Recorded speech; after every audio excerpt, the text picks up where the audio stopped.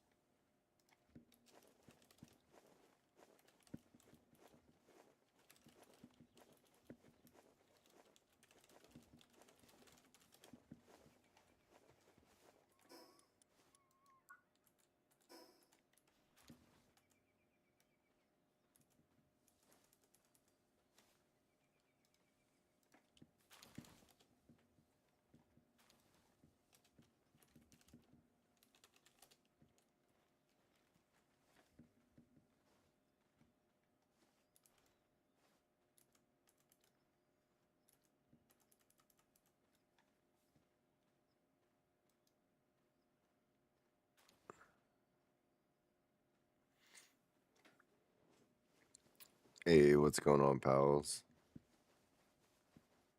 If you guys are having a good night, try to do a special stream with DC Nest.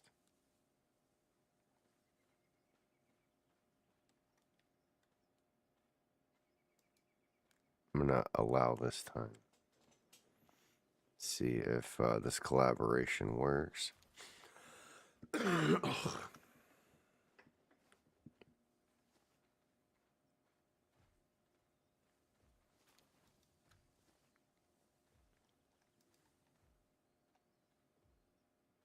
just uh, just do the knock. I want to share our chats since we just have Raijin anyway.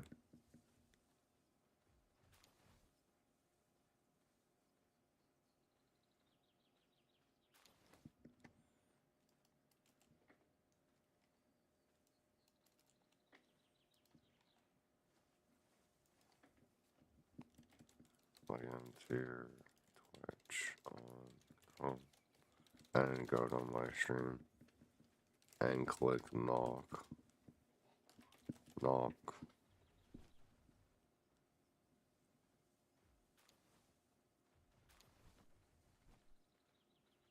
Is it Chrome instantly logged me in? I didn't even have to verify like I do on Edge.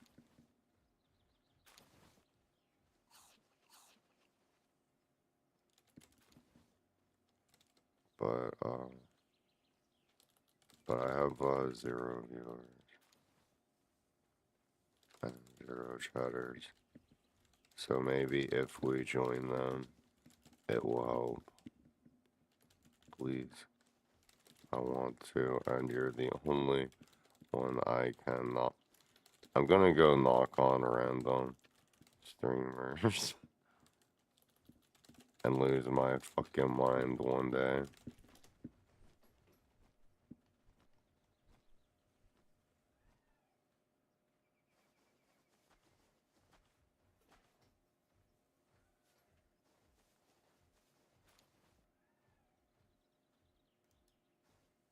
I want to try this.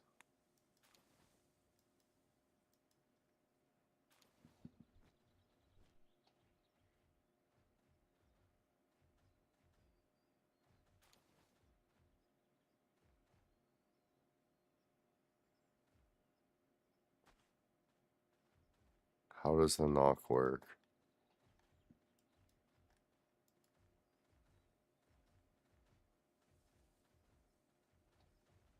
I just want to see. And for Raijin not have to split between both of us. Or with few viewers pop in.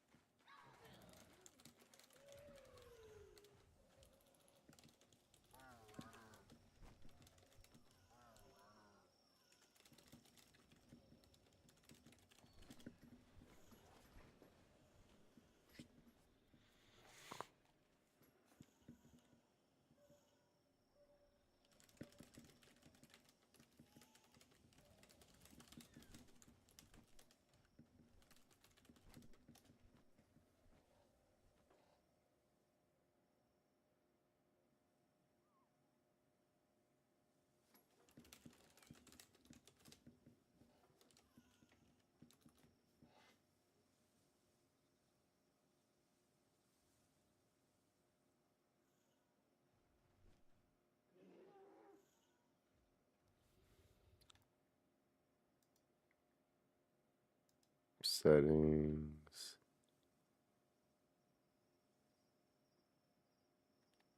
Up to five. Up to five can join it. Might be a way to, actually, this might be a good way to grow the stream. If we can get multiple people to join their screens together.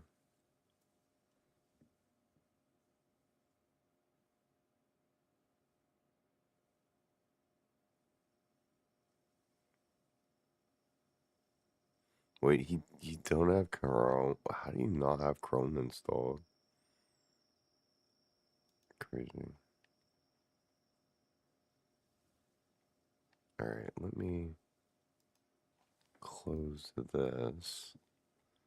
I'm gonna have to knock on his thing.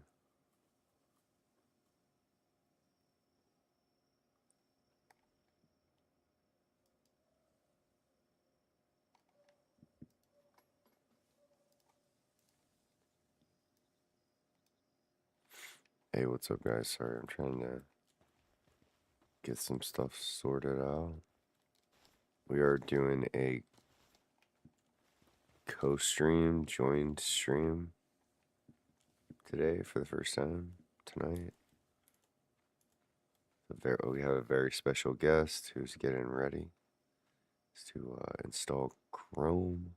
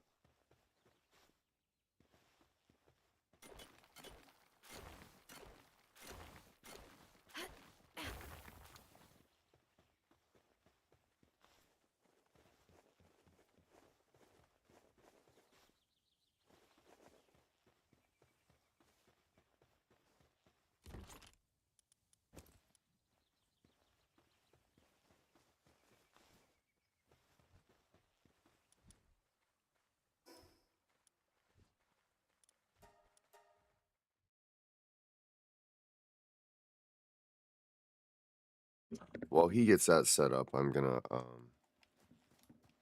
go harvest some ore.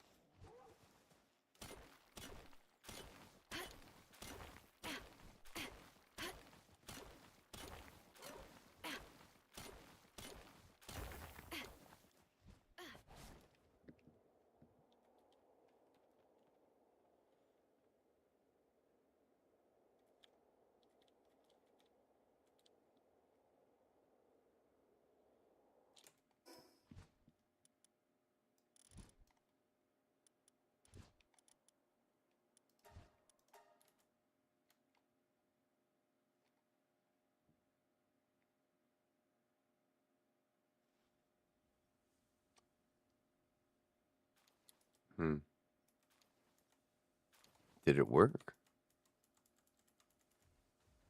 What? Oh, join.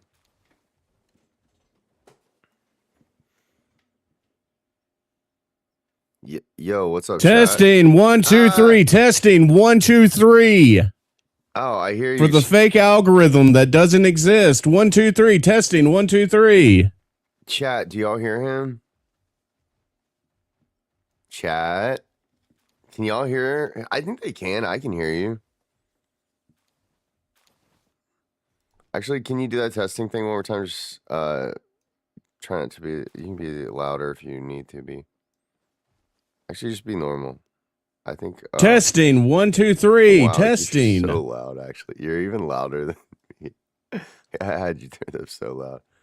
Started chat, or shared chat started. Your communities can chat with each other now. You can leave the shared chat session at any time. Shared chat moderation. You can take mod actions. Okay. Well, I'm already a mod on your channel. All right, good. So. Now we can both have zero chat together. Zero chatter chats going at the same time. Let's go. Shared chat is in session. Do you have any yeah, I don't have any either. That's okay. Maybe someone will come up eventually. Maybe it'll boost us once it sees that we're together sharing our streams. Maybe the thing will be more likely to recommend both of our channels, you know. Nah, I recommend don't do shit. Nobody even looks at recommended. All right, let's not be negative, Nancy.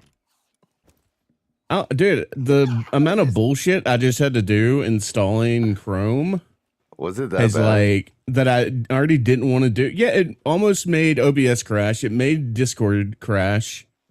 Damn. Then I had to fucking charge my phone up because my phone was dead to get the fucking 2-factor notification. Damn. All for a bunch of bullshit that's not even gonna fucking work. So, well, it did work. Yeah, I'm in a mood. Well, I'm in a mood too, but I don't. You know what? I think I'm just gonna try to be my best self today, just like you. I'm gonna be my fucking most pissed off self for the content that I've been in weeks. Holy shit! Yeah. We'll say for the content. That's what we'll say. Thanks for sharing chats with me. I beat the game this morning, pretty much.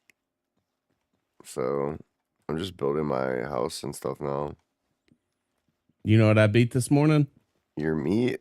My fucking meat. Best. I did too. I did that too, but I left that part out.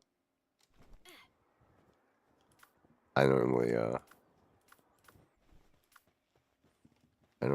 know what? Let's just, all right, let's send all these assholes on our little asshole mission. Do you want to summon a demon and kill a base of your least favorite pals?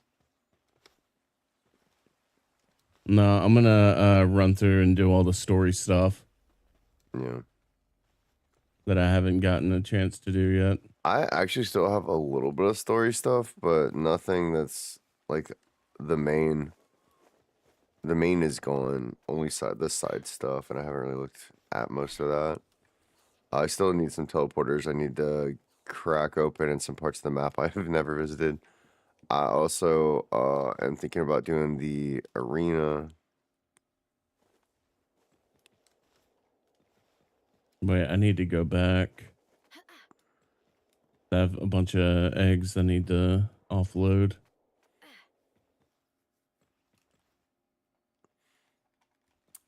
But I might go back to the world tree. I need to summon a demon, but I'll probably just do an oil rig while you're doing that. Once you get bored of that and you want some action, let's go to the base in the south.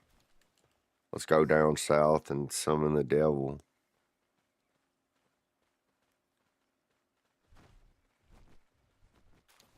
What do I need a whistle for?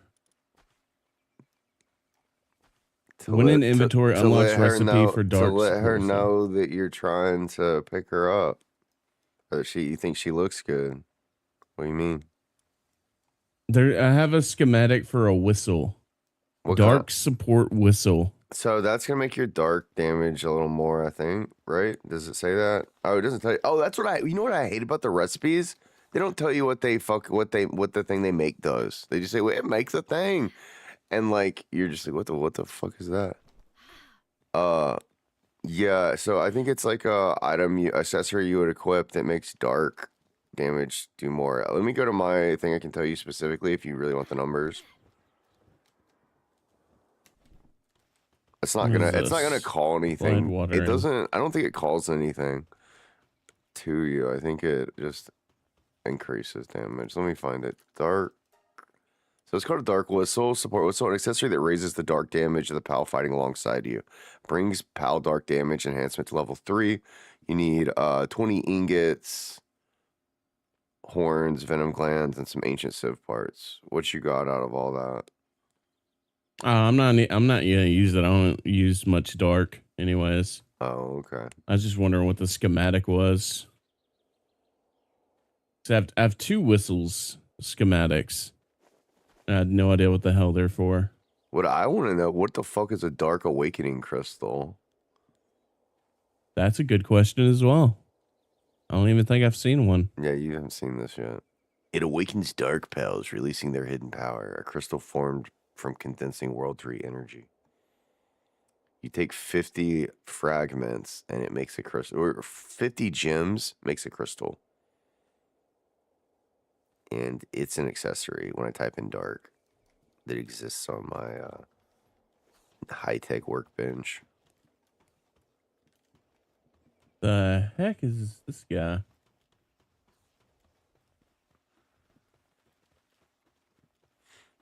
The good news is now you have a clean browser that you can use for streaming to like browse stuff. You don't have to worry about any pop-ups or any like any of your meat beating or whatever. I found a guy, wandering junkie. Journey junkie wanderer. I'm not wandering. I know where I'm at. Are you looking for a dungeon too? Guess we've got the same adventurous streak. Yes. I climbed all the way up here to find one, but no luck so far. My man. I'm taking a breather. My man. Have you ever heard of a Tombat? My man. That pal can actually sniff out the locations of dungeons. Tombat, my man. If you trade me one, I'll give you one of my favorite items in return.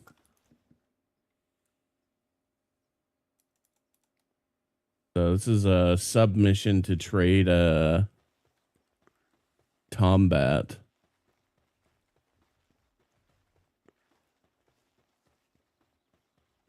Oh, we're probably doing it.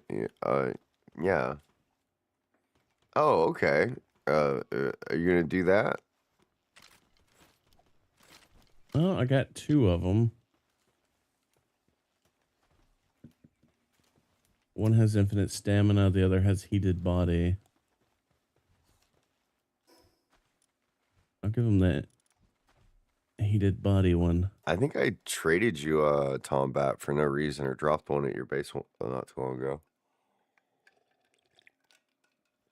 He's like a Tomcat, but it's a Tombat instead.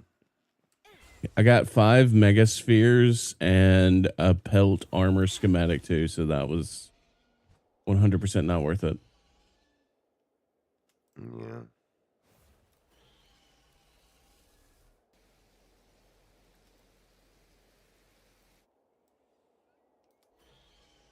Oh, what's over here? Absolutely nothing. Thought I saw an orange glow.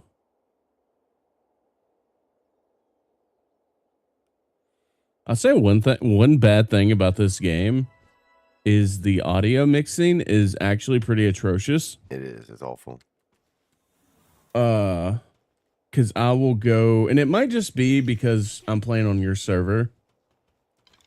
And so because you're not nearby, like certain things aren't loading, but like last night, like I was around waterfalls, not a single sound. Not a single sound from a waterfall.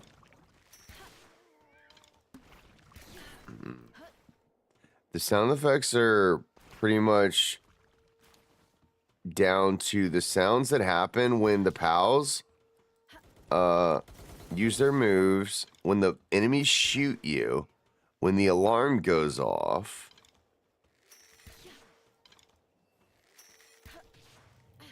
The sound effects of battle, and they're pretty atrocious too. I mean, they're pretty atrocious too. Like every single arrow sounds exactly the same as you shoot it and pull the thing back. Every gunfire sounds exactly the same. Every it's awful, right? Every turret that starts. I mean, I wouldn't say it's awful. I would definitely say there's like a lack of diversity in sounds. There's a lack of diversity in sounds. For sure. Some of them are and there's a little also some weird abrasive servers and issues. they're very. It has that problem of like abrasive, repetitive sounds. I went back and played League of Legends Classic, which was the first iteration of League of Legends. Which nowadays the sound is beautiful. There's so many like pervasive, integrated sounds, and it just sounds amazing. Back in the day, no. Back in the day was repetitive as fuck. It's like, whoa, whoa, whoa, every time Tristana shoots, whoa, every 3 seconds, whoa, like the most like lame whoa you've ever heard, right? Again and again and again. And like this game has that like rough around the edges kind of like, as obviously not like a AAA game, right? Yeah. And the more you play it, the more you realize how like kind of almost annoying it is, to the point where I almost want to turn the sound effects off. It's got that vibe. Yeah, but I mean, for you, it's a little worse because it's autism. For me, like, it doesn't really bother me too much. Like when I'm in the base and like I hear like them constantly splashing the water over and over and over and over again. Yeah. Like my mind just kind of tunes that stuff out. I'm like right on top of a property line or whatever, or an area change, so it makes that do sound effect every time I walk across my front lawn. It's annoying as piss, dude. Yeah. Yeah, that kind of stuff, like my mind just kind of filters out. It's the only thing that just becomes background noise. Is there music in the game? Because I don't have any music. It's just that. Mostly just like when you get into battle, it'll have like a fun little battle music going, and then maybe it might sometimes do something. Let me turn my background music back up. Else. But like for the most part, not really. Okay, there's no background music at all in the oil rigs, which is. Oh wait. Yeah, you'd expect that to be. Oh, it does. It picks up and drops when Okay.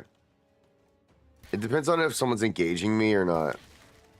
Yeah. I think that's like all the music is just when you're in a battle Honestly, situation. honestly, with the music, all of the other sound effects are a little more of like a full course meal, right?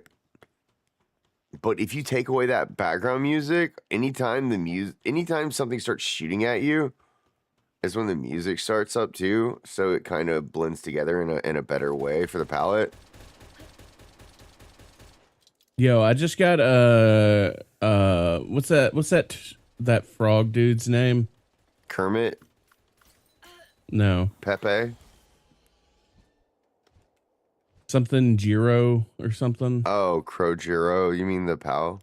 Crow Jiro. I just got one with remarkable oh god, what was it? It was like for crafting. Oh yeah, Remarkable something. remarkable craftsmanship. Yeah. Yeah, those are good. Artisan's also good. I think remarkable craftsmanship.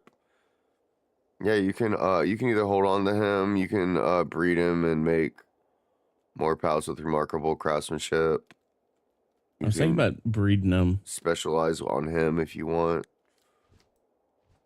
I think when I breed, I think I want to put the main focus less on like combat or like Right. speed I'm just now getting and more into on that. automation stuff. I'm just now getting into that aspect because the whole time I was breeding for passives and then IVs, and then now I'm breeding for base. Like I'm starting to want to. If you want to help optimize a base, dude, mine is getting to the point where that would probably benefit a lot. Like I'm actually having to because I had a bitch on the medicine table that was just she's so slow, but now she's like a little less slow. She's still fucking slow So as here, shit. I don't know if we can get another base or not. Yeah, well, I gotta upgrade or whatever, I think. What I was kind of thinking though is our next base maybe just make it all like just a big warehouse Yeah. where we put the pals to work and just have like an assembly line and all that stuff. Mm. Honestly, I mean, that would be cool to make like a big warehouse for Like a big making sci-fi stuff. one. Yeah, I like that idea. That'd be fun to make. Mine is like I think a good mix, but I think it's like I did too much at this base. So I'm gonna be redoing the mansion part of it. This factory I do like a lot, but it's kind of a weird Willy Wonka tight corner factory. Definitely not normal. It's only got like one real room. But late game, that's honestly all you really need. Unless you just want to make like a bunch of stuff just to make it look like we could make an Amazon fucking warehouse if we want to. You know, with the resource, if we have a resource, we would never be able to utilize all the facilities, but it would look legit. You know, if we wanted to. Um, or like we could make like the Simpsons nuclear power No. nuclear power plant or something. Oh man, I found a giant lucky demud or whatever it's called, Oh yeah, and I accidentally kill nuked it. them. Oop, sucks. Oh, that's unfortunate. It happens. I got I'm on my nuked. way to I got nuked by my list. first lucky. I think I've like nuked half the luckies I've tried to get. The heck is this? Oh, it's a Wixen. I think Ugh. like I think getting nuked by my first lucky like fucked me up and made me play the game in a different way to where I had to genetically have mastery over all of the species to prove that that shit would never happen to me again. I think you're gonna do that shit anyways. I mean, Let's be real. probably, but Monster Rancher, Fantasy Star, and you PS demanded it. not PS2, but PokeMMO is the big thing. Yeah. Because this reminds me so much of what I would do on PokeMMO. Like, I literally had a notebook that I just wrote, you know, numbers and Pokemon in, and it filled up every page of it. And it wasn't like I wrote a page or two. Like, it was like 20 pages of like, star you, star you, star you, star you. It looked like I was insane. My mom probably thought I was insane. I mean, she probably fucking didn't care. She had better stuff to do. She didn't get it, you know. The fuck? There we go. I was like right on top of an egg, but it wouldn't let me grab it. Yeah. I'm getting to the point where I want to start working on focusing more on making YouTube and editing all of the footage from the past 2 weeks.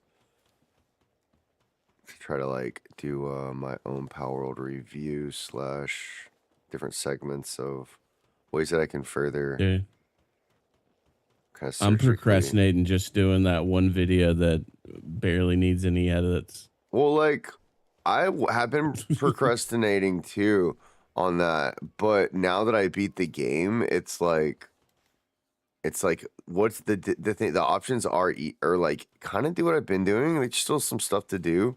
Like there's still some horizontal content to be had and some juice to squeeze out of it. Obviously, we have other servers that we could hop to and PvP or different stuff like that I'm looking into. But I think I want to make the YouTube video now. Now I don't feel the pressure to beat the game. I don't feel that like constant. You know, like you feel that pressure behind you. Like, oh, I have to do the next thing. The next thing's waiting for me. I got to get to the next thing. I gotta get to the next technology. Eventually, there is a ceiling that you reach, and once you're up at the top of the mountain, you get to look at all the little people like you. And no, just kidding. It's not like that, but it's kind of like that. You look, honestly, it's really beautiful. It almost made me want to cry. It's very much like starting back where you just began, or starting. It's very much like there and back again. You know, like you start back where you began, and so that's kind of beautiful. And I definitely want to make a YouTube. I'm left with a lot of good, really, really good thoughts about this game. And just to encapsulate this time in my life, I want to do it justice by putting all of my thoughts together, not only just like about the game, but just playing with you and Raijin. The whole experience needs to be articulated in a better way than just some stoned ramblings of an old man at 3 a.m. on a Twitch YouTube stream. I need to orchestrate and articulate it in a better way. I feel called. Make a video essay. Yeah, make a video essay. I'm called to do it. And I don't normally feel called to do things. So when I am called to do something, I tend to do it.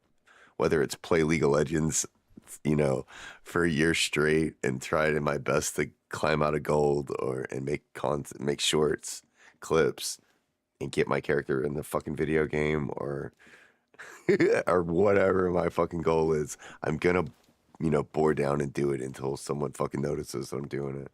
Or I just get pulled, but this doesn't feel like that. This feels like a little more effortless. There's a lot more space for me to wiggle around. Like this is a chill game. I wasn't expecting Palworld to call my attention like this.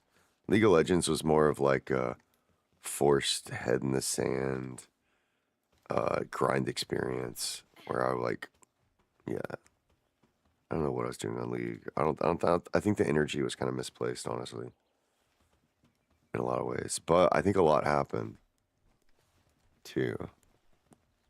Anyway, I still need to make a League video, but there's just a lot of emotional turbulence associated and resistance associated with it. So I've been dragging my feet on the League of Legends video. But obviously talking about what it was like getting up to gold, stuff for Classic. Dude, I'm still kind of shocked that 2XKO got the plug pulled on it that quickly, but Riot is trying to move resources around, I guess, for their MMO. What'd you find? I found a Flack Ignis. Oh, that thing sucks. You should put it to death. All Flacks must live. Yeah, 2XKO suffered from the fact that they tried to be cutesy by calling their game Horrible by name. letters. Horrible name. Because Horrible what always promotion. here's something you might not understand about the fighting game community. Generally speaking, when like a game comes out and it's like, this is Mortal Kombat X. Well, Mortal Kombat X is a little different, but like MKX. Mortal Kombat 11 or something. It's like MK11. Everyone knows MK is Mortal Kombat. MK1. Street Fighter is generally called Street Fighter, but SF is used a lot of times as like online speak. San Francisco. There's other things. Marvel versus Capcom, MVC. MVC. And so they wanted Riot to follow was that like, trend, but there's nothing to attach to XKO to, so it just completely got lost in the. Because it like the whole really idea was like, oh, it's a tag team game. Here's the thoughts behind it. Oh, we're making a tag team game, so it's going to be 2XKO. And we'll get ahead of the marketing and branding for it of whatever the fighting game community calls it by giving it its own little acronym first. And it's like, oh my God. And like when they announced it, everyone was like, this is fucking stupid.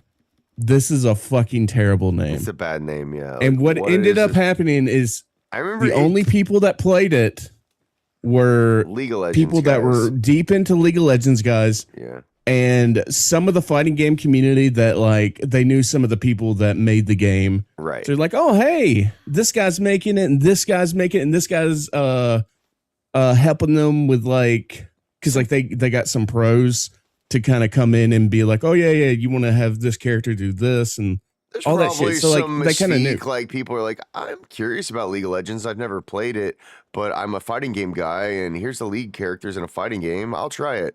Like, what's his name? The guy with the long hair that plays fighting games. Maximilian Dude. Maximilian Dude was kind of on board with it, and he's not a League guy, but he is he's a fighting game guy, and you know, yeah. He gave it a chance. Like some people that are already in the know about it, that there's obviously like the properties there. But like me being a League fan, I can remember for months and months, I kept trying. My brain kept forgetting the name of the title. I just knew it was some random garbage of.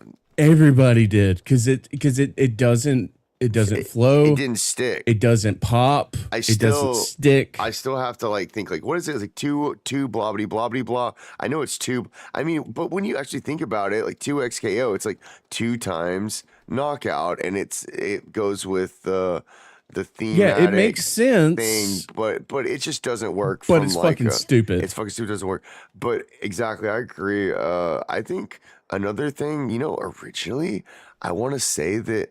Some people, I was reading some comments on Riot's official after they announced, and some people were kind of sounding off about it. And some people were saying, like, originally it was intended maybe kind of, people weren't sure when it was conceptually, because, you know, it got stuck in conceptual production hell for like years and years. And before it was a development hell. It wasn't always going to be a fighter game at the beginning. It was going to maybe be something more of like an arena, or not an arena, but like a what do you call Smash Brothers? Like a platform fighter, which there isn't a lot of. It was at one point people were thinking about, and I think Riot got cold feet on going all in on that. And some people are saying that they wished they had made, but I don't think there's any problem with. I think the biggest problem was the people that would have played it just didn't know it existed. Like people in fighting game communities. Yeah, because when you want word of mouth, fighting games especially, but like the most powerful tool to get the word out on something is word of mouth. People talking about a thing. You can put as much advertising about it now that it's gone. Yeah, you can put as much advertising as you want behind something, but if you're advertising something that nobody like really wants, or like nobody really knows how to talk about, because like how do you explain a game 2XKO to people when you're stumbling trying to remember what the game's even called? Yeah. and they just shot themselves in the dick. Even now, there's people that are like, "Oh shit, I wanted to play that game. I didn't know that game even came out." And they're like, "Oh, that's what it was called." You know, like that was the kind, like they missed the boat on it. Is the kind of was, and there was no boat. There was no boat. It was a diffuse, terrible kind of launch that was a little bit. And dude, it's crazy. And they even addressed it. They're giving back. I think they're giving money back to everyone. They're refunding everyone that bought their skins and stuff. It's crazy. Yeah. So the thing that's even crazier is the fact that everybody reacted to the name reveal the same way as like, I don't think that's a good idea. That name sounds pretty terrible. And they dug their heels in. They doubled down. Yeah. Yeah. It's like, yeah, this is what it's been called for the past several months, and everyone's down for it. And, you know, everybody's like, oh, yeah, that's a great name. And like that's what the lead of the project was saying. And it's like so much bullshit. Like the only way I can see people within the team being like, oh, yeah, that's a great name is if people in that team are fucking toxically positive. Which we do know happens a lot in the games industry now. This toxic positivity. Oh, yeah. Where it's like, oh, yeah, that's great. That's great. Even though it's fucking terrible, it's going to fail. Because of like HR or whatever, they're so worried about toxicity. Infiltration. That they become toxically positive. Well, and I think that's probably what happened with that name. Gaming communities have always been rigorously critical. I mean, people are emotionally engaging with these experiences on one hand, and on the other, they really, really, really care. And like dev teams, you know, have always historically wanted feedback testing rigorously to get feedback from the audience. And the audience has their best way that they can tell if they like something, their wallet. And that's, at the end of the day, hurting your fifis is probably way worse than making shit games for people that like try to preach to them. Dude, oh my God, I was watching. Are you the one that sent me the thing from, you know, I don't want to get into gender politics or anything, but there's like some cutscene. No, it wasn't you. It was something I saw on X. But dude, there's some cut scenes in some of these games that are just so preachy, like woke politics stuff that does not belong in a video game. I swear to fuck. And like God, dude, this is one of the most embarrassing eras of video game ever. It's fine to have stuff in those video games if you are if you're intending to only put the video game towards those people that are like, yeah, that's what we want in this. They don't really play. The problem is the number of people that like want to listen to that stuff, that want to be preached to, is like minuscule versus the amount of people that don't want to hear like anything. Like they're just playing a game. They don't want to think about modern day, you know, politics and this and that. Like they're trying to disconnect from all that shit. And you're like, oh, that fantasy game that you're playing with the dragons and the knights. Well, actually, we're going to be talking about this. This is a very important topic in modern society. It's like, what the fuck? I'm trying to kill a fucking dragon here. What's going on? Why is this stuff here? Like, it doesn't matter, like, where you land on the topic. Like, nobody really wants to talk about the topic.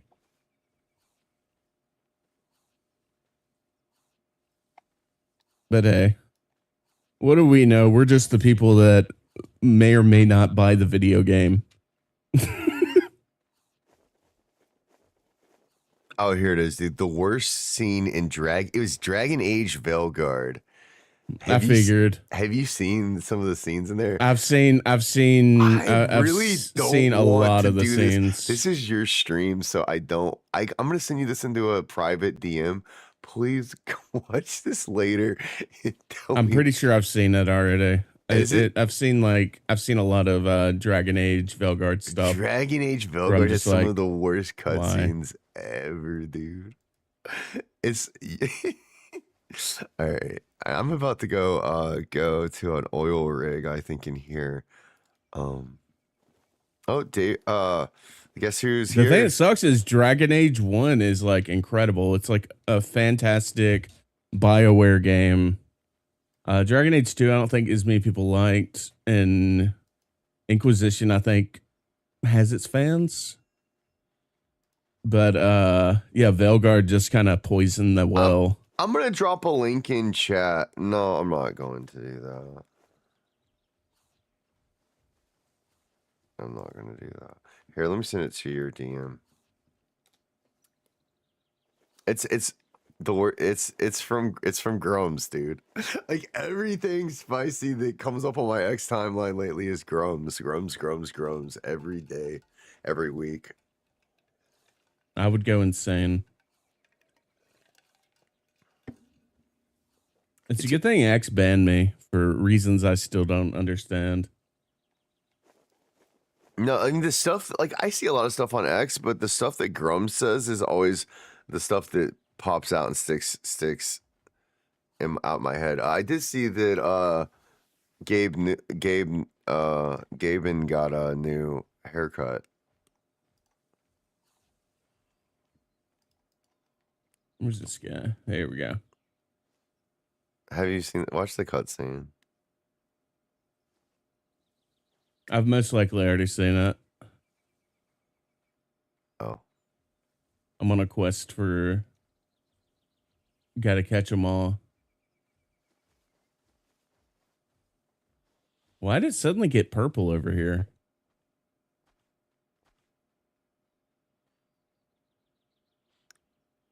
Scara says offline TV is the most successful streamer circle of all time and played a huge role in shaping Twitch.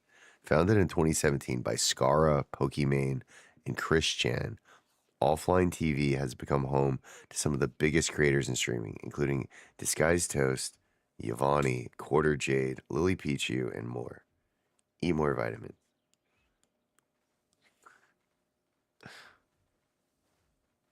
Offline TV as a concept was kind of cool at the beginning because it was like, oh, they're gonna do like a reality TV show type kind of vibe between them. But then like I think it ended up overexposed, at least for me, it overexposed the types of like Pokimane and a lot of them to be very, very kind of vapid people. Yeah. Speaking of happy people, prettiest female streamer, Bonnie. Agree or disagree? I literally don't give a shit.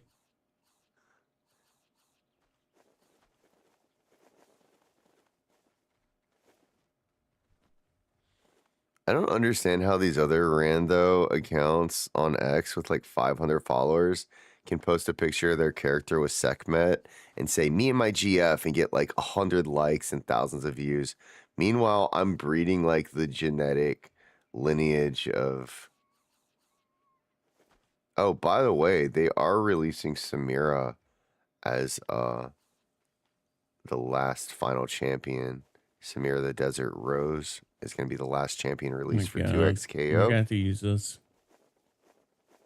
She has an extremely sexy design. Eye patch. Oh, that's such a waste of a hypersphere.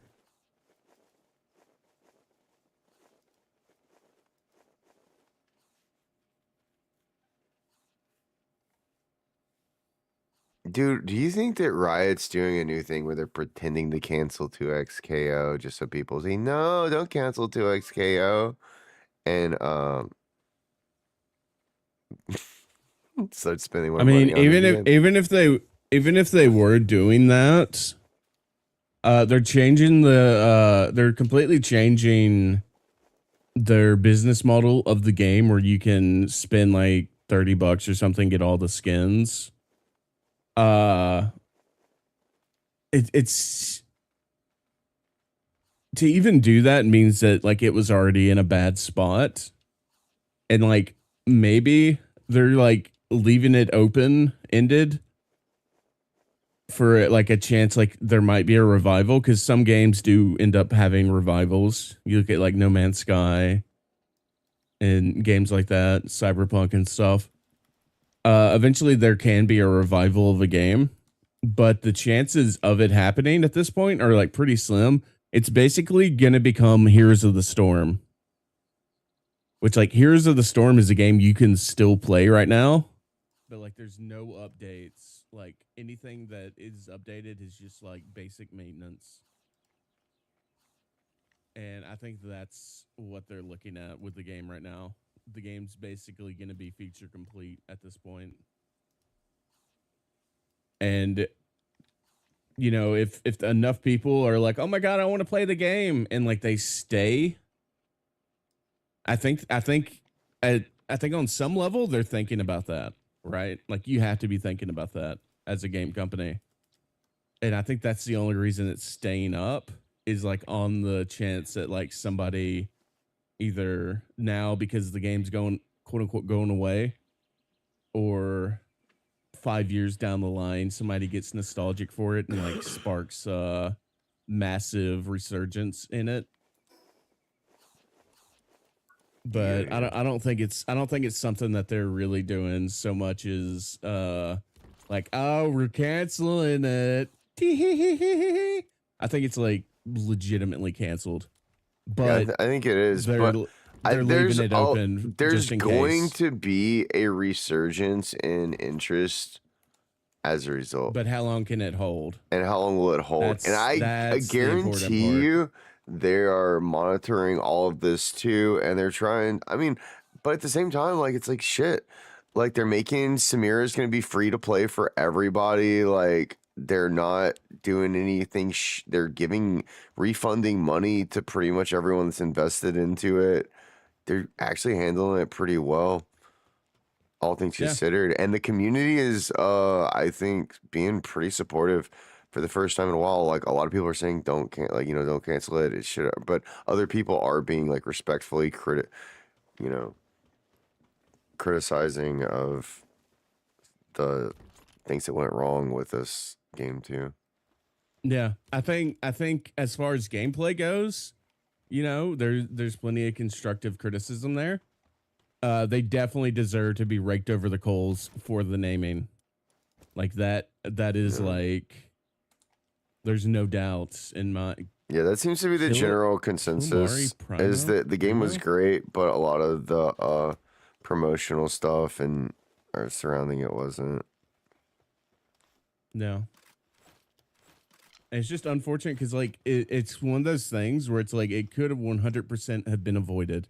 They Because got the feedback most of the people loud that and would clear. have played the game literally didn't even know it came out. A lot Yeah, of them. because again, word of mouth. Word of mouth Yeah, is the there most was no powerful tool. way to like really spread the game to them, I guess. And it Yeah. was mostly like a mixture of advertising faux pas and the naming Yeah, just because being not a good way to. your most powerful tool for promotion is your name. If your name doesn't stick in somebody's Right. head, Or like the and like if characters can't like and like the problem is they're reusing the characters from League of Legends and they're naming it I something don't kind of obscure, which I don't think is a bad thing, but I think like the fact that their characters are like you can't just show Caitlyn, Jinx, and stuff, and people are gonna play your fighting game. No, that's gonna make them go play League of Legends. It's gonna make them go watch Arcane. There's so many like it's not the same. yeah, they should have used well-known Kind of a bad roster League of too. Some people are Legends complaining a little nomenclature. bit about the opening roster being a little too safe and boring, but people are Uh always gonna nitpick that. I think that like a lot of people are saying that like bringing Thresh and Senna later was good and Jinx later, but launching or not, no Jinx came out at the beginning, but like Caitlyn later, um, because it pretty much like I don't know, or I like don't a lot really of know people, who else you would start with though. yeah. I think some people are wanting them to pick champions like Samira and stuff that were more Conqueror Noxus fighting champions instead of going like with their basic same overused ones, but I don't know. No, I Like think Jinx, Vi, Caitlyn. I think there's some arcane fatigue in there, but I think they had to go with arcane characters to yeah, you have to. maximize your audience exposure. You can't like, oh yeah, let's put Rek'Sai in there. Like no one's gonna play the game for Rek'Sai, you know. Yeah, I mean, there like a small amount of people will, but Small like people, nobody really. not like as many people that would play it for Jinx. Yeah, Or, like Jinx alone is a major player. Blitzcrank and Teemo, like those are characters that like you 100% they have to actually have in your added starting those. roster. They did add those late though. They added Blitz and Teemo late. I feel like Blitz came out when the game like came out, like when it officially Didn't released. didn't I thought that he was one of the ones that they like later were like, by the way, we're adding Blitzcrank and Teemo. I think that was like when it was like still in beta Oh, yeah. when they did that. Okay, so the full official launch had Blitz and Teemo. Yeah, because I'm pretty sure when I first played it, Blitz was in there. For whatever reason, the people who did pick it up to start with just didn't stick with it, and then it wasn't drawing in new people from the fighting. It's just yeah. Yeah, Anyway. and I think personally, just my feeling, I think it boiled down to the name, of which they were warned, severely warned by like just about everybody online that it was a terrible name, and yet they stuck with it. Yep. And now we have what we have. You want to do a demon slab here? You want to build that bridge back up? Or build back up London Bridge. We don't actually have to build the bridge. We can just summon the thing and kill it. I might be down for just summoning it. I mean, I got to do that. Like, I have to. That's like, so once you get to the end of the game, the very last thing that you have hinges on one resource. It's a stupid ass cores. And you need like 20 of them for some of the. I have like 11 cores, or not cores, slab fragments. Oh, interesting. Well, so if you want some slab fragments, if you want to come drop them off in a chest at my place, I'll get them.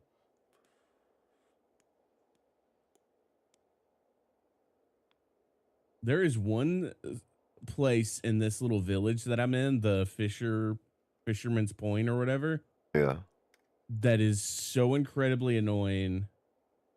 It's a Chicopee and a Cativa. They're playing an arcade game in like a little room that you can't get into. And they're just constantly wow, wow, wow. And the Chicopee's like roo, roo.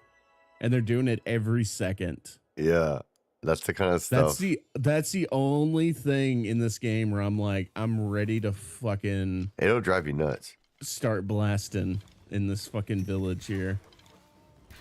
You can and actually. It carries across the entirety of the village. Even though they're on the far end of the village. Crazy.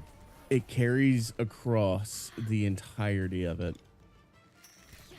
All right, let me go back to my base real quick and drop off a bunch of stuff, and I'll grab some tablets. Do we want to...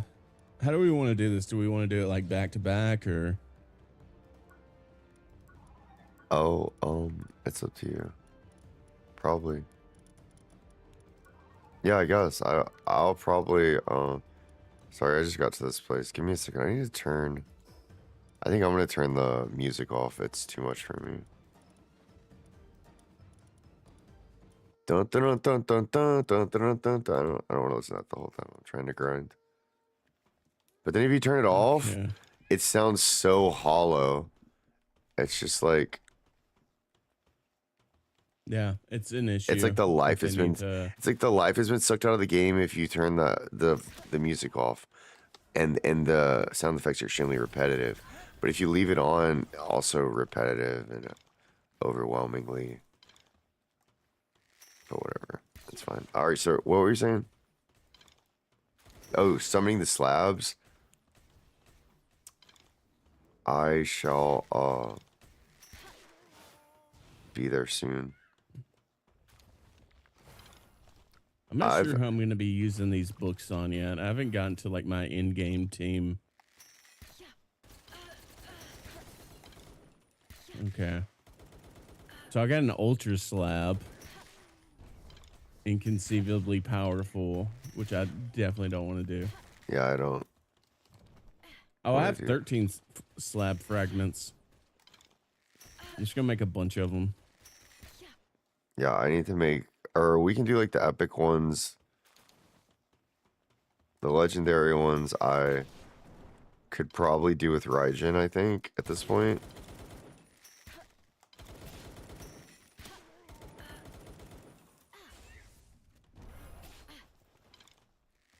All right, we got a huge dragon egg. Let's put it on the end so that we can heat it up if we need to. Scorching egg.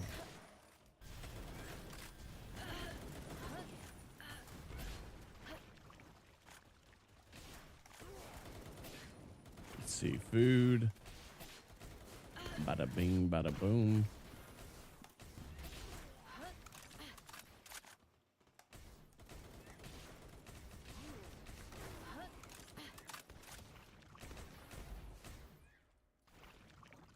All right, it's going to take that 25 minutes.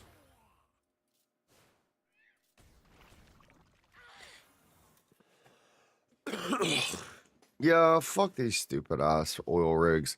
Let's go to the south base where Riley's at. Right, I can make 3 slabs.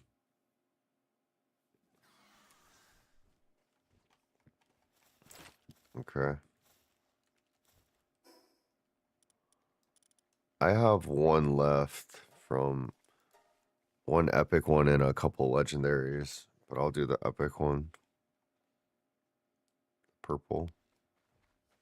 Let's see.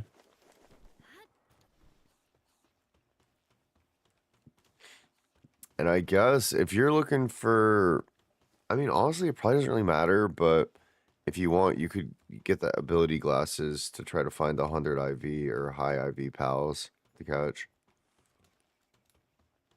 Yeah, that was actually something I was planning on doing. I could just also, I could let you borrow mine, but you guys just have to give them back probably.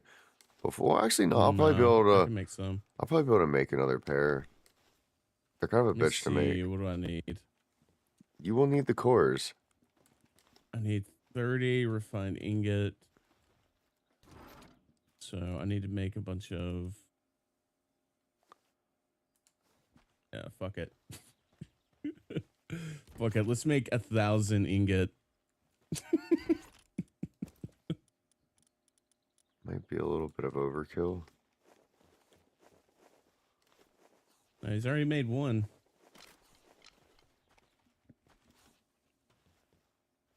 Let me get my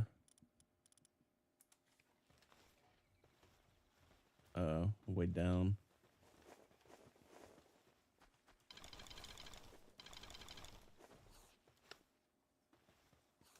What are you doing in the dining room, you silly guy? You don't need to be in here. There's nothing in here.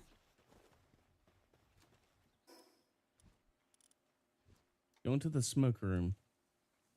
I'm about to go in the smoke room. I actually, in my castle fortress thing, I actually have a smoke room. Where's it at? I couldn't think of anything else to call it. It's on the top floor. Station. It's up here. It's right in there. The break room. It's the smoke room. Yeah, but break room didn't really fit the vibe.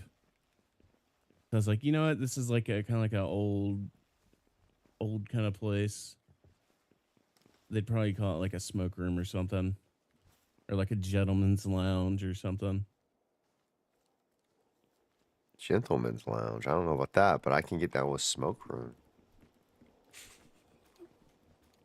Yeah, that's what this is. All right, I'll be right back though. I'm gonna go have a smoke. I grabbed one. I have one of these little things. It's Bella Noir Libero slab.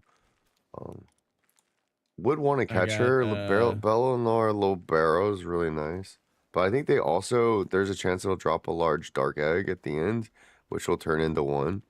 And they're demon pals, but they're really good at your late game base. All right, I'll be right back. I got I got 3 I'm Belanoir gonna go over slabs. to Rygens.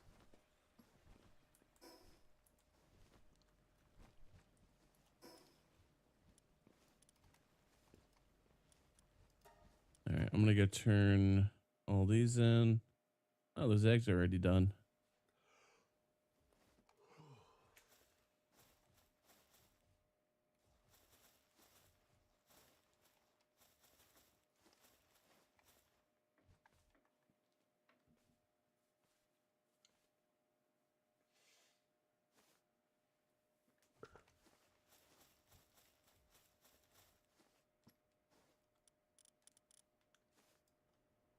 What is so heavy on me? Oh, all these ores. Yeah, makes sense. Oh, wait, it doesn't go in there. It goes in here.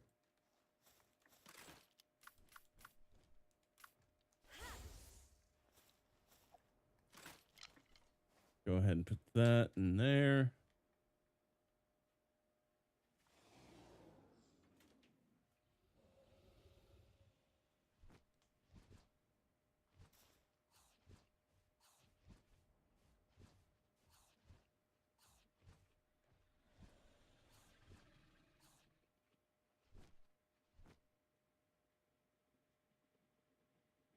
Let's see if I can make one of those other bags.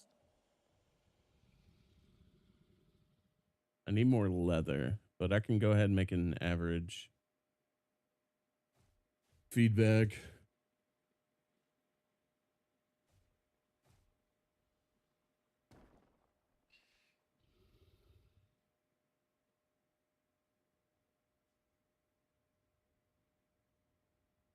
So put those in there, that in there.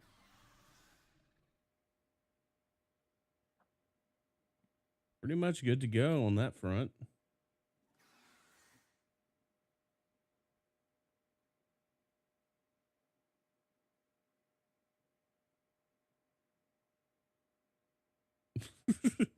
Probably need to go ahead and put a box right here.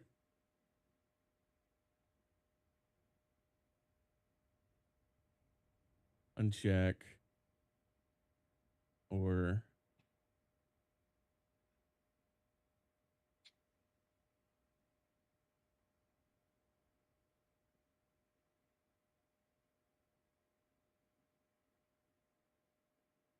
I can only make one. Oh, I need coal.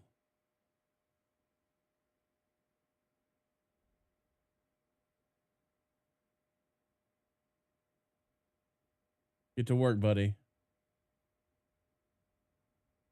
Yeah, there we go.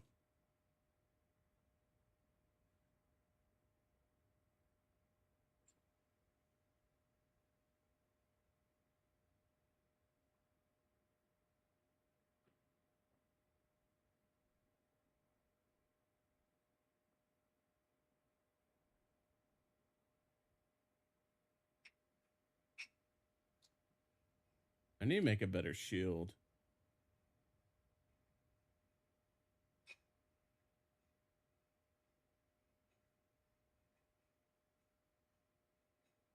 The shield I have is pretty trashed here.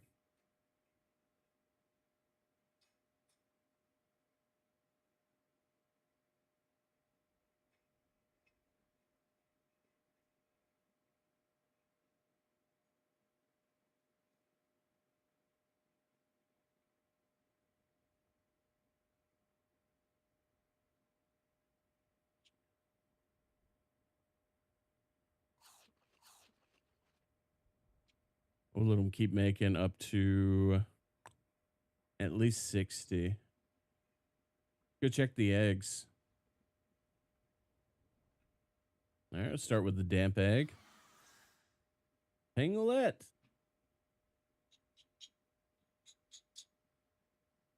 Herbill.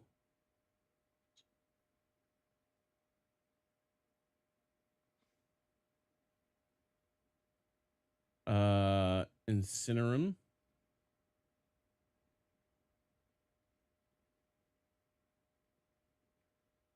Let me up. Let me up. Let me up. Get up. Get up.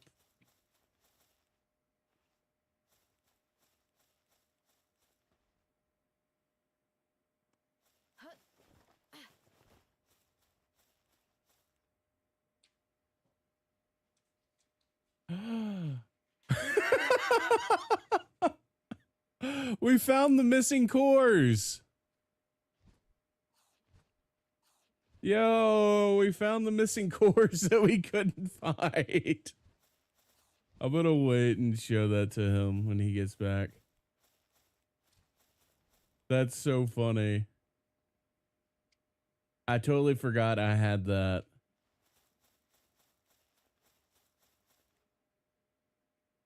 All right, so we got 6 here. We got 2 over there. That is incredible.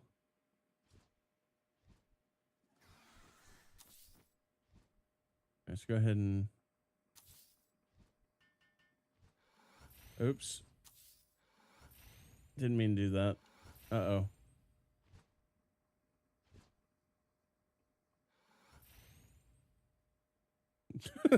I think I glitched. I'm stuck. Okay, we're back. We're back. We're good. We're good. All right, let's cancel that. Wait. Why was I making charcoal? Why is all this wood right here?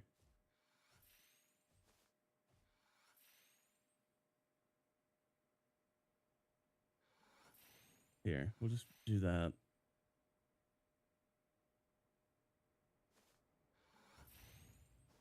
Where do I make charcoal at?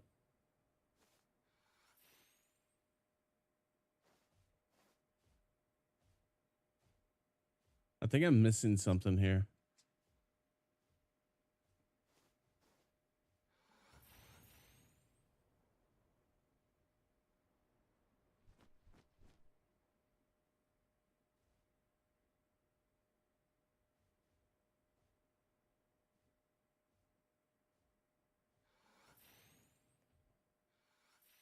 Or do we just get charcoal?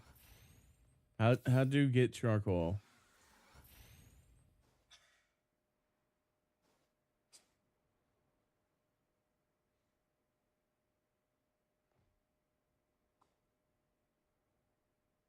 How do we get coal? Oh, it's just coal, not charcoal. Duh.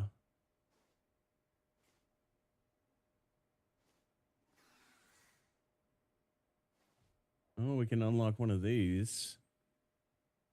But we need 100 coal.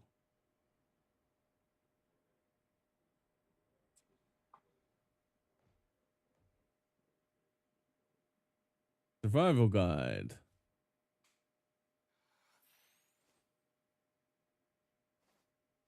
Do.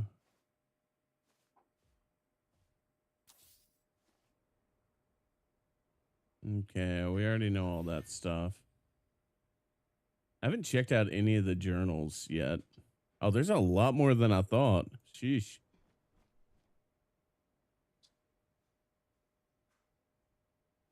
Katana?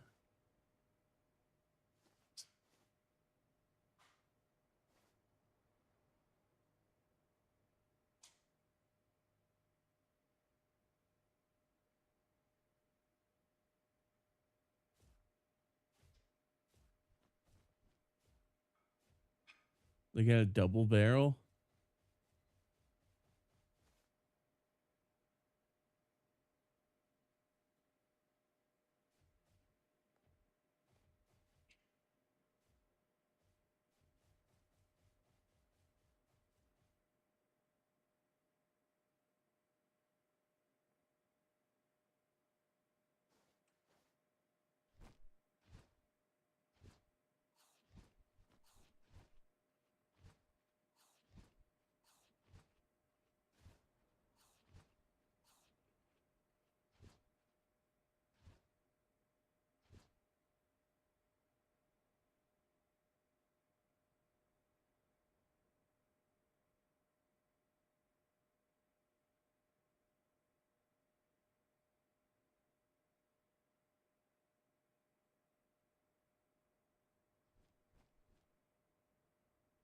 Let's go put the charcoal up.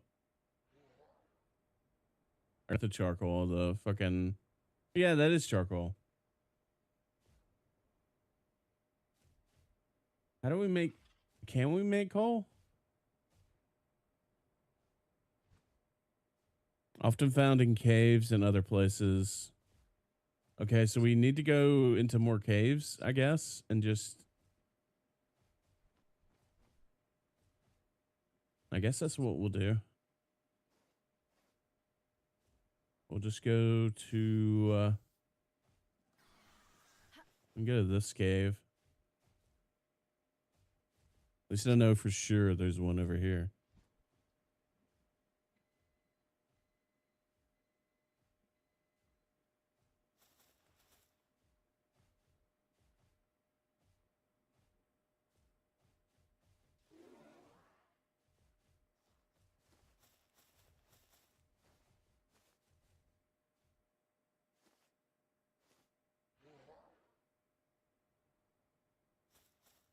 But I also need to... I don't even have... Yeah, let's get out of here. I don't even have my pickaxe. We're gonna have to go back and make a pickaxe. I need to make a new one anyways.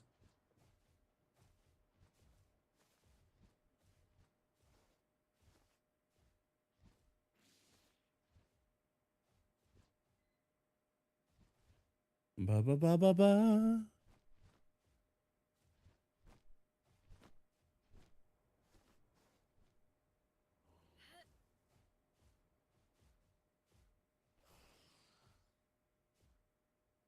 Ugh.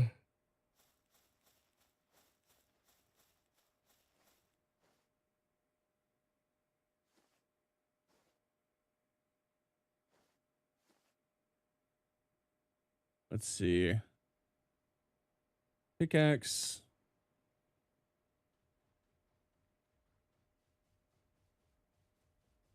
We can't make enough for that, so we're just gonna have to do a normal metal pickaxe.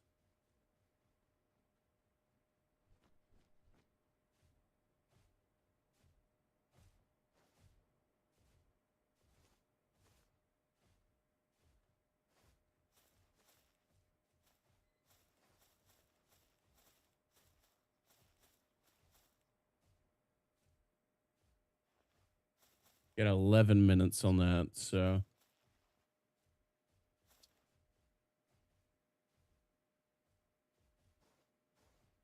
On my way. Where will we going? Going over here. Getting us some coal. Just stuffing some stockings.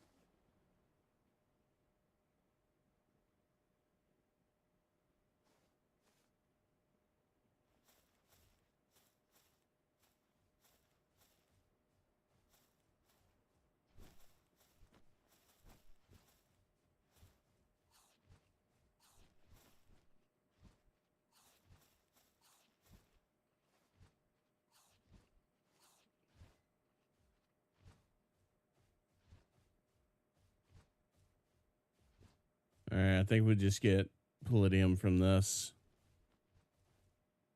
And I got some normal ore as well. Let me up.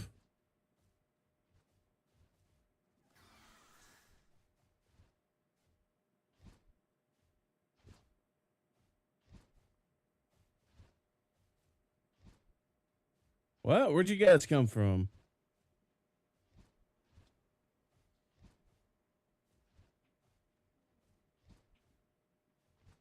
They just came out of nowhere.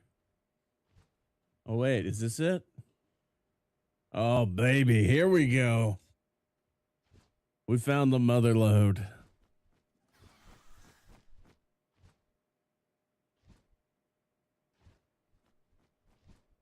So the plan is to get enough to build a coal mine at our base.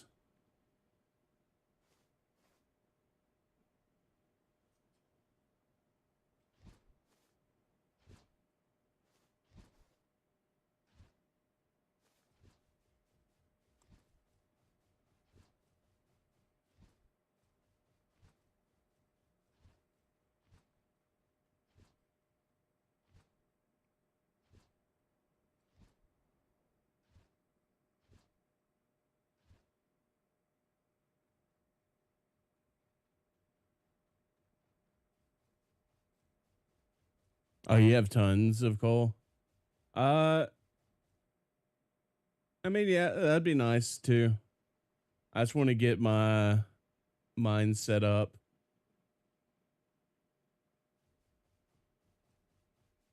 I'm glad just to finally know where I can actually get coal at now.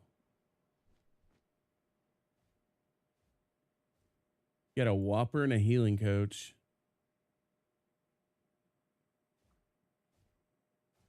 What?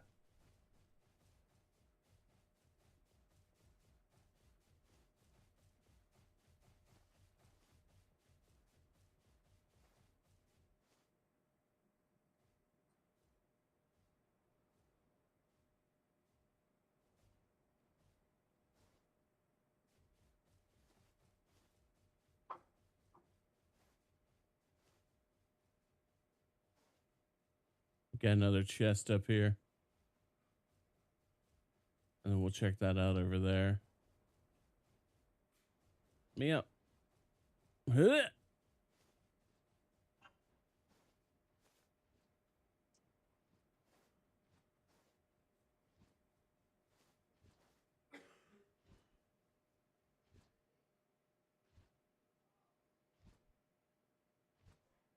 All right, let's get rid of this. We don't need common shield anymore.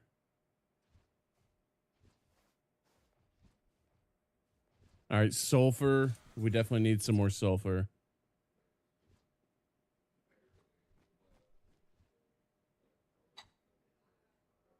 Just gotta wait.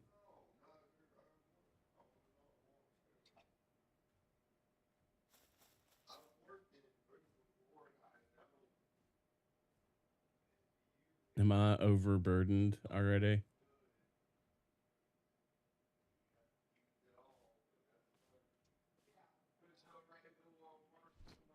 Okay. We won't grab any more after this.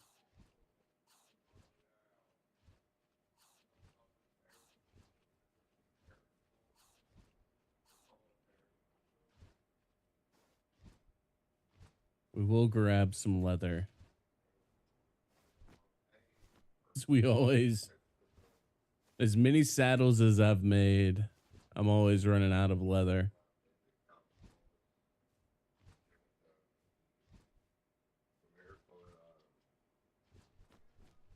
I think I just need to go straight this way. Not as bad as all the junk food I eat every day. Oh, we got some platforming going on here. That it looks like we can just kind of ignore. I forgot. I can't glide. I forgot.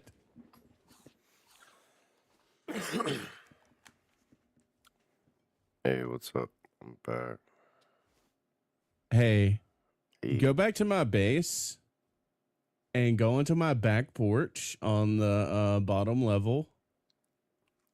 And there's a chest there. I want you to look in the chest. Oh shit! Did you find where you put the cores? Get them damn cores. I ain't going over there. You can have them. You couldn't have them. It looked like your pal found some cores somewhere. He must have gone and hunted a demon. Maybe your base is haunted. I don't know. All right, you guys ready to? I gotta get out of this cave first and get back to my base. Ooh. Dang, you got crazy IVs on that bitch. I mean, honest IVs with passes. We gotta breed Venusi and Demi, the plague gorgon. Raijin.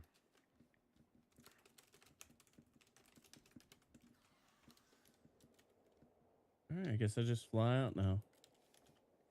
That's insane. I just saw what passive she has. I actually like mine a lot. I think mine is, I was thinking I was going to use Dandylord, but I actually like Venusa a lot for applying poison.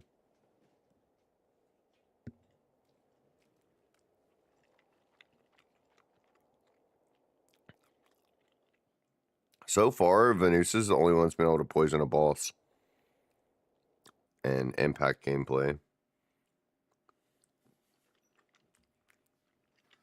Dandylord. Through.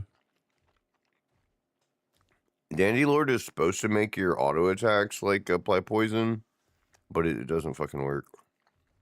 Or at least I haven't gotten to make it work. I had to go on a coal run. But I might have been against bosses that are immune to poison. I don't know. Games are always fucking weird with poison and status effects. Do do do do do.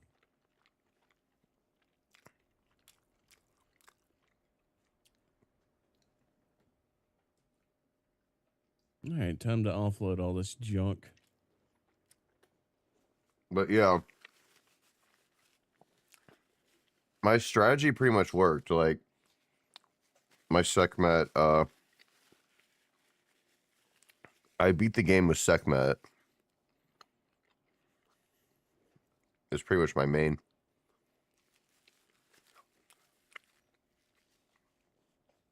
So it is possible.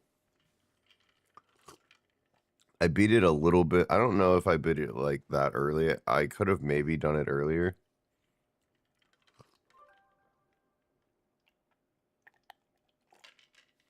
Dang, you got a God of Destruction.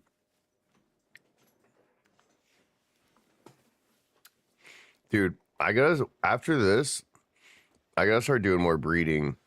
Me and Ryzen are gonna do, like for real cracked alien breeding project. Are you guys ready to summon the demon? We got things to do. I gotta get these cores. In just a moment. Are you teleporting over here to the bridge? Yeah, I will be in a sec. What are you doing? Where did it go? You lost in the sauce, old man. 28.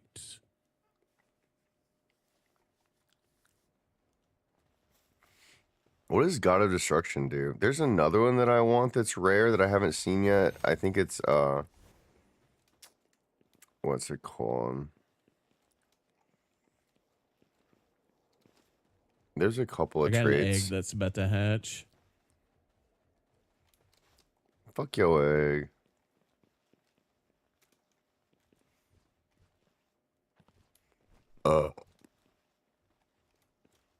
You know what I gotta do? I gotta build this technology. You know what it's called? It's called an ancient hatchery. Do you know what an ancient hatchery is? You want I'm guessing it's a hatchery. You're about to be force-fed information about the ancient hatchery. Are you ready? I'm just kidding. No, I don't really care. I don't either. It's like a really big egg thing. Do you know? But are you at least a little bit curious about how much it actually costs to make? Yeah, sure, tell me. This will be the biggest building project of my life, our lives. 100 peroxide ingots, 50 AI cores. That's right, 50 AI cores. 30 ancient civilization parts, 20 ancient civilization cores. But that's not even the first. Before that, I have to build an ancient relic recycler, which is basically the same thing. Only it's got 50 mythical wood, and I don't even know where to get that. And I gotta get back in the world tree to do it. So hurry up and let's go to this rinky dinky little base and summon this little 35 level demon and take his lunch money so I can get to building my relic. Tell that to these deadgum pals that ain't doing what they supposed to be doing. What are they supposed to be doing? They're level 10 stupid ass pals. You don't need to know that. Are you trying to get your base to build stuff? You don't need to know that. It's fun. If you don't want to you don't really need the cores for a really long time, so no, if you don't want to do it, you don't have to. You also might get I'm getting there. I just had to finish doing this thing real quick What are you doing? because I spent the last 30 minutes doing it. I get it. You don't Like need to know. the game is it? Are you making 2,000 ingots still? No, I already did that. Oh my god. Oh my lord. We're making 28 Bobby, ingots. no. Bobby, no. Propane. Are you using propane, Bobby? Actually, I don't give a fuck what you do, honestly. But goddamn, you wasting your time. I'm making my glasses, dadgummit. Oh dang, you got them glasses. Oh, those glasses are gonna take a while. Pull your pal out of your thing. Go to your statue. Spend some souls on work speed for your pal, and just pull your pal out. One that'll work on a workbench. Do you have one? I mean, my Sekhmet did it, so I guess it was easy for me. Well, But I just want to get the ingots first, and then I can just set the glasses to make while we're oh, I doing see what you shit. mean. I see what you. Oh, you're making ingots. You need what, dude? Let Yeah, me. Can I give you like a? Do you want a pal that will make them faster? there is a pal on here that makes them pretty fast, but he has a Do you have one of broken those? leg or some shit. Fuck his stupid leg. Do you had the stand that? Oh, that makes sense. Yeah, he has to. The reason he has a broken leg is probably because I run the game for like 12 hours when you're asleep, and he just like probably was doing something really dumb and no food or something. It's a miracle he's All still right, alive.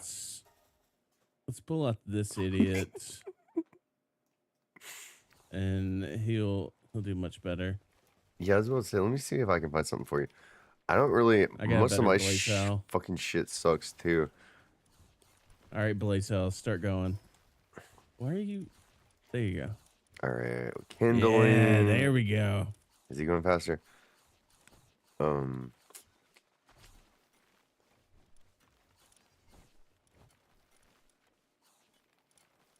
Yeah. I also have a surgical attachment I can do that will increase their two surgical attachments that can increase their work speed.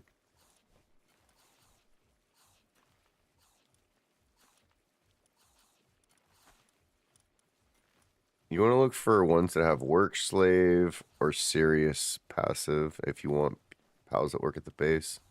Serious artisan is good too. Work slave.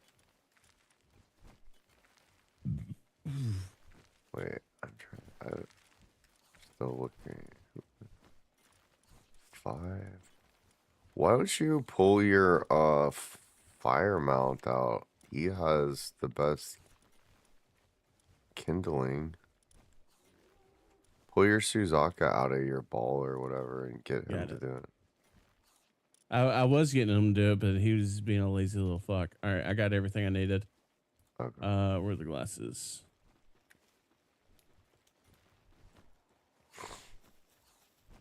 $1,000 workload. All right.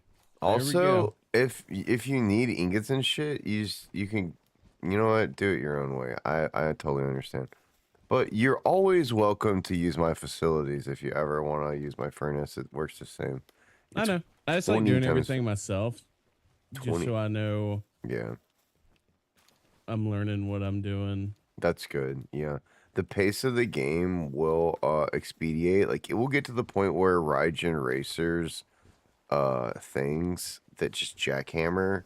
Have you seen what he's doing with the Anubis experiment and the ore mining in the ore mines? Nope. Oh, they are jackhammer mutants. They just around the clock. They have 9999999 of like every mineral. Like honestly, I don't want you to know. I don't want you to know how big the ocean is, but right now you're just a little jellyfish, okay? So come and let's summon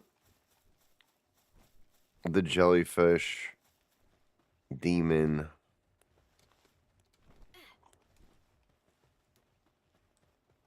And I gotta go hunt the kraken. I gotta go hunt some krakens.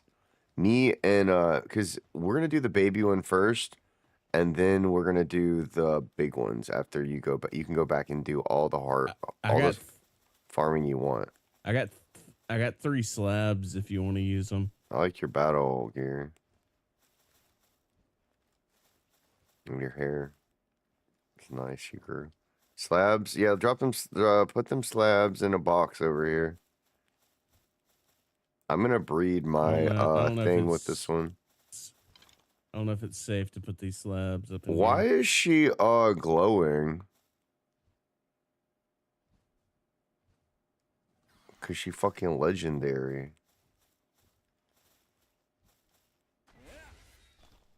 Yeah, I wanted immortality on mine. Honestly, I wanted to keep breeding mine, but I just stopped because I got this one that was 100 and had pretty good stuff. I still need to change mine. One ability on mine, I think. Have you seen this thwack before? Thwack, Ignis? No.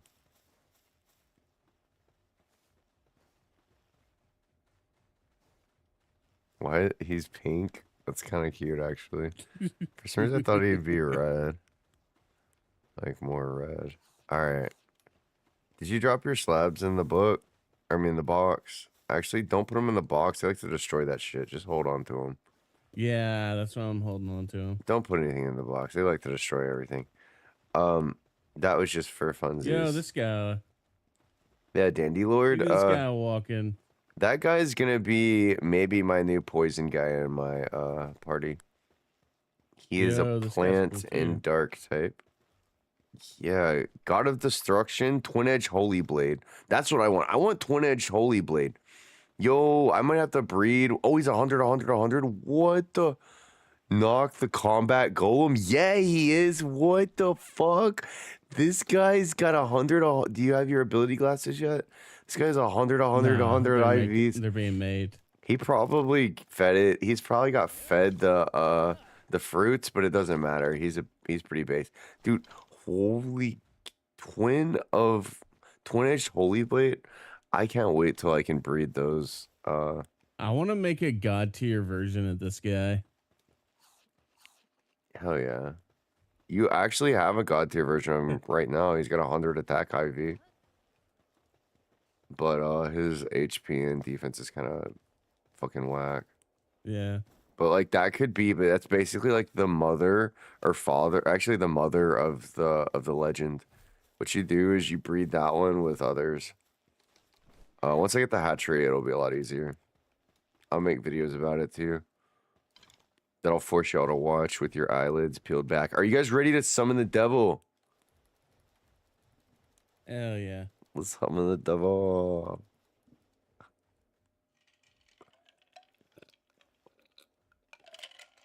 Oh yeah, that's right. The pals are sleeping. That's true. All right. Let's not summon the devil. There's some pal beds back here.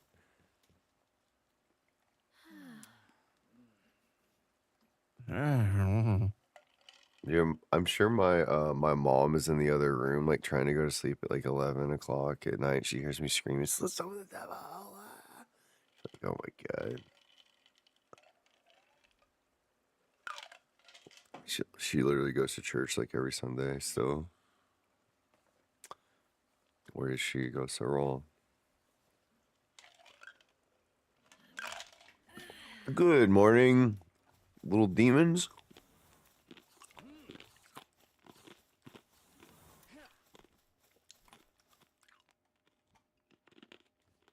So,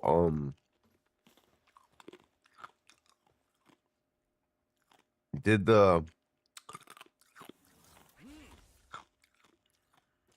your chat ever change or anything different happen since we did this? No. Guest star thing. No, nothing happened differently with mine. Sorry to basically, intrude. all that happens is if one of us has an audience. Yeah. I mean, it's not the dumbest idea. If one of us has like people showing up, they'll be like, "Oh, there's someone else in here," Yeah. and then they can kind of like cross pollinate. Is like the idea.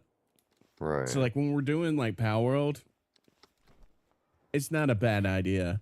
I just really just didn't want to do this shit. No, I 'Cause understand. I was like, I didn't want to install Chrome and like go through the hassle of it because I'm just lazy.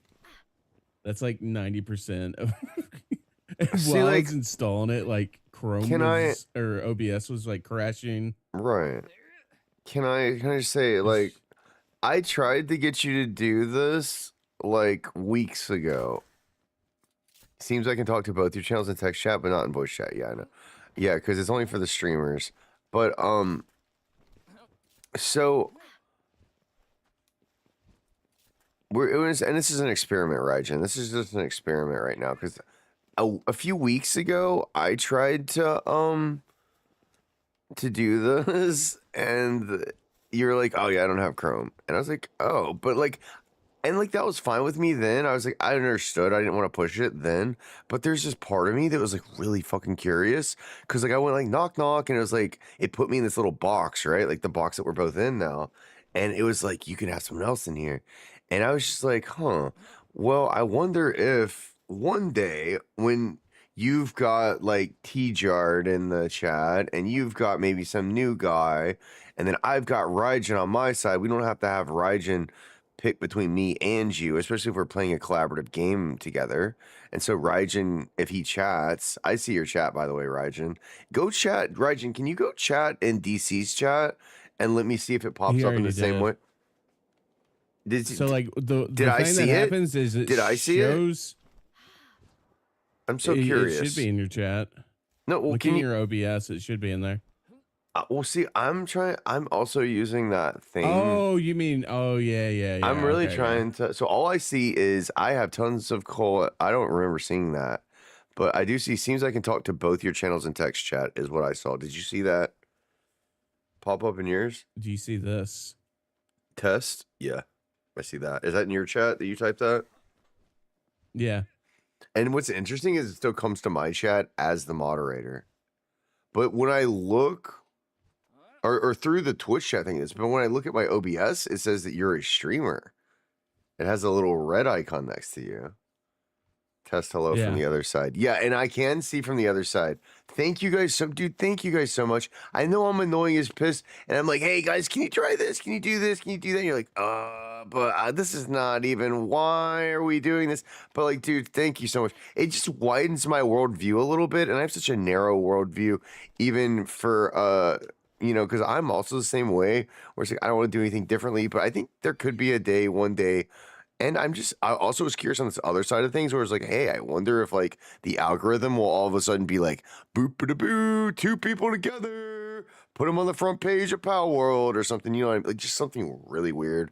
I don't think it would do that. Obviously, it's probably all worked the fuck out, but, like, I wonder if it would maybe be like, hey, put them a little bit closer to the top, and then, like, we start having, like, 5 people trickle in, 10 people trickle in, you know, over time, you know, all sorts of things. You never know. I never know how things work. Of course, we have in our heads like, oh, I know how it works. Even in my head, I'm like, oh, I know how it works. But also in my head, there's a deeper voice that says, yeah, but do you really? And this is how we could actually test it. I'm gonna be honest. I think the way recommended works on Twitch, I've never seen somebody with less than like around 10 viewers in recommended, and I feel like that is a by design thing. Yeah. Someone has mercy hit. It's at 1 HP. Someone want to catch it though? Catch it.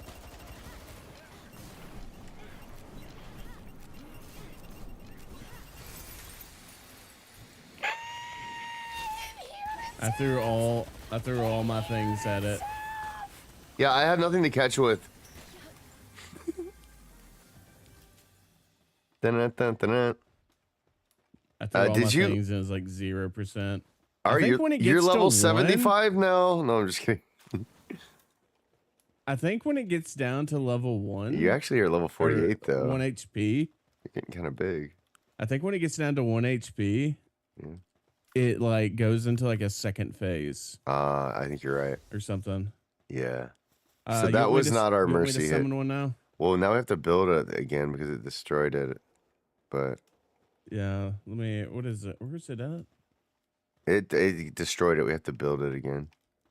I know, but where's it at? Oh, good question. Production? Pal? Pal? No. Pal, yeah. Is it? We need Filet mignon. we need Paldium. I'll go get some. It's probably down here at the coast usually. I should have a shit ton in my base. Yeah, you can usually find it. It's harvestable. Yeah, I'm gonna go back to my base anyways. I'll go Just so grab that we it. can Yeah. have a bunch on You want to do another? Or do you want to do yours? Because I did mine. I got 3, so Do you want to do them might as well. alone on your own or at a different time? Now's probably the best time for them because I want to start doing the legendary ones, and you're pretty close to legendary.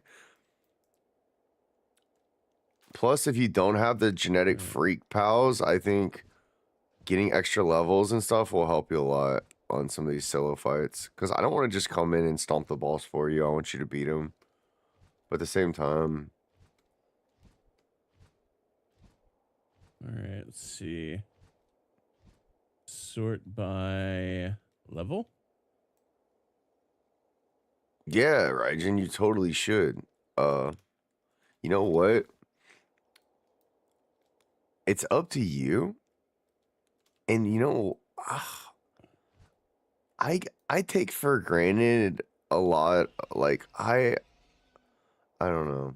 There's so much more that I could do, I guess is what I want to say. And so if you started getting into streaming, it might inspire me to do more because lately I've just been honestly kicking my stream on and I haven't been editing and I haven't been creating or doing stuff like I need to. And to see you wanting to be a streamer or excited about it again might get me excited too.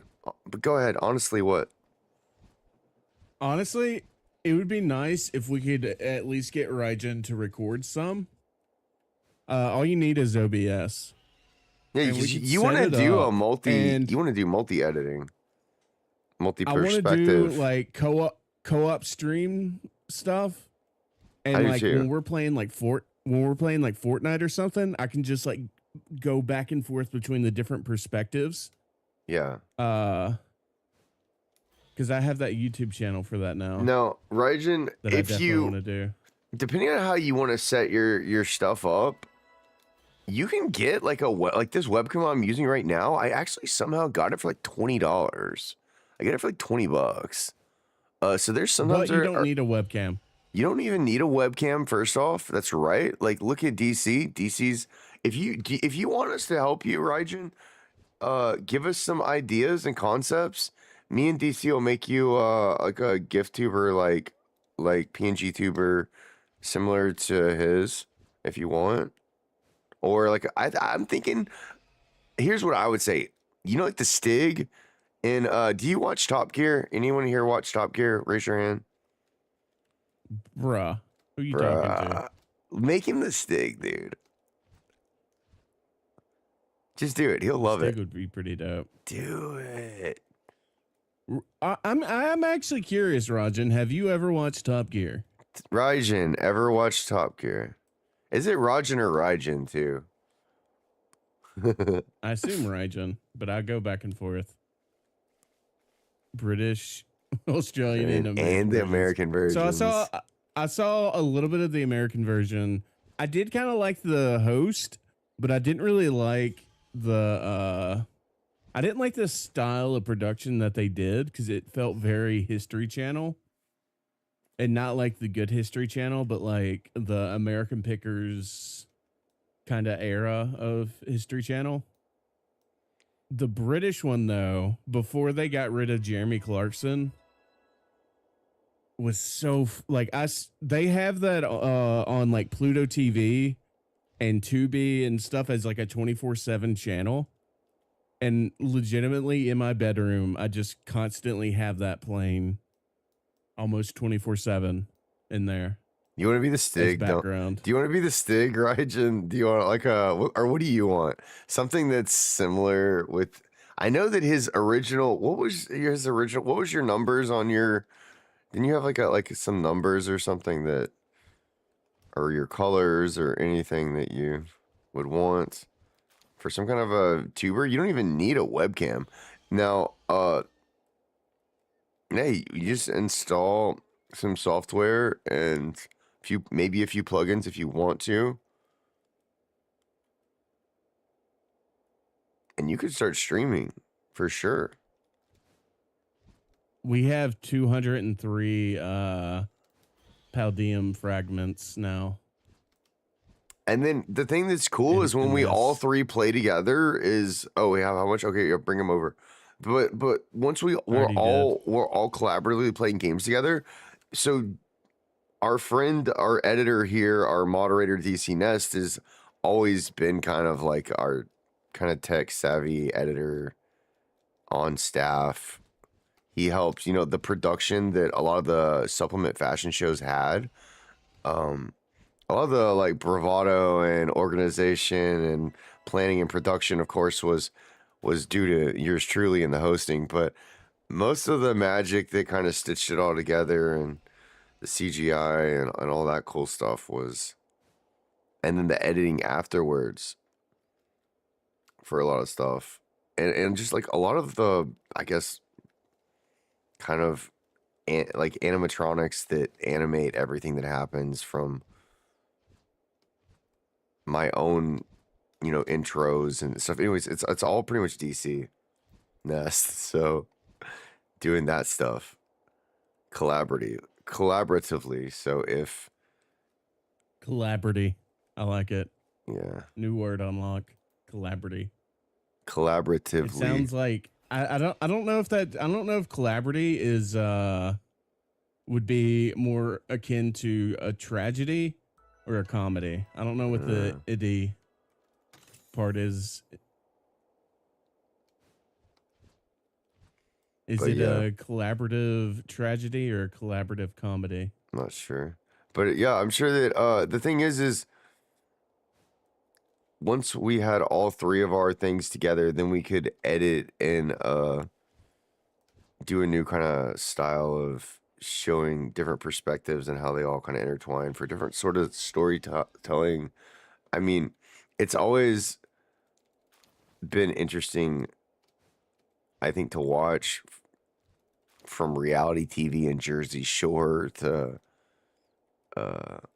whatever else. But there's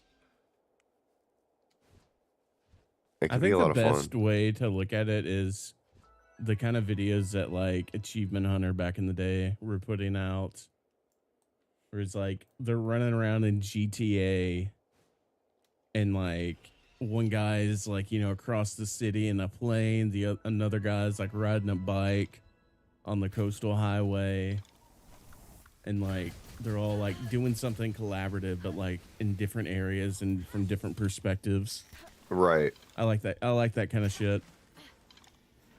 And so even if you're kind of even if your stream is quote unquote kind of boring or you're not doing that much, like you could cut to you every once in a while and it's still going to add perspective, color, and atmosphere to everything else. Because even by contrast, someone who's doing something boring can be really funny if there's something crazy, like just like they use the Stig in Top Gear. Lots of times they'll cut over to the Stig and he'll be very quiet and doing something on his own to kind of like draw the attention in a little bit or bring the action down some to set up for something on the other side. So anyway, I'll look at it more as like a contrasting factor. Right. That's what I mean. That's what I mean to say. Like you have wacky, silly things happening, and then like you go over to like some guy who's perspective of somebody that's very much calm, collected, and just kind of observing, or sometimes even or just unaware of what's going on. Even just sometimes can add to how crazy, because like let's say like I'm going, oh my god, I'm like burning down trees and like exploding things, bombs are going off all around me, and then we cut over to Raijin, who's just like chill in the driver's seat, like, you know, calm, cool, collected, watching all this from like further away. Kind of puts it all into perspective. I'm a little bit smaller, maybe in this, and then he sees all the commotion. He's like, huh? We should do some GTA. Like after we kind of exhaust the Palworld stuff, we should jump over to GTA and start doing like 3-man heist and stuff. Yeah, no, I'm definitely. That's what I said. Is I'm playing Palworld and GTA when it comes out. Like we're gonna be all in on GTA when it comes. I don't care if it costs $100. Thing is if it costs $100, it might just be. Yeah, it might be a while before we all get together. The thing with GTA, it's gonna come out at $80. However, there's places within the map that are locked out unless you pay $100.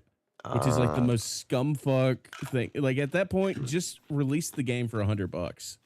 If you're gonna, it's genius. It's not. I mean, you say it's genius, but it's scumbag. It's scumbag. It's scumbag. Economics. It's like, oh because yeah, like, you can get in the club, but if you want to go to the VIP section where all the cool guys are, not only does it cost more to get in the club than it does to go to all those other dumb shit empty clubs that no one's at, but to get in our club, the proven awesome club that everyone that already is there is definitely going to be moving over to, you're going to have to pay this much, and then it's okay. But if you want to get to the really cool part, you got to pay more, and that's just a pay scheme. Here's where it's even more. New club, you gotta pay even more. And if you want to get in the new, it's not even that. New club, you gotta pay even more. And like that shit sucks. It's not even that, because that like implies that there's some multiplayer involved. Yeah. This is just the single player game coming out. Oh. It doesn't get you like a new mission or anything. And so like they're giving out the game for either $80, but stuff's locked out, or you pay the $100 and you unlock the stuff that is already there. This isn't stuff that's coming out like in a couple of months. It's not like a season pass kind of thing. The stuff is just there already. They're purposely locking it out and then pretending like, oh, hey, you get this extra thing. I'm going to go ahead and put this. Yeah, drop yours. If you guys are ready. Drop yours before he does. Drop it like it's hot. Drop it like it's hot. If a slab get an attitude, drop it like it's hot. If Bella Noir get an attitude, drop it like it's hot. Wow, I think we bursted her through the one hit phase. I got 3 cores for that bitch. Let's drop another. Drop her like it's hot. Boo-doop, boo-doop, boo-boo. Oh, wait, we gotta build. I gotta get on the side. Make it. Dude, get out of my way.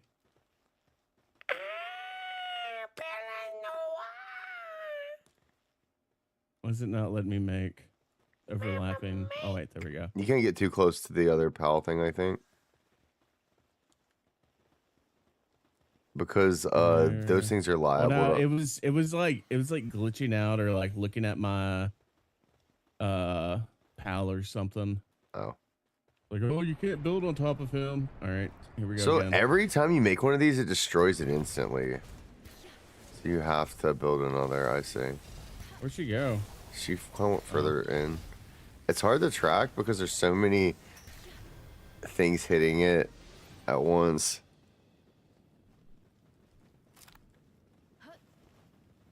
Oh my god, there's so much dust kicked up. There, bro. What was the dust from? Is that something's ability? I don't know. Clam this 30 golem. All right, here's my last one.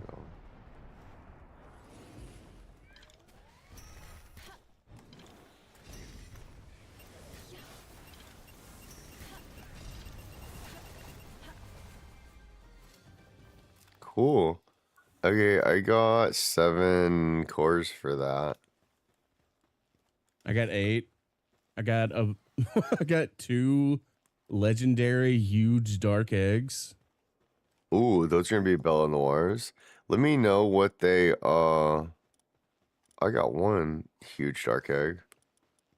Let me know what they turn into. Cause I'm looking for one that's got I kinda wanna breed with one that I have.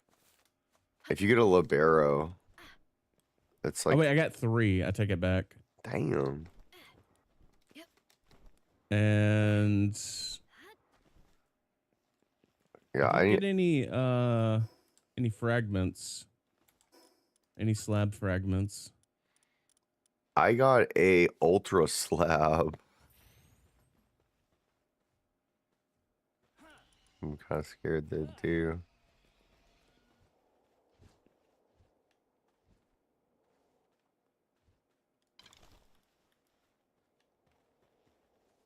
All right, are we about to summon something even worse, or what's going on here? I don't know.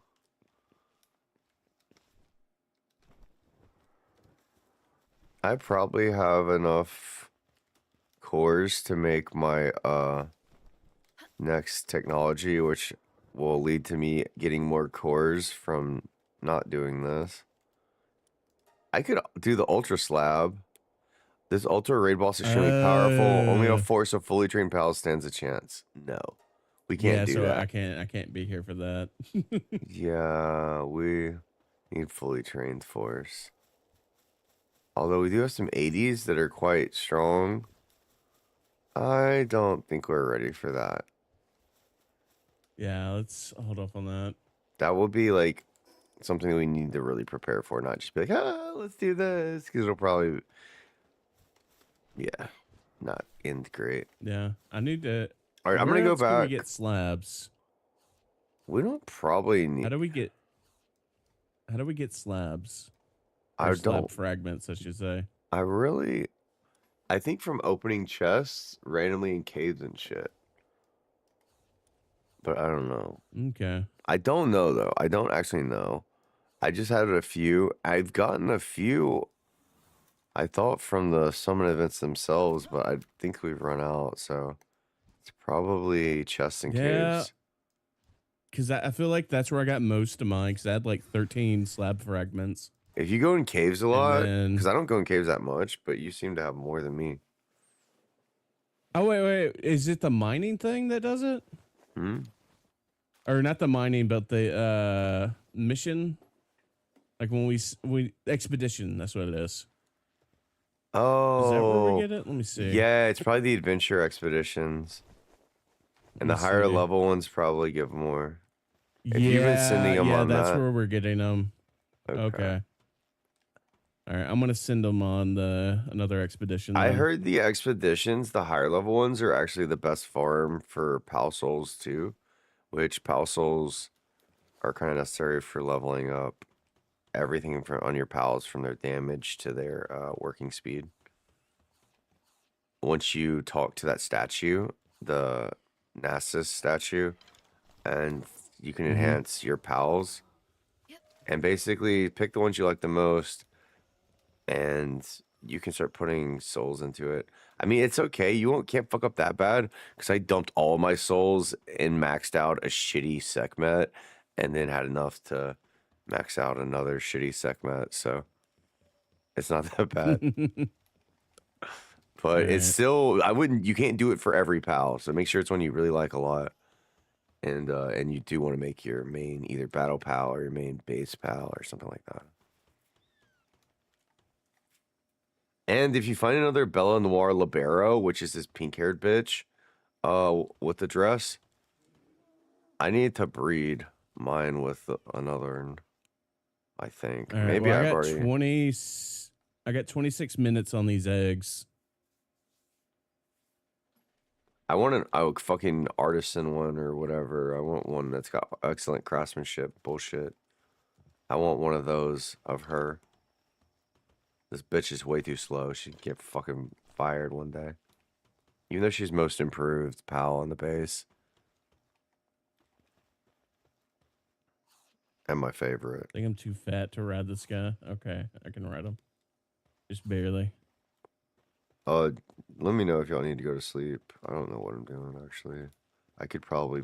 I need to go to sleep actually. My technology doesn't work if I'm. It's okay though if you I need do to do too, something. but Go ahead, do whatever. I'm on a Yeah, if you're on a thing. very slow walk. Okay, I'm. Oh no, it's one of those. All right, I'll be right back. I'm gonna go take a slow ride. Take a toke real quick. You just did a toke.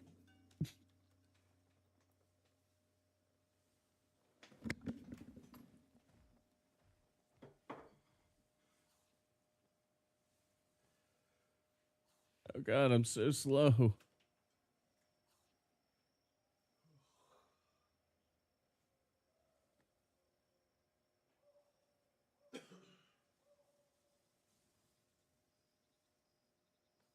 Just moving so slow.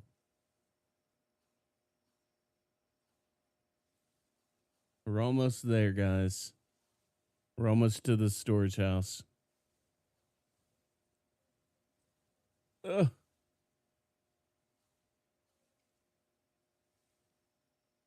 Oh, back in my day, I used to be able to walk much faster than this.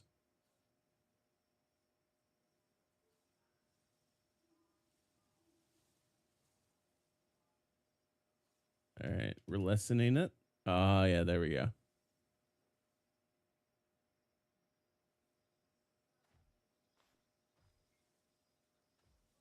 Okay, we got 14 ancient civilization cores. I just remembered the glasses we had up here, but I'm going to go ahead and let's get in bed.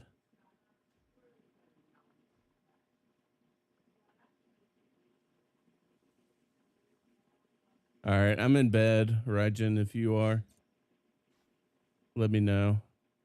I'm assuming Vita's in there, but he might be the one that's not.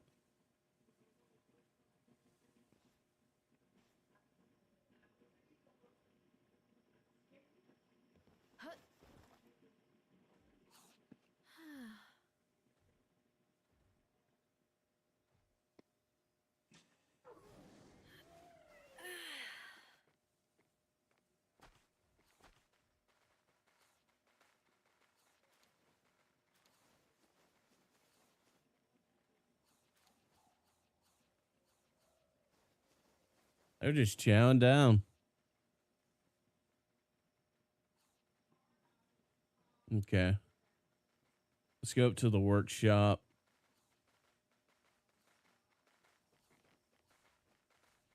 Boom. We got the ability glasses now.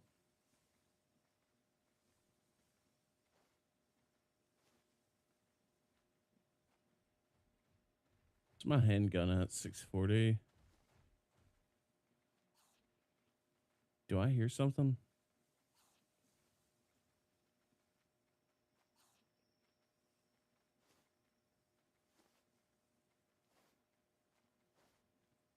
Thought I heard something.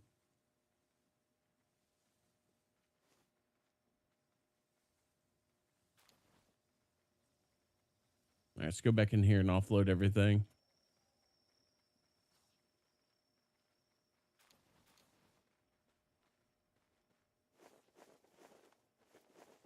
Didn't mean to offload that.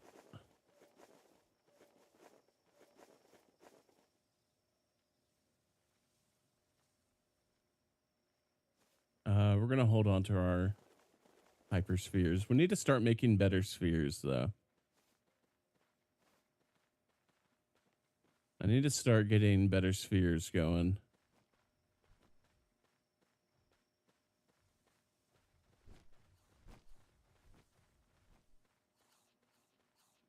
Ugh.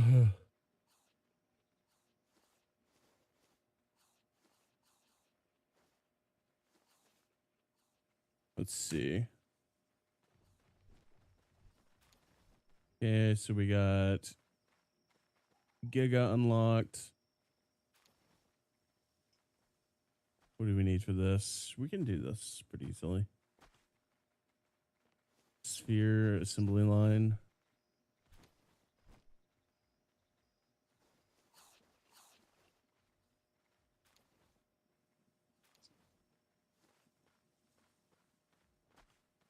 we'll hold off on that for a moment. Uh,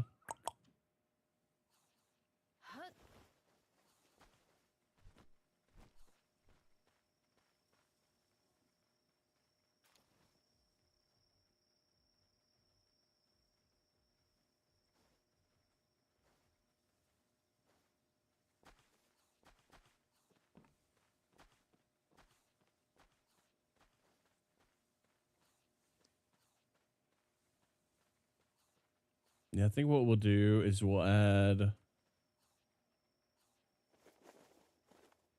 this to everything. Just going to give us some more room up here to play with. Then not enough support for this, sadly. Okay, so what I actually wanted to make is a coal quarry.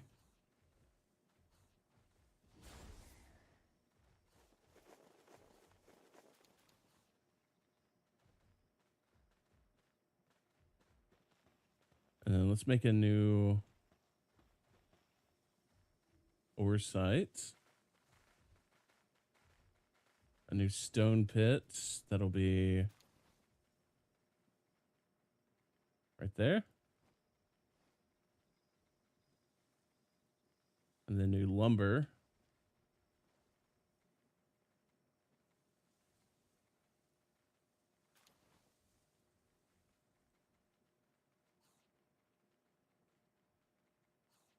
And then I think we'll cancel these. And let's see if they actually go up here to start working. And then we'll make a chest up here. And this will be wood or stone.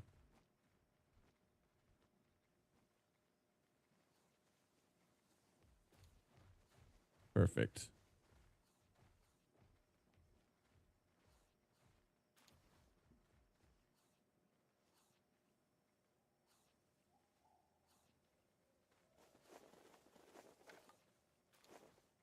At least I hope it's perfect. We don't have anybody on. Don't have anybody on stone yet. Oh, wait. Got somebody on wood. We got 3 people on wood.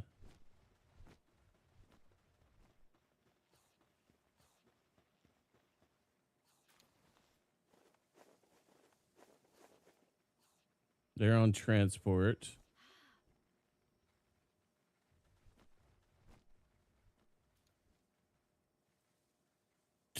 He worked for like 2 seconds and then walked off. How much are they putting in here? Okay.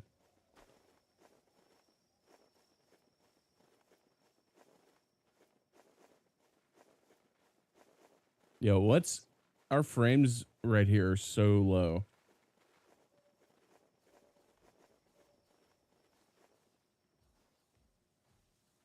Okay, so we're about at 44 to 50. I can feel the frames dropping.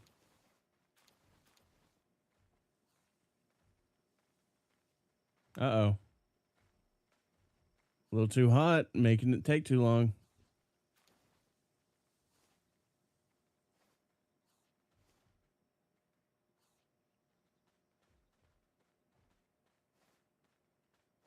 All right. Gotta wait on those for 25 minutes.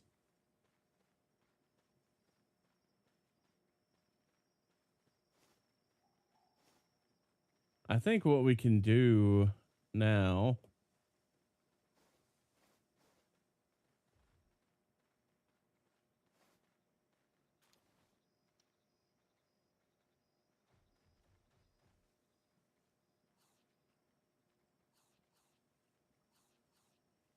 Okay, so they're actually doing coal. Actually doing stone. Okay, they're doing everything they're supposed to do now. We have an expedition in progress.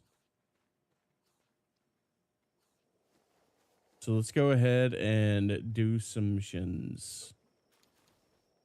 Or do some like dungeons or something. Kind of want to explore this little island over here a little.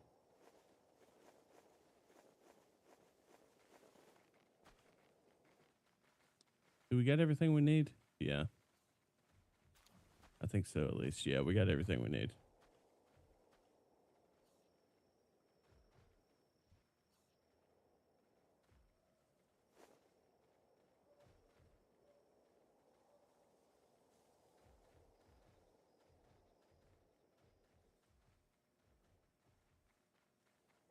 Got another diary.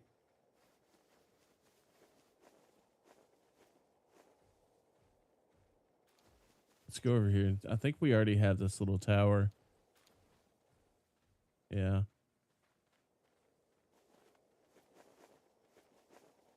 But we don't have this effigy.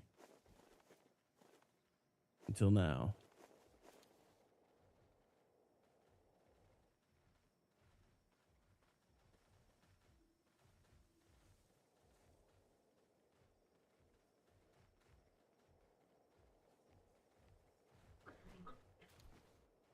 Not a whole lot going on here.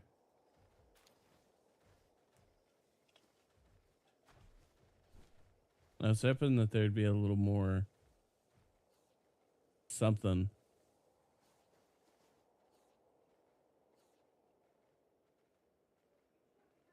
It's kind of nice though.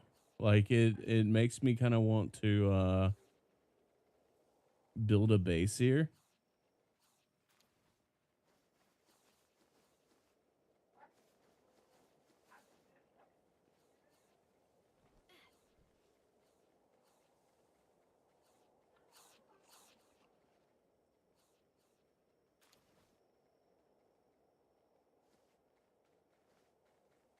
Yeah, this seems like a nice place to build a base.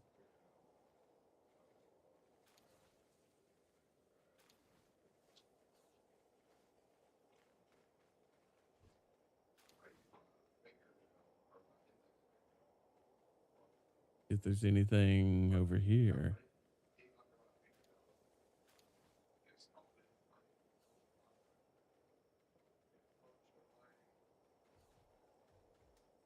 Ah, found a chest.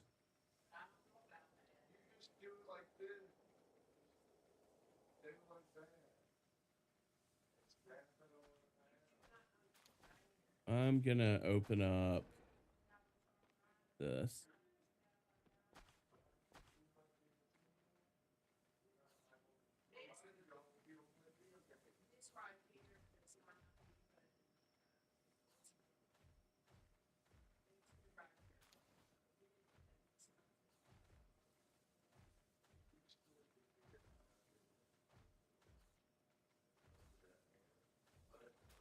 Yo, Raijin, did you get off? Or like get disconnected or something? I thought, well, I know, like a Mac, your Mac photograph all. Yeah, it's always in my lap, so it's not like I sit there and type papers anymore. Are you able to get back into the game or do we need to restart? Because sometimes we have to restart. Your game crashed, so you are banished from the world tree forever. I might have to restart then. You guys ready to restart server? Server restart? DC He's there? logging back in right now. Yeah, but He's logging back in, so we'll see. let's see if it'll let Sometimes you it back works, in. sometimes it doesn't. Yeah. If it lets you back in, then no server reset. I just got back. I need to. This is why they have to do a server reset in GTA RP all the time. That's what I keep thinking about. That's why I like to do server reset. I would pretend like I'm like a GTA's server admin or some shit.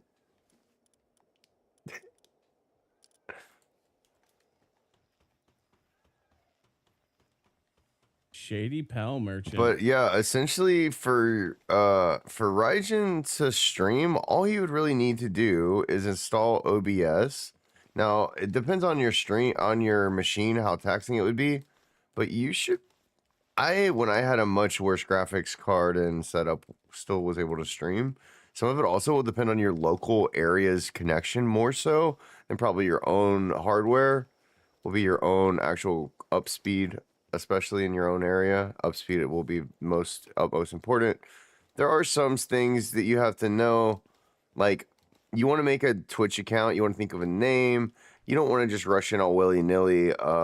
So I understand it can be kind of a personal thing, but if you do need a little boost and you want us to help you, I would be I'd be willing to help you out some. Restart.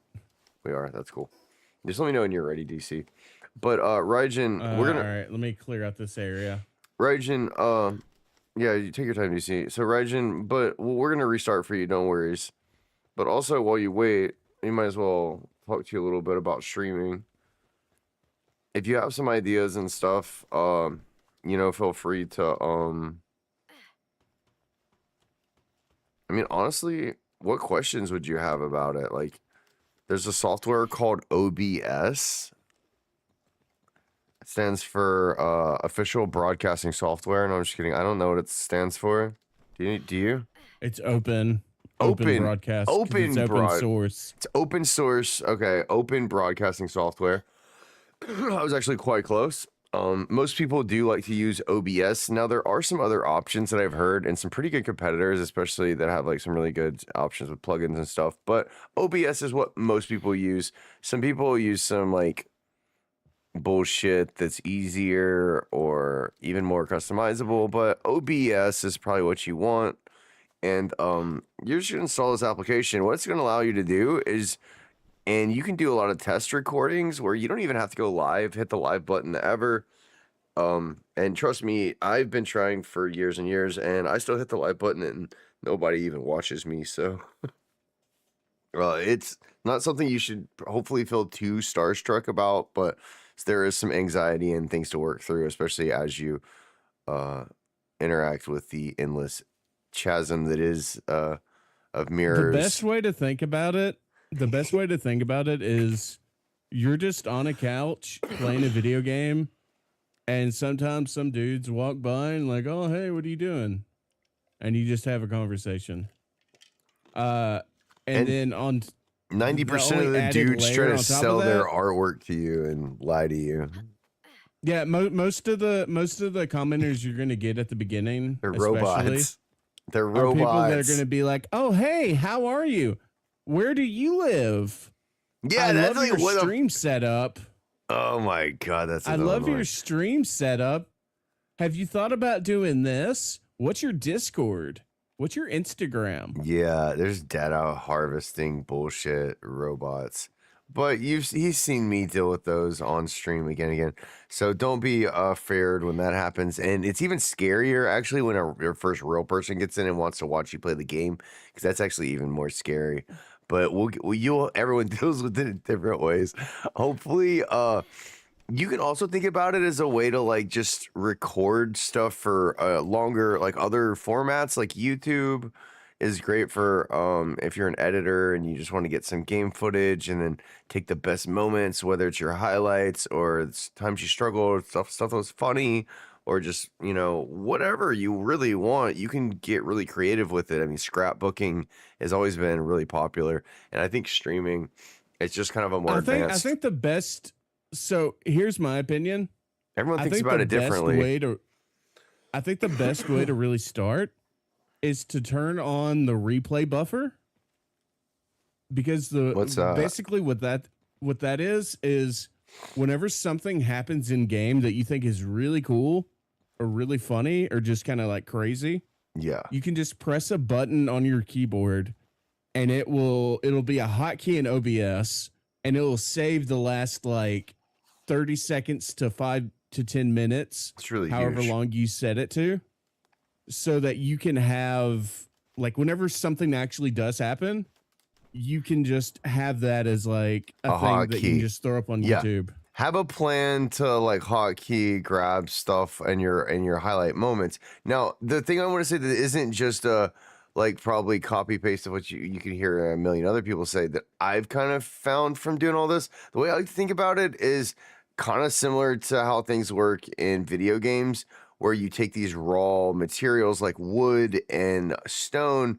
and you harvest a bunch of them. That's kind of how I look at my streams, is like raw materials. But if you want to actually refine and process them into something better, like a really good short clip or YouTube video, that's where you kind of put it through the process of like going through the ranch or the mining and the ore, and then you extract it down to like its most essential elements and reconstruct it in all these different ways and add a little pepper and spice here and there.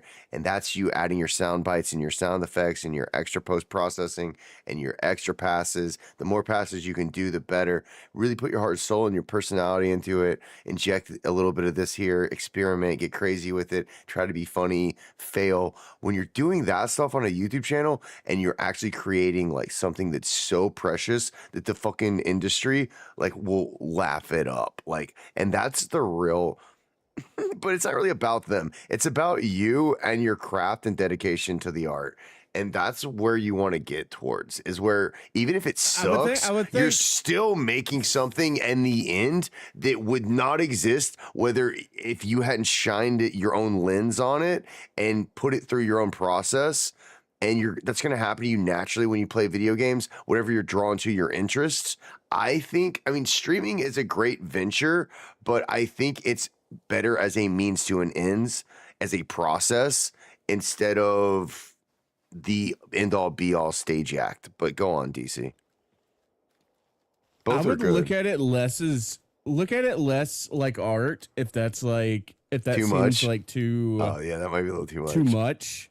I don't even really look at it. I would just much, look at it as like for somebody like Raijin, who has somebody like Raijin. What's that supposed to mean? Raijin's artistic. If you'd let me finish. I'm just kidding. Sorry. Before you go on. I'm sorry. Go on. For somebody like Raijin, who has like an encyclopedic knowledge of like a lot of the games that they play. Right, yeah. Like that's something that like you can impart. Mm-hmm. It just becomes a thing of like learning how to best package it. That's true. For both yourself and any potential audience. No, absolutely. Keyword yourself. I kind of want to utilize whatever you're most comfortable with. I want to utilize Raijin's strengths in my own content creation, just because like I was thinking about doing some videos featuring Raijin and his base that he's made and how he builds the base. Whether it features him or he wants to be in the background, totally up to him. But I was definitely going to need to use him as a resource to try to make some videos explaining how best to trick out your pals, make your base work really well. Because like his cake base, I've already showcased on my stream, and so like people I think out there would want to know, how do you make or like the mining guys that do jackhammer speed, make a video explaining how to do that. It doesn't matter if you're, Mr. Cool Guy or Mr. Johnny Bravo or whoever the fuck else. You're not going to be any of those guys. You're going to be who you are. You're Raijin Racer. You're not going to be those other guys. That's okay. I wouldn't want you to be the next this or the next that. You're going to be Raijin Racer. So I'm going to be EatMoreVitamins and DC's DC Nest. Do what you do best and fuck the rest of the guys. I agree with that. I'm Tom Cruise. Fuck you. Or you can be Tom Cruise too if you want to, though. I mean, you can do a little Tom Cruise. You can. I think the best way I've found to do my streaming thing is to try to be like myself, but like a little bit more like a better version of myself, like a little more idealized, whatever that means for me. Kind of like I put the mask on a bit, and sometimes it comes across cringe, but I think for me, I try to be a little extra. Some people are a little bit less, and that's okay too if you're a little nervous at first. Everyone's different. There's no right way or wrong way to do it.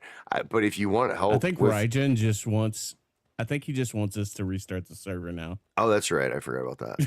Let me do a drop real quick and let's get Raijin back in. No, you know what? I'll just restart the server. You ready? Yeah, I'm ready. Or we'll quit stepping all over each other trying to talk about this is what streaming is. No, this is what I think it is for me. And let Raijin figure out for himself what streaming will be. Like what it is for you is very different what Right. it is for me.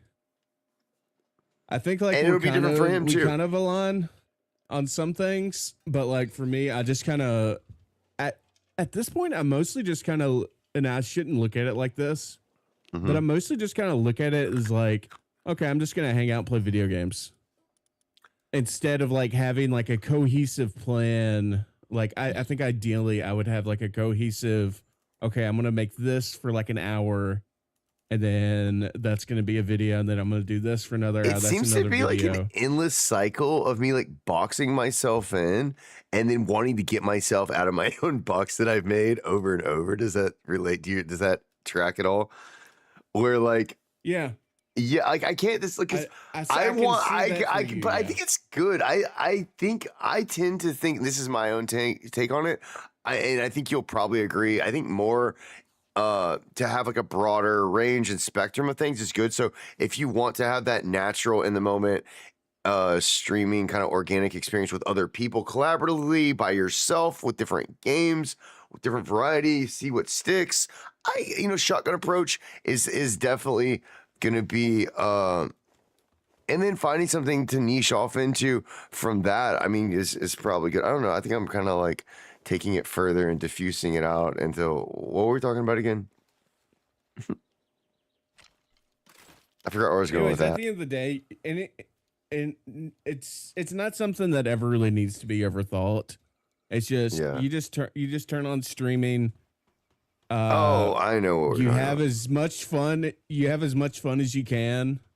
You try to commentate like what you're doing and what your thought processes are, and you try to bring in some sort of whatever you think is like a fun, compelling personality or like side to your personality. You try to bring that out as much as possible. Definitely. And then afterwards you go back, you look at it and be like, okay, that's cringe, that's horrible, that's awful. I need to not do that ever again. Yeah, a lot of And that. then the next day you just start up and do it again. And you do it again, yep. And you get a little better, a little different every time. But you know what? I now I remember what I was gonna say is like I think that on one hand is you can definitely like constrain yourself and say I want it to be, or you can make it like a little more like if you're not having fun with what you're doing, I think that's ultimately you got to be having fun doing it, or just don't bother because there's too many other people doing it anyways. If you're trying to do it to make money or to get this or to get famous, you're never gonna make it that way, kids. Sorry not to be that guy, but you probably won't. Like that's not why those guys aren't even happy with where they're at because they're doing their own methods too. So you got to have your own process and your own whatever relationship to it. As far as looking for advice from other people and stuff, you can do that for sure. A lot of people do, but you're gonna need to work it out for yourself, I think, in the end.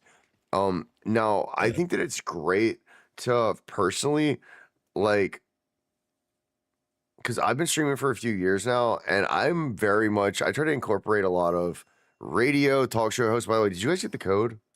Did I not give you guys the code?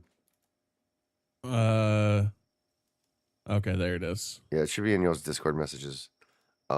Yeah, I don't have Discord popping up when I'm streaming. That's what I figured. So just want to let you know, server is back up while I ramble on. So get your asses back in here and get the blip blopping on your bases and stuff. But like, not to just like beat a dead horse or anything, but I think that it's good to like I'm into like kind of like different Buddhist practices and shit. And so I'm a very high strung person and I like to really try to bring things back down to as close to whatever natural is for me.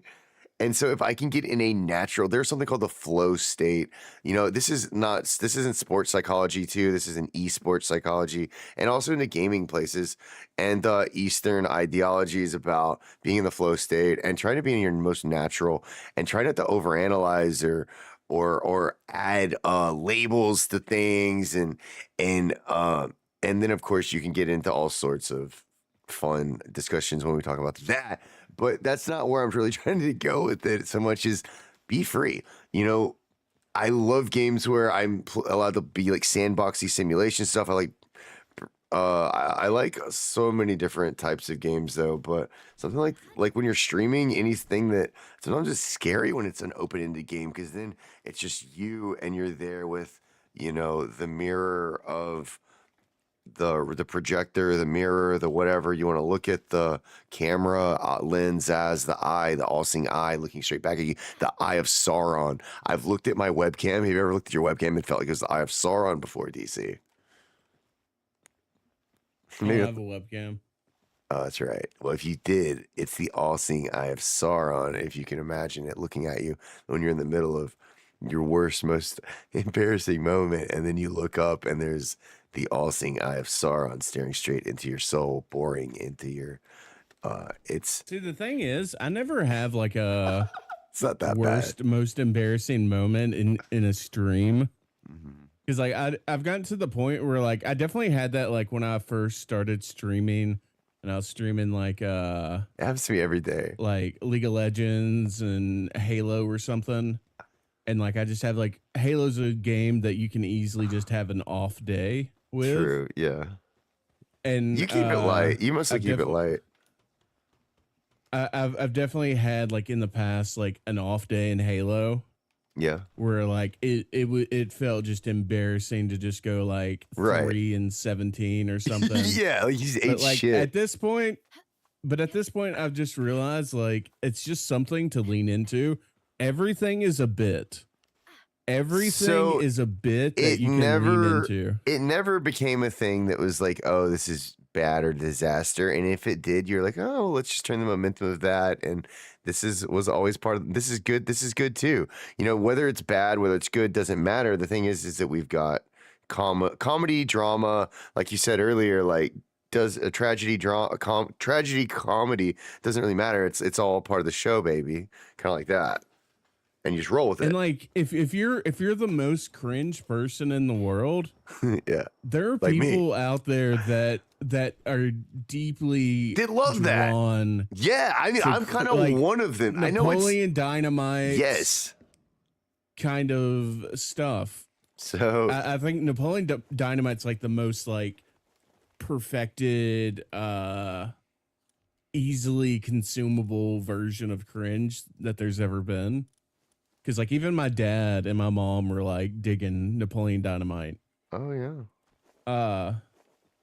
But yeah, like people are drawn to cringe. Have you Not ever me, considered but there are people that are? Hey, I was saying, why haven't you decided to? Would you ever consider use a webcam?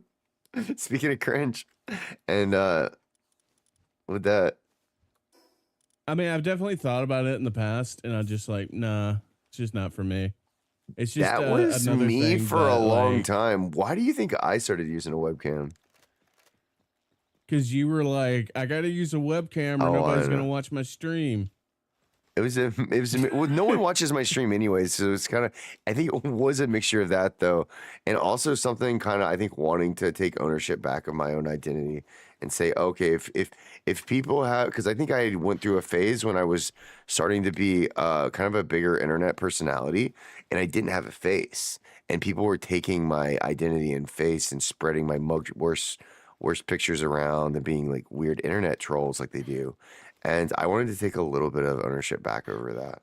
So I think that's why I kind of like rebranded back because otherwise it was and as soon as I released my Vita to the world, I swear I started seeing it pop up everywhere else almost, which is kind of weird, but I don't want to get into all that. But I used to have, it took me I'm still trying to figure out my identity as a streamer and as a person even. I think my whole life I'll probably be on that journey of growing up and eventually I'll be an old man Willie one day and I'll be looking back at the factory of my life and Old man Willie knows exactly what he's doing at all times.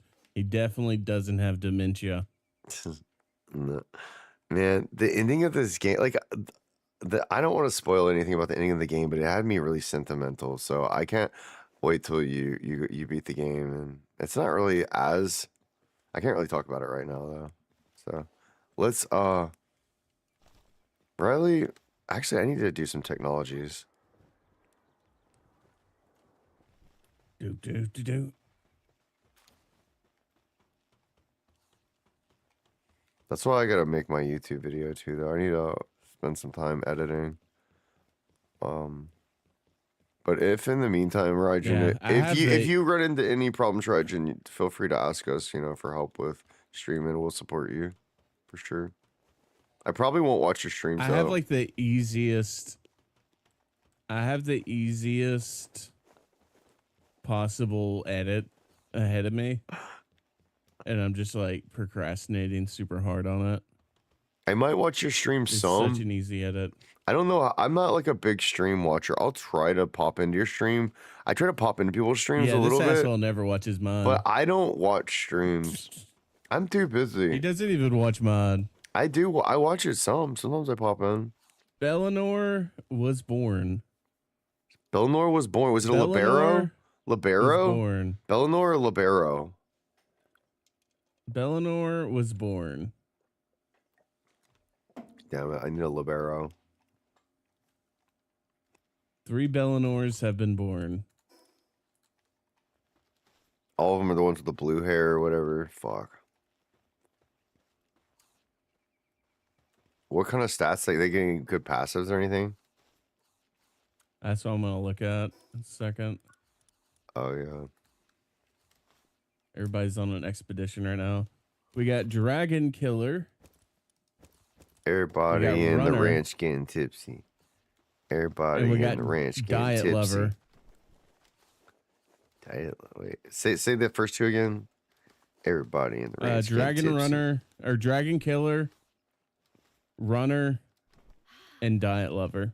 Yeah. Runner's kind of okay for mounts. The rest are pretty dog shit. And is that little devil, like Red Devil, is that alpha? Yeah, that yes. They're Okay. bigger So and one of they them's have an alpha. higher HP and they're bigger. This one is 51, 97, 99.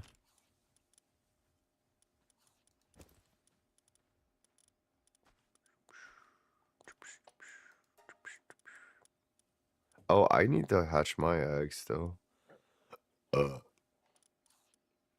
Yeah, I got a 51, 97, 99 on the alpha. Well, you got an alpha Bella thing? Yeah. Oh, cool. Let's cool. see this one. This one is 34, 22, 74. Dog shit. Yeah. And then this one just completely disappeared is a 0. A 0, 76, 80. So it's kind of good on the defense. That's actually impressive how bad it is on the HP. That's even rarer than 100, I think. It's the second one I've ever seen or heard of. That is a 0. I've seen more 100s than that.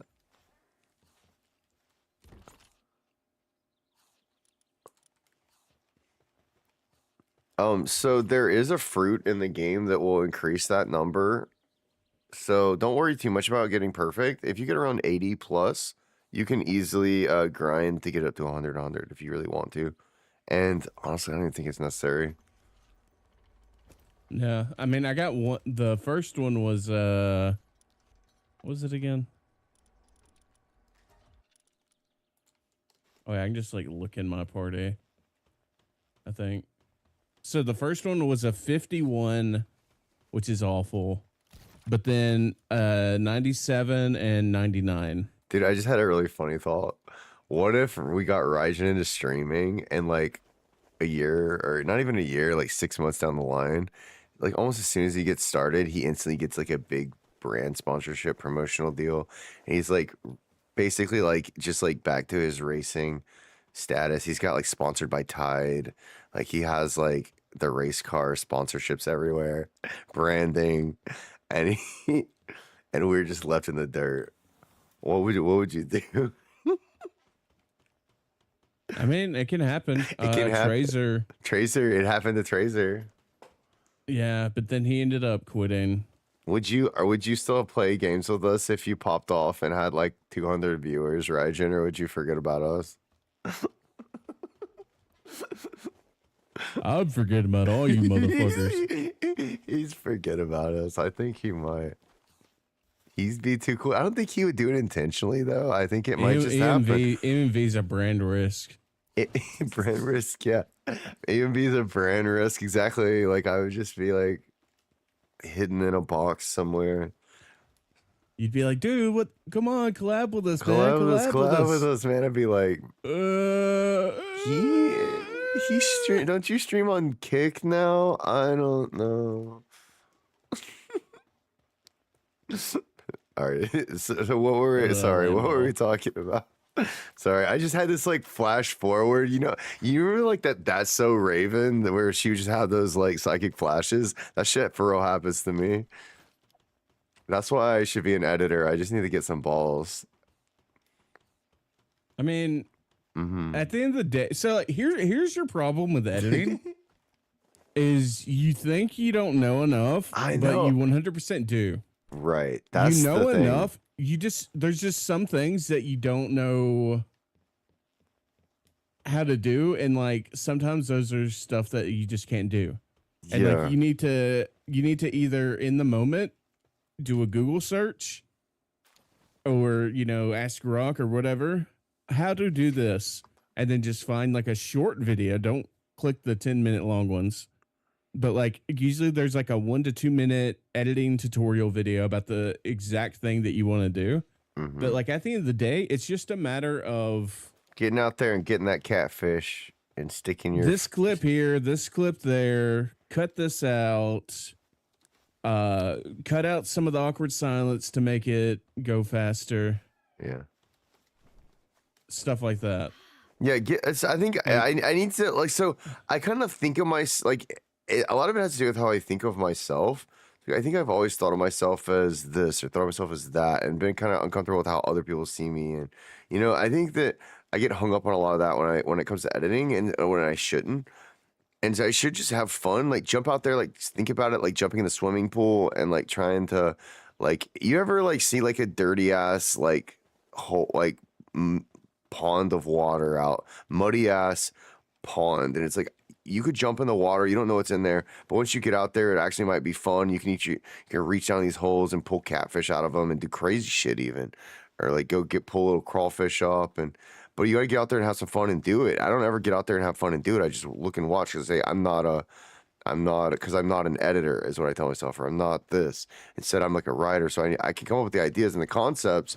But as far as like getting my hands dirty and get my feet wet, I don't do it, and I actively avoid doing it a lot. And when I do it, I do it as quickly as possible. I say, well, I suck at that and I'm bad at that. Instead of like trying to, really, really close my eyes and figure out my own style and like center myself with all of it. I haven't gotten there yet. But I think if I'm getting closer. Doing it as quick as possible and doing it shitty is the best thing you can do. Probably. I think with time I will get to where I'm just like doing it fast. Because like when I play Palworld, I've been playing Palworld now for 2 weeks. The efficiency with which I run around and do things is much better now than it ever was when I started. And I was just kind of fumbling around like, oh, where's this? Oh, there's that. Now I'm just like zip, zip, zip, zip, this. And I'm just like coming in like a fucking SWAT team, you know what I mean? And I hit it and then I'm out. I'm not quite that good, but you know what I mean? Like it gets to that efficiency. Like on League of Legends, I'm a machine. And it makes you kind of almost, it gets sentimental when I think about me falling in love with something in an innocent way and just starting with it versus like how disgusting I get when I get so calculated with everything. But I think I need to do something like that with editing and start having more fun with it and play around with it instead of turning it into this morphing it into all this other extra stuff that I attach to it by my own meaning that I give to it. If that makes that might make some sense. I think it boils down to imposter syndrome is a good way to grab a lot of those ideas. I think you overvalue Yeah. like what it means to do the things that you do, Yeah. and instead it's like it's just something you just kind of quickly Well, like bing bang boom. in the same way that I went around in all these circles getting like perfect IV breeding for my pal just to beat the game when like none of that shit was even necessary. It's like for editing and stuff, I think that can be a double-edged sword. Because on one hand, it's like, Yeah. yeah, you can do really complicated tasks that are, I guess, laterally different or whatever. But when it comes down to focusing and doing the, like, just following the path in front of you, the thing you need to do, and when it's just like, hey, every day edit a little bit. Hey, every day, or at least not even every day, maybe a couple days a week. And it's like a really quick, like surgical cut. Do it real quick, 5 hours or a couple of hours of eating some good food and looking over the stuff we've done and have fun making some fun edits. And they don't have to be perfect, you know, blockbuster Hollywood movie cut edits. They can just be what they are, but the best of what it was. Throw it out there, and maybe that could start to catch some people. But instead, I spend way too much time tripping over myself, running in circles, and not actually producing anything at all. And then moving on to the next thing, which is not a good pattern. I distract myself with YouTube videos way too much. It's become like an attention thing. Like too much of my attention is like pulled into like different directions for me.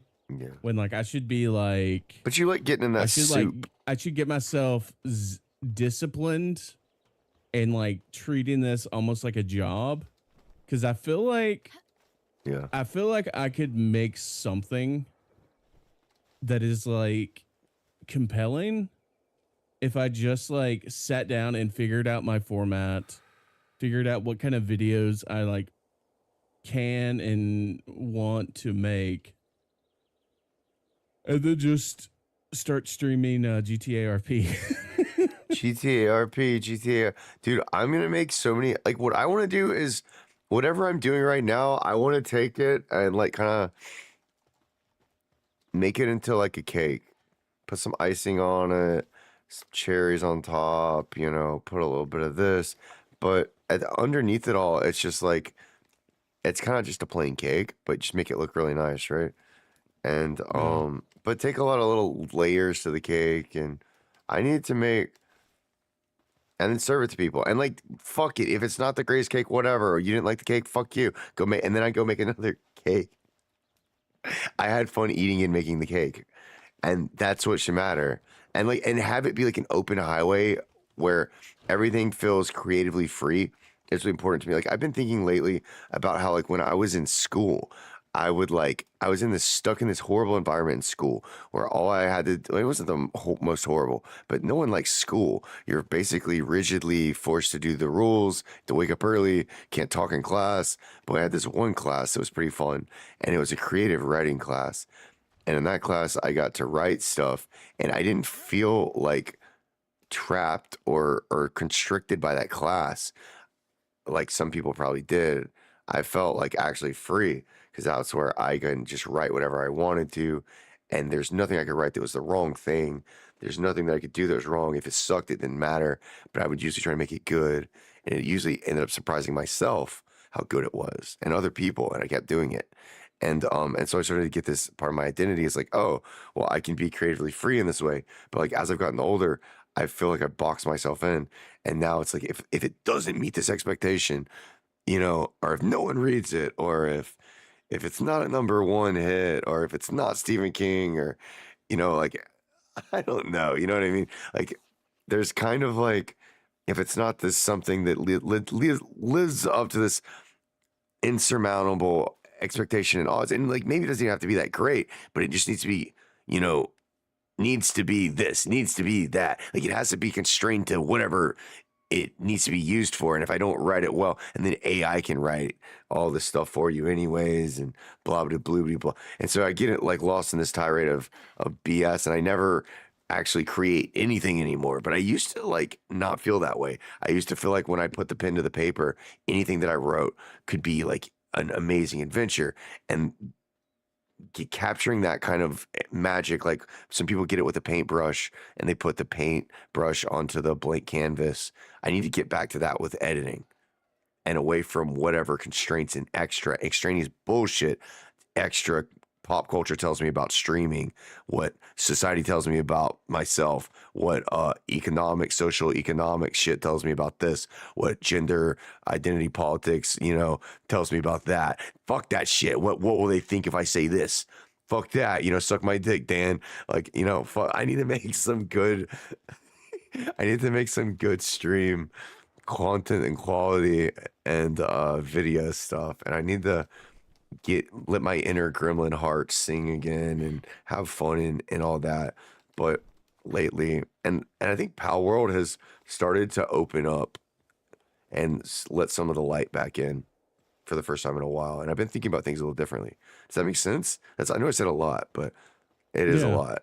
Yeah. As an artist, I think about it. I know I overthink You're it. putting, you've been like kind of putting everything Into these like boxes. viewing everything in like this negative light, putting thing into boxes and viewing it like a certain way, and like putting value into like opinions that don't even matter. Don't really matter. Yeah, and a lot of it's not even like it's like I've been latching on to stuff that's like my own insecurities, but it's masquerading as other people, quote unquote trolls, or my own paranoid delusions have been pulling the strings. And it's crazy. It's sad to see because I got to admit it too, is one of the reasons I'm not successful as a streamer.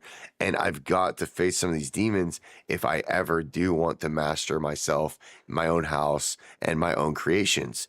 And not with and instead the other way around. And that's kind of the poetic, I think. Go on. That's all. Sorry to keep taking it from you, but CDog VA finally did his big like streamer like tutorial thing.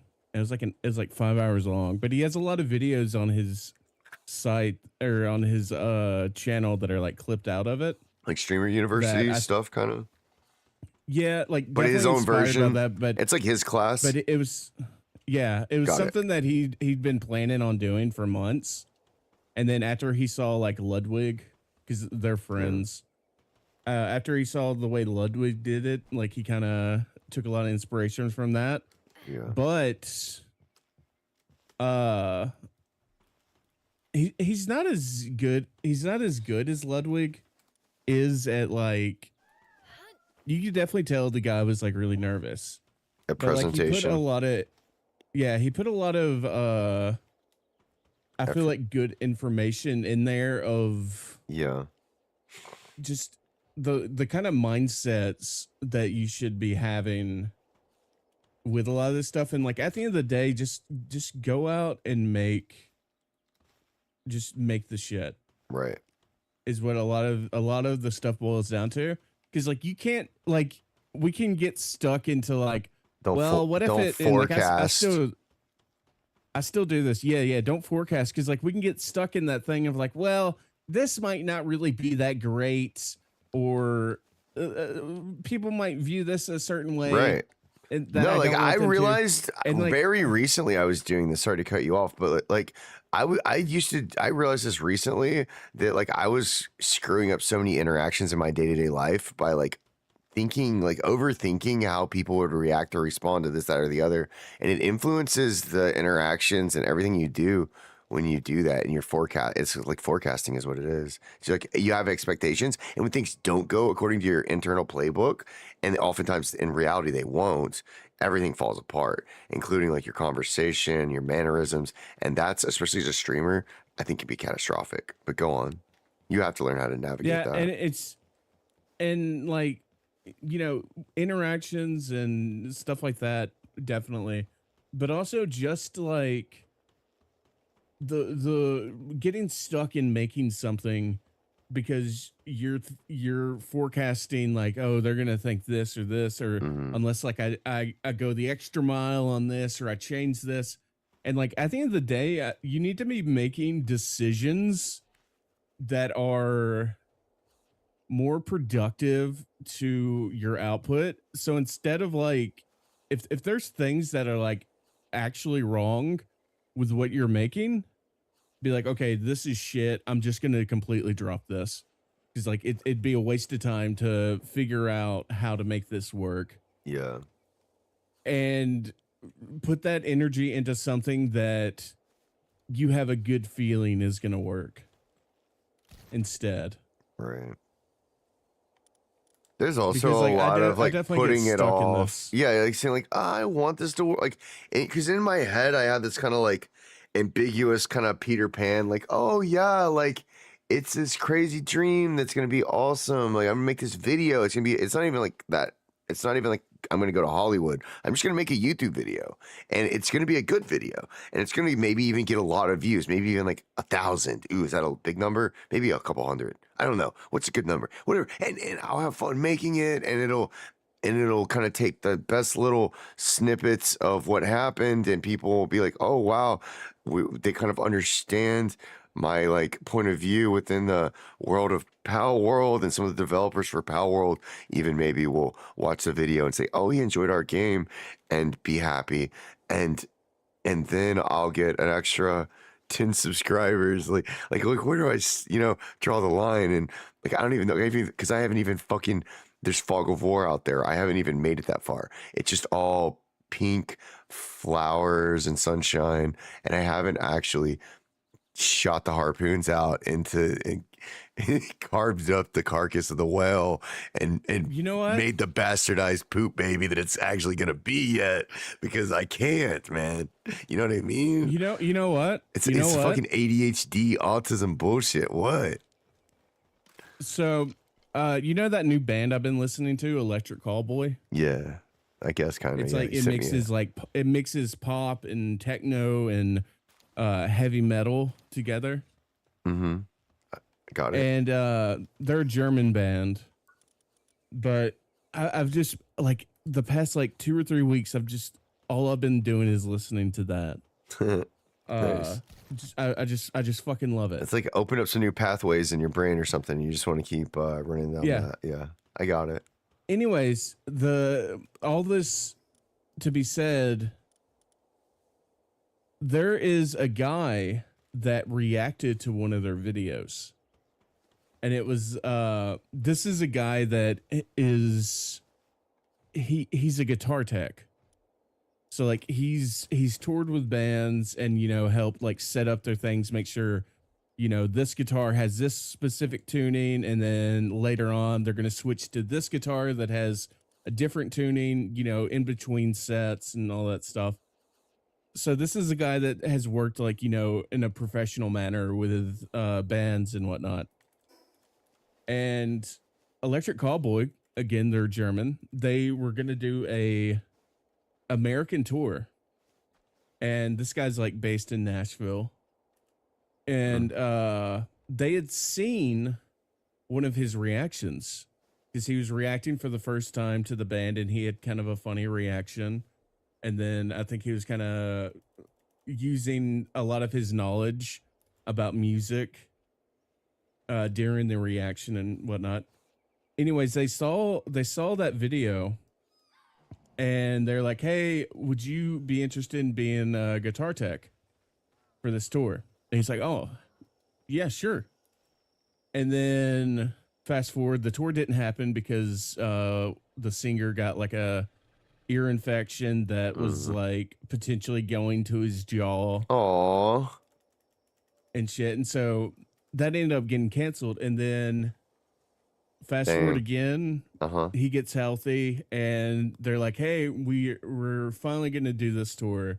Everybody's healthy.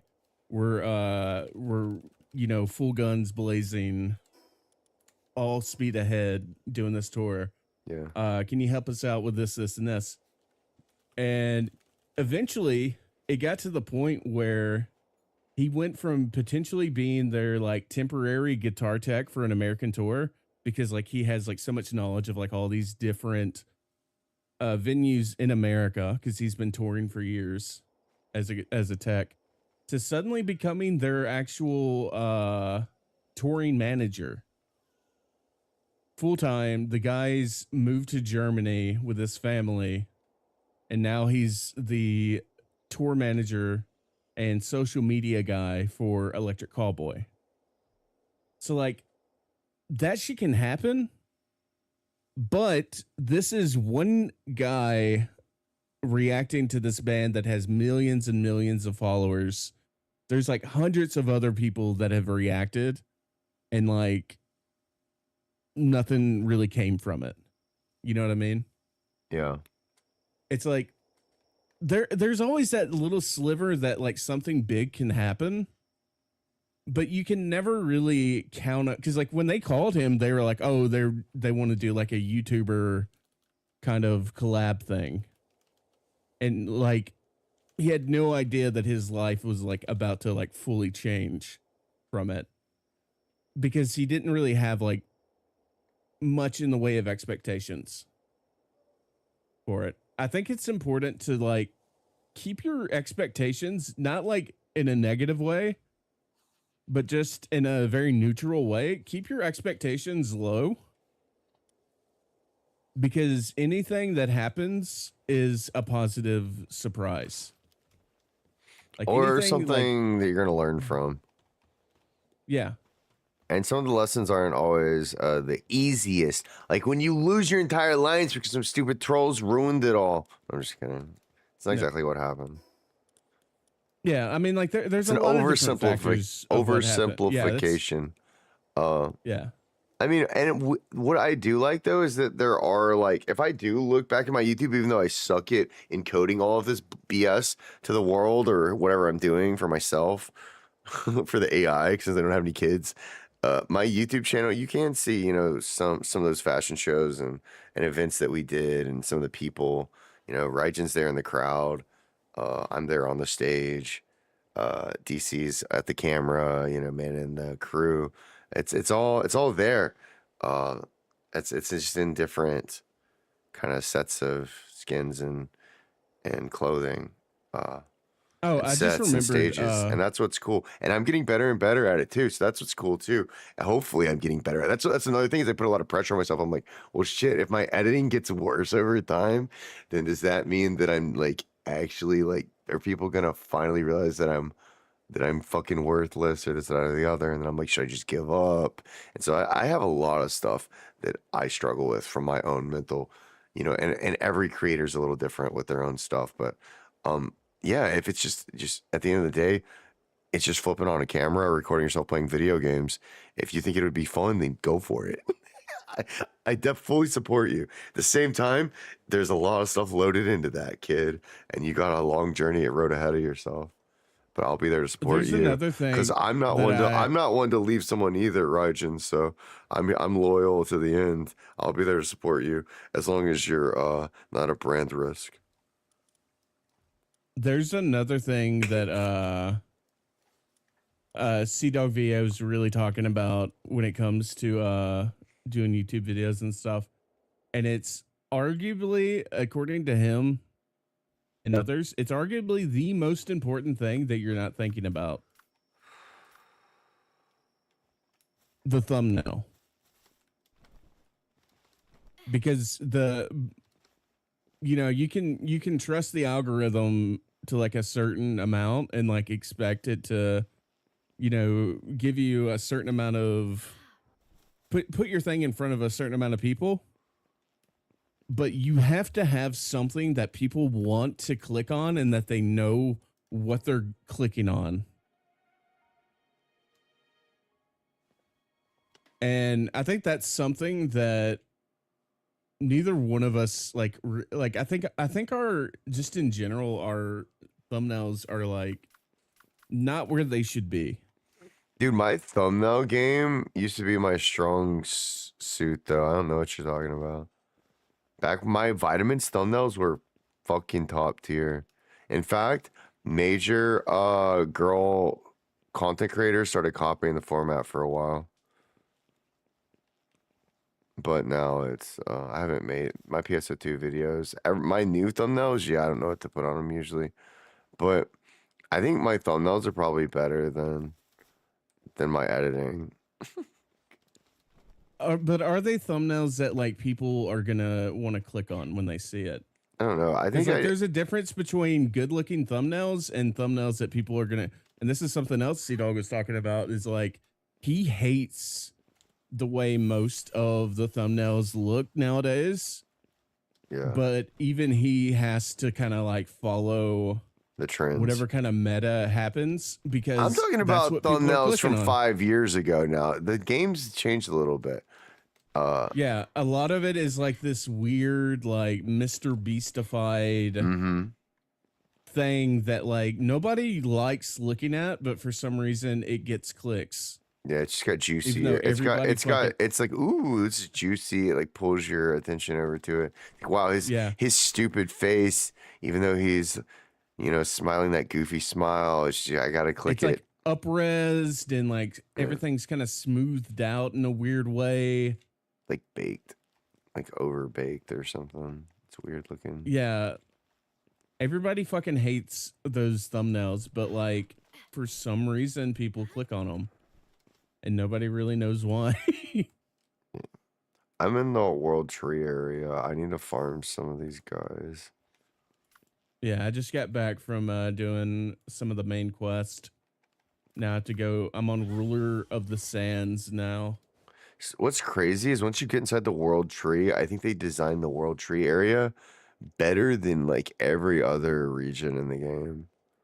Like I feel like the World Tree area was like their original vision, and then they like added the overworld outside of it or something. Or it could be reverse. That was like after they finally got the talent Once they got the talent, yeah, they made this. to get to that point. Yeah, because what they made inside here, it's weird because a lot of games, I don't know, some game studios put all of their effort in like the first, 5-10 minutes of the game. Yeah, they do. They front load it. They front load it. This game is total opposite, bro. So you do at least have that to look forward to. The area inside here is fucking gorgeous. That's good because I've enjoyed the area outside of it. Like, I would say that probably like 60% of people will never see this at all. That bought the game. Probably 60% of people won't beat it. Maybe 40% of people won't beat it. What do you think? How many people will get to the end of the game? The amount of people that actually beat any given game is Less than half. incredibly probably, right? low. Maybe less than half. It's definitely less than half. I would say It's kind of close hard. to 25%. Yeah. And in some games, maybe even like less than 10%. Dude, I'm going to be honest with myself. I'm usually one of the 90% that doesn't beat the game. There's some games I bought, installed, played once, and never played again, and paid money for. Looking at you, what was Ark Evolved or whatever? Yeah, there's a lot of people. I'm definitely one of them as well. The amount of games that I've beaten pales in comparison to the amount of games I have incomplete. It's okay. But the games that I've beaten, I have very, very, very fond memories of. Yeah. I will say. Yeah, you're a loyalist. I feel like most games that I've played are good for a while, and like they're a good time killer, but they just for whatever reason weren't worthy of all of my time. Yeah. I will say the fastest game I ever beat was in one sitting playing Knights of the Old Republic. I rented that game, played it start to finish, stayed up for like 27 hours, playing that game start to finish, returned the game early, and went out and bought it. Because it's like, this is my game. Yep. And that was like the first RPG where I was just like fully just Immersed. completely engrossed in, because it was the game I always wanted. I always wanted a game in Star Wars where I made my own character. I played out a story, and it was one of the first games I ever played where you could make choices that mattered. Where you start turning to the dark side or you go to the light side. Yeah. And like some characters from your party would turn on you depending. One of the first games that like I kind of got in that had that vibe. But dude, Fable, I think it was Fable 3, honestly. It wasn't even the first Fable. But I think it was like Fable 3. Is that the one for 360? Yeah. Yeah. Fable 2 or Fable 3. Probably Fable 3 360. on the Xbox 360 for me was pretty cool. And they had like a game world where not only could you like, you know, move between different towns and worlds, you could like own houses and You could have you an entirely separate life in each town. had with like a wife wives and kids. Yeah, it was cool. In each town. And like you would come to the town, like all the townspeople would show up and be like, "Yay, he's here!" Or like I don't know what it was. Like you could basically buy property in the towns. You could have renown, sort of. Like you could have, but there are also like factions and like there's like all kinds of hidden secrets and shit in it. It was cool. I liked it a lot, and I felt like as I was like, I felt like I was a part of that kind of world. That's one of the last games that I think I played on console that was like that. The first Fable was it was a game that overpromised and didn't fully deliver. But when I was playing it, I didn't give two shits. I was just like, holy shit, this game is like, because like everything you did mattered. It changed the way your character was perceived. Yeah. By like everybody, and like you could be living a separate life in one little village with like your wife and kids, and then in another village you could have like your other wife. You could have your other family and shit like that. But it wasn't like a spiritual experience for me like Knights of the Old Republic where I remember it forever or anything, but it was pretty good. And like for like probably a month, maybe at least a couple of weeks, I was like definitely lost in that world. We should make a YouTube channel that's like us counting down like top 10 or top 5 like game, like one video could be like, what games did we play that we had a spiritual experience with?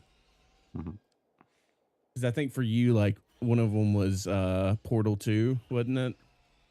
I played Portal 1 and Portal 2 back to back there for a while, and yeah, that impacted me. That's also when my mom got diagnosed with cancer and stuff too, so it was kind of a high emotional time for me. But I also started being a little more productive in society, and I think I always attributed it to having so much fun solving problems and thinking, I guess, creatively about how to do it on Portal had helped me kind of start doing the same thing in my real life, because Portal's kind of a short game. So when I was done with Portal and Portal 2, I had so much like good energy that I started solving problems in my own life, and ended up getting like a job for like one of my first jobs in years. It was a good time for me, but because I feel like I don't know if it's like games where I've had like a spiritual experience with aren't even like really games that like aren't even like really games that like I've beaten, because there's one game that I had a spiritual experience with where like I to this day like I I long for that vibe again, Yeah. which was Trans World Surf. Remember that surfing game I had on Xbox? It might have just been like, oh my And god, graphics. and I remember back then you could burn a CD onto your Xbox. And I burnt I think it was the Red Hot Chili Peppers Greatest Hits onto the Xbox and was playing the surfing game Yeah. in my living room, like middle of the night, and just so completely engrossed, and like I was getting like goosebumps, and like it was one of those things of like I feel like I'm out there in the water. Like I don't know if I had like a fan on, so like I was a little cooler, but like something about that moment in time, I felt like it was me out there in the water and not just like a digital experience that I was having. Yeah. One game that really stuck with me was that I don't know if a lot of people remember is a game called Heart of Darkness that I rented. Is that the? I think I remember that one So it was on a game. PlayStation. It was on PlayStation, and Yeah, I remember that one. Yeah. it was kind of one of these side-scrolling puzzle games similar to Abe's Odyssey, where you kind of did a little bit of platforming, but it was mostly puzzles, and your character was it was very easy for your character to die, and you would kind of go screen to screen to screen and have a puzzle to kind of get to the next area. But Heart of Darkness is really, really cool. It starts out, you're like a little kid, and you have like this electric, weird technology gun that zaps away these like Yeah. shadow guys, and he's got a dog that follows you. But you quickly lose your gun at the beginning, and you have to like somehow get the power of nature to do the same shit. And it's really beautiful game. I don't know. I liked it a lot. Yeah, I remember. I think I played the demo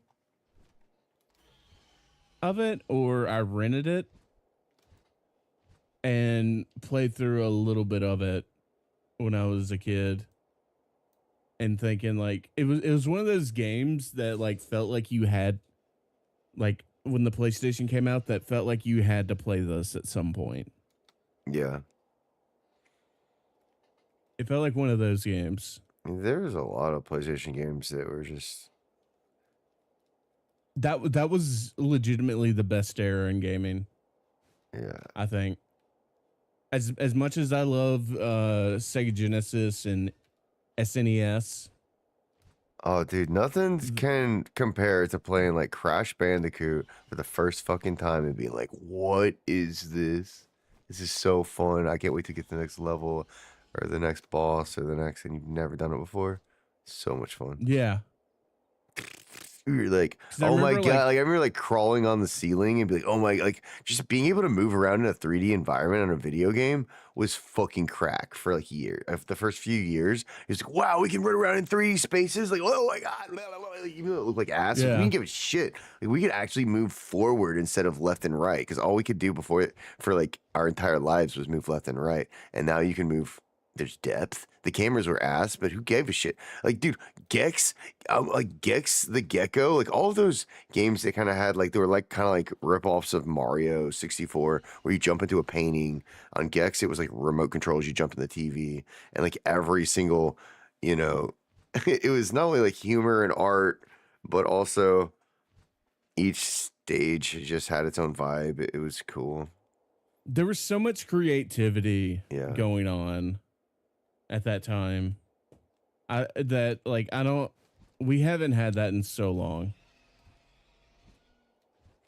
Yeah, and it's We're I think still it's the same thing posting- I was talking about with streaming earlier. It's like you make yourself a box and you box yourself in. You have to break yourself out of the box, but I don't know like if gaming can recover, because the games look 10 times better, but some of the soul's gone from some of these for sure. And Oh yeah. As far as AAA is concerned, I think there's a good chance AAA could die.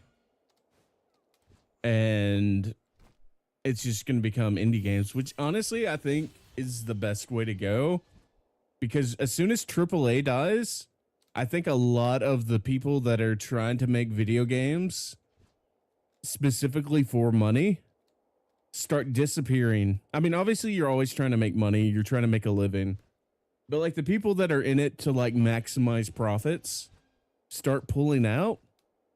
Then the people that are like legitimately creative and interested in making video games and not trying to like say, you know, hey, I'm this message and this is the message that you must listen to, and we're saving culture.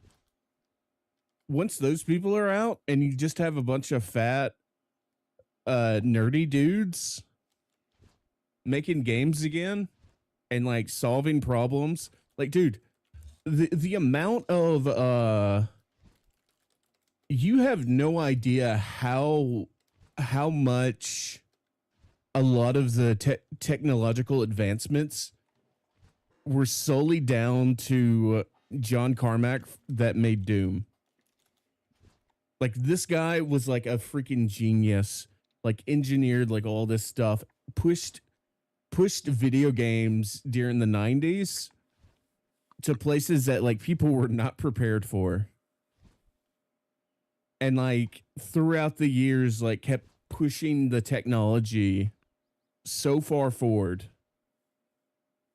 And like getting guys like that back into video games again, I think is like important for the survival of video games.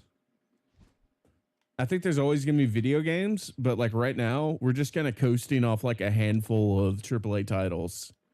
And then like the only games that make like a big splash are like these smaller indie titles. I mean, I struggle to call Palworld an indie game, but you know, they kind of came out of nowhere with a lot of this stuff.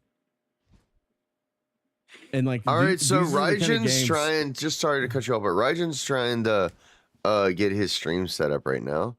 You could probably go up to, I'm up to 10,000 kilobytes per second. That can sometimes help. If you go higher bit rate, sometimes you need to go lower. 6,000's a little bit on the low end. You could try to bump that up to 8,000, 8 to 10,000 at max. I wouldn't go over 10,000. I'm probably at the max. I'm crazy.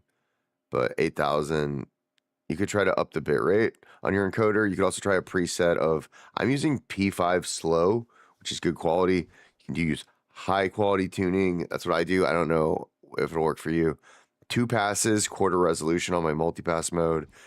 And I also have look ahead checked. Adaptive quantization is checked. This is in my output settings. And then I have 2 B frames. I'll send you a picture of this actually on Discord if you want to try to just copy my settings and see if it helps you any. All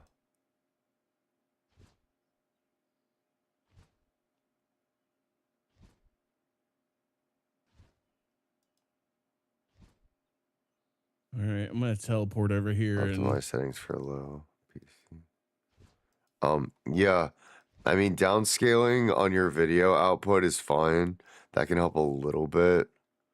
Let me see what we got. But yeah.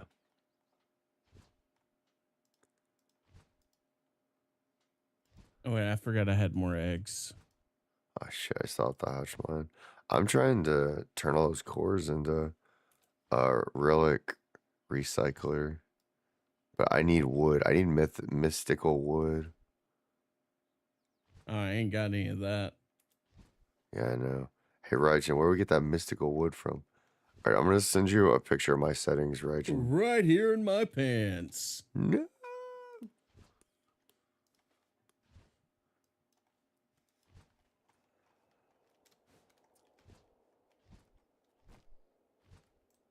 Oh, wait, did I not get this? There we go. I need to. It's supposedly you're supposed to get them from these little. Let me see if they're over here in this forest area. I'm looking for a specific kind of pal inside the world tree. I've not been able to find it. I'm the F. It's like the big dinosaur guy, Ephedrine or whatever.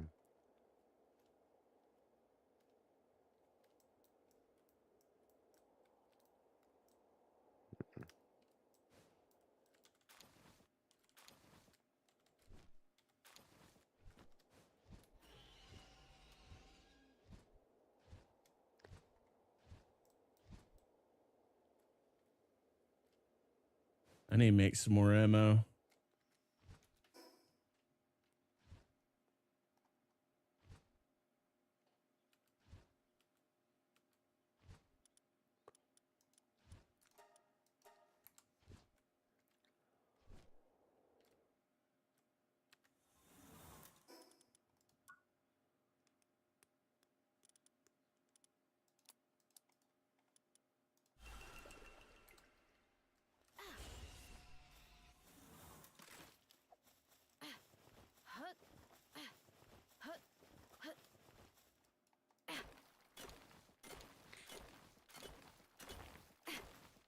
I don't want to use all my ingots.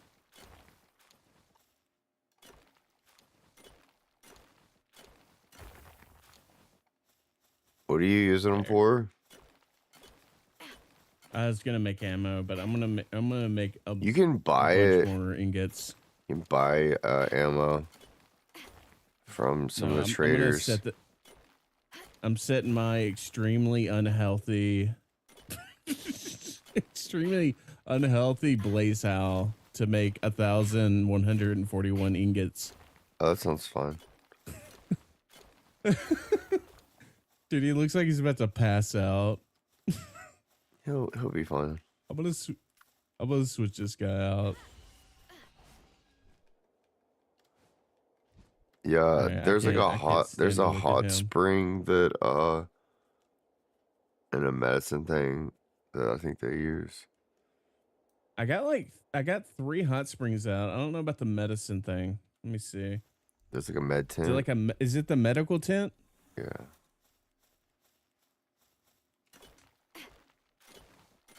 That might help them if they're getting injured. Let me find it.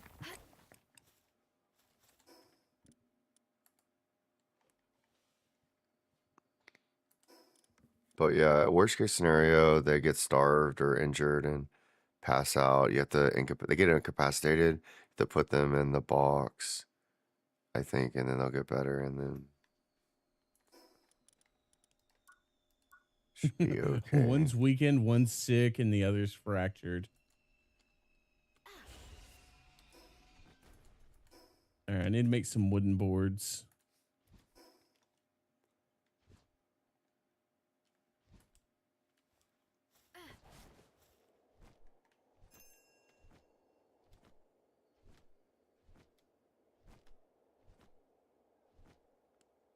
Yeah, you might have to do some trial and error. I Oh, would Pal's got back. if you have like like you use your cell phone, Rygen, and go to whatever your channel is and monitor it that way. Or if you need me to help you, then I can look.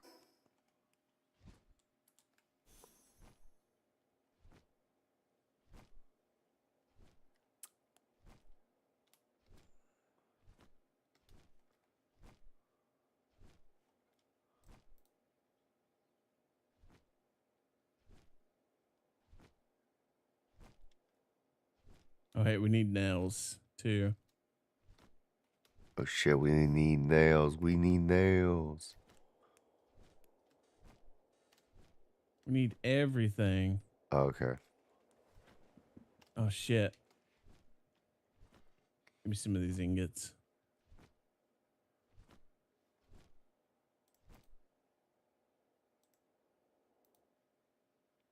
Make like 19 nails. AKA 95 nails.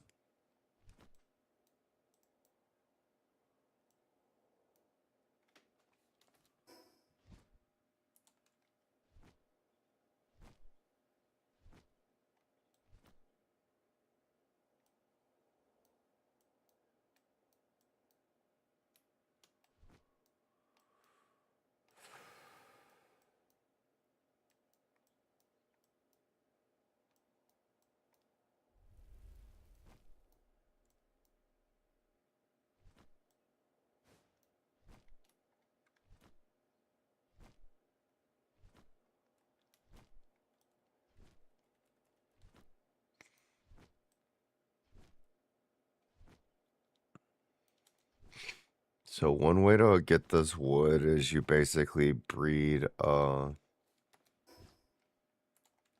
two of the guys and disassemble their children again and again. It's kind of dark, but This highly whole profitable. game is dark. Highly profitable, much like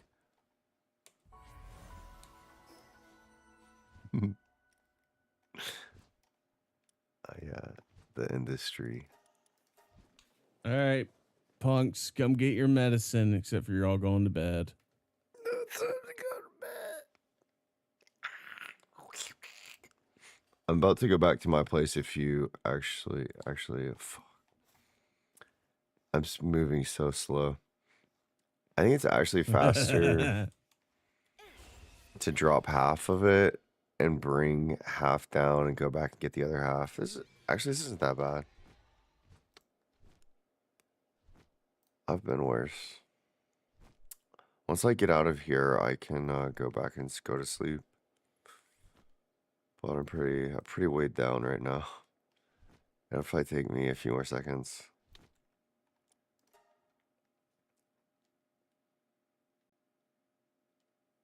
All right, I need to go to my storage house anyways.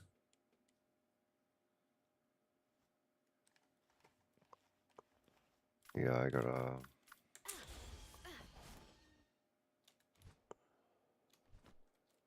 This is one of those. Use your auto run times.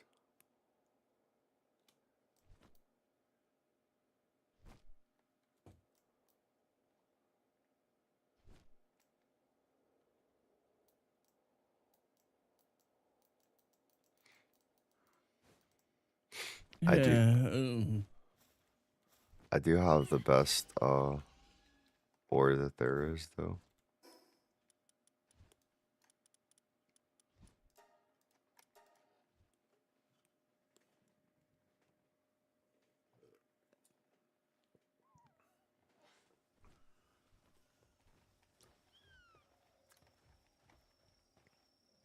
All right, I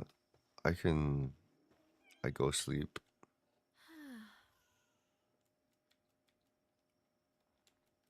Two out of three, 2 out of 3, 2 out of 3.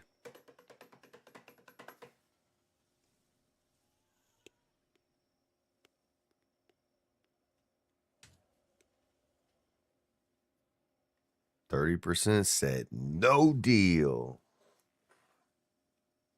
That's what it was like in jail. If one guy didn't want anyone else to go to sleep, he just fucking yell all night. In fact, there's this one guy that like he was like sick as fuck or something. I think he was dying. I don't know, but all he would do was cough like nonstop for like a week straight. Fucking drove me crazy. I thought he was gonna die, and then they moved him somewhere else. There's another guy that that was during COVID, wasn't it? Yeah, it was Like at the actually. very, very early part. Yeah, he was probably like patient 0 or something.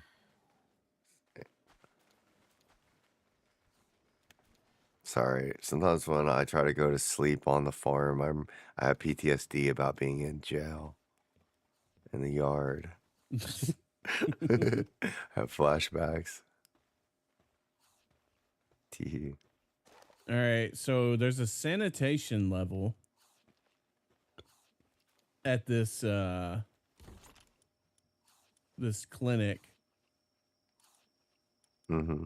How do I change? Wait, do I need a nurse? Pal now? You might need a medicine pal, yes. That's suitable for it.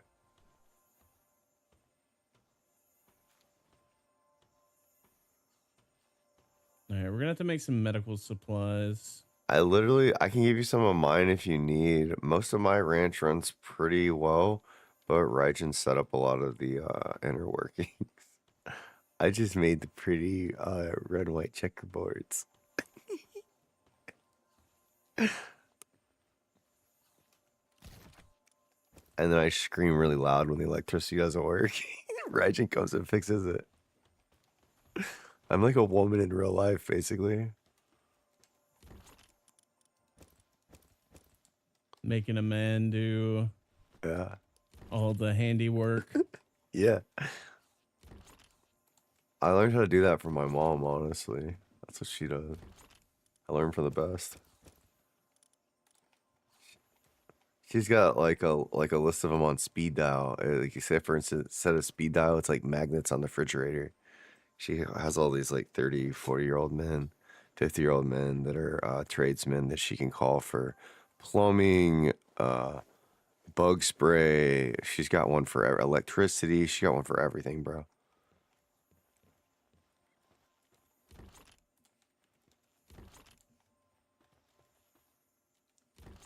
All right, pals. You're about to go on a dangerous mission.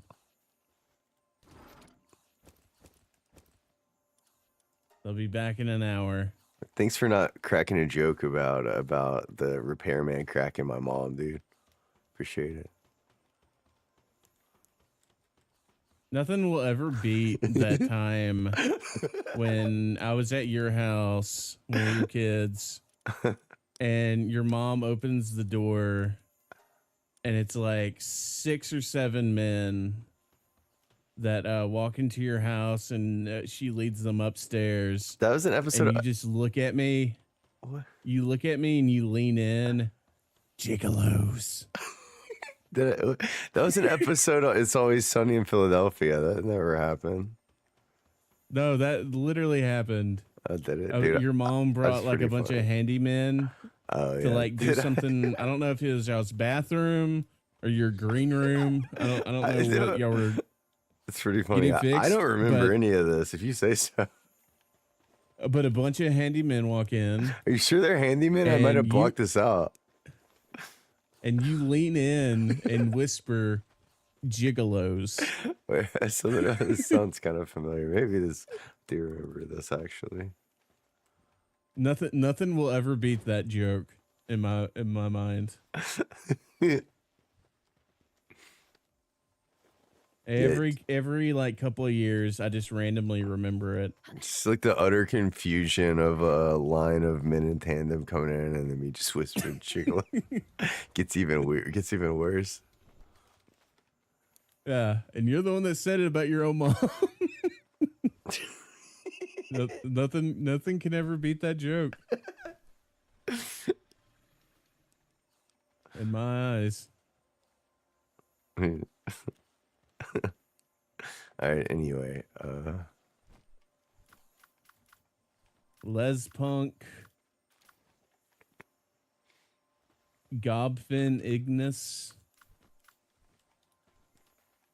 Goldfin Spignish. Incineram. Incineram, Goldfin Spignish. It's my favorite pal. Me favorite pal is Goldfin Spignish. Yeah, see? Okay, I don't have all the materials I need to have enough medicine. So I think I'm just going to put these old busted broken fellas. I'm gonna put these old busted broken fellas in your mouth. Just Yeah, put him there. just let me put them in your pal We need- box. Old man Willie. All right, let's see. Who has the best suitability for kindling other than him? Oh wait, there's a Lucky around. I hear it.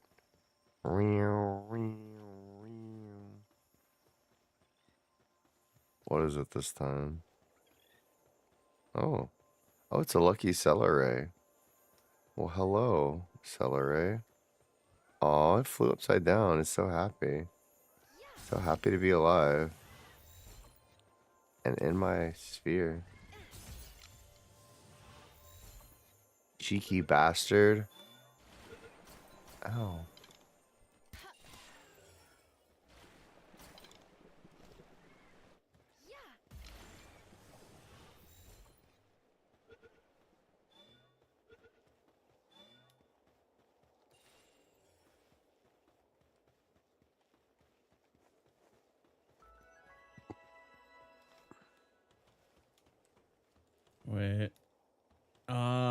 Okay, down here. What's this guy doing? Cheeky bastards, all of them. I wish I could figure out what these guys are doing.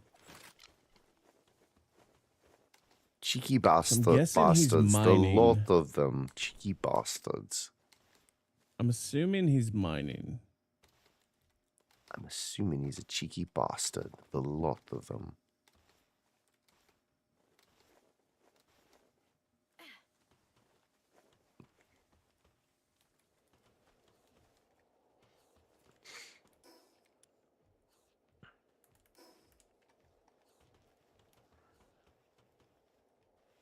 Dude, I get like when I'm in my like mansion over here,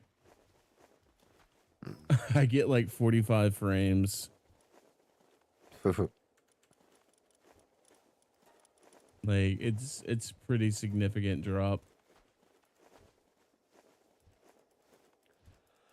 All right, see what this egg is. Memorist. I need Alphadrin Aquas. I got some of those, but I'm pretty sure they're pretty crappy. I don't care if they're crappy. I need them. Oh wait, I have one. That's a Relaxosaurus. Yeah, I need them. Can you meet me at the cake base? Meet me at cake base. What for? To disassemble their children for profit. They'll be fine though. And returned. Let me see how many I got. I need the wood. Apparently they're supposed to drop wood unless Copilot is hallucinating again. Because they ran out of grok tokens. Last night, Copilot was telling me to make an ancient oven. And I was arguing with it. I was like, there's no ancient oven. There's an ancient furnace and there's an ancient kitchen. There's no ancient oven. And then it was like swearing up and down that there was. Until I finally wasted a token on Grok.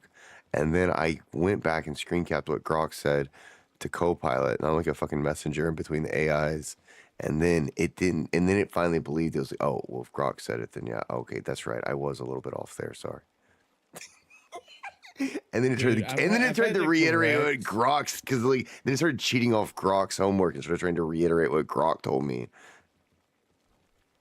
But yeah, I've had to correct the AIs so fucking much. He's like the and it's I enjoy so funny doing how it. like it's so funny how like confident they are, and like I'll just be like, is all of that information correct?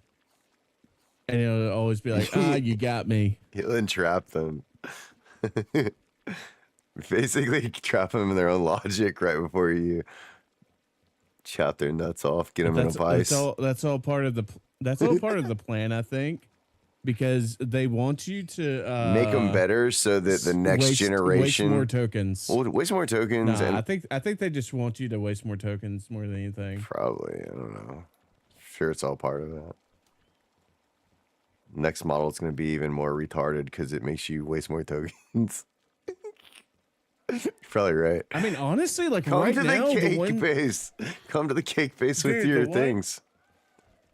I'm searching for them. Okay. The ones that like the AIs right now are so fucking stupid. I swear they've gotten dumber. Yeah, I think so.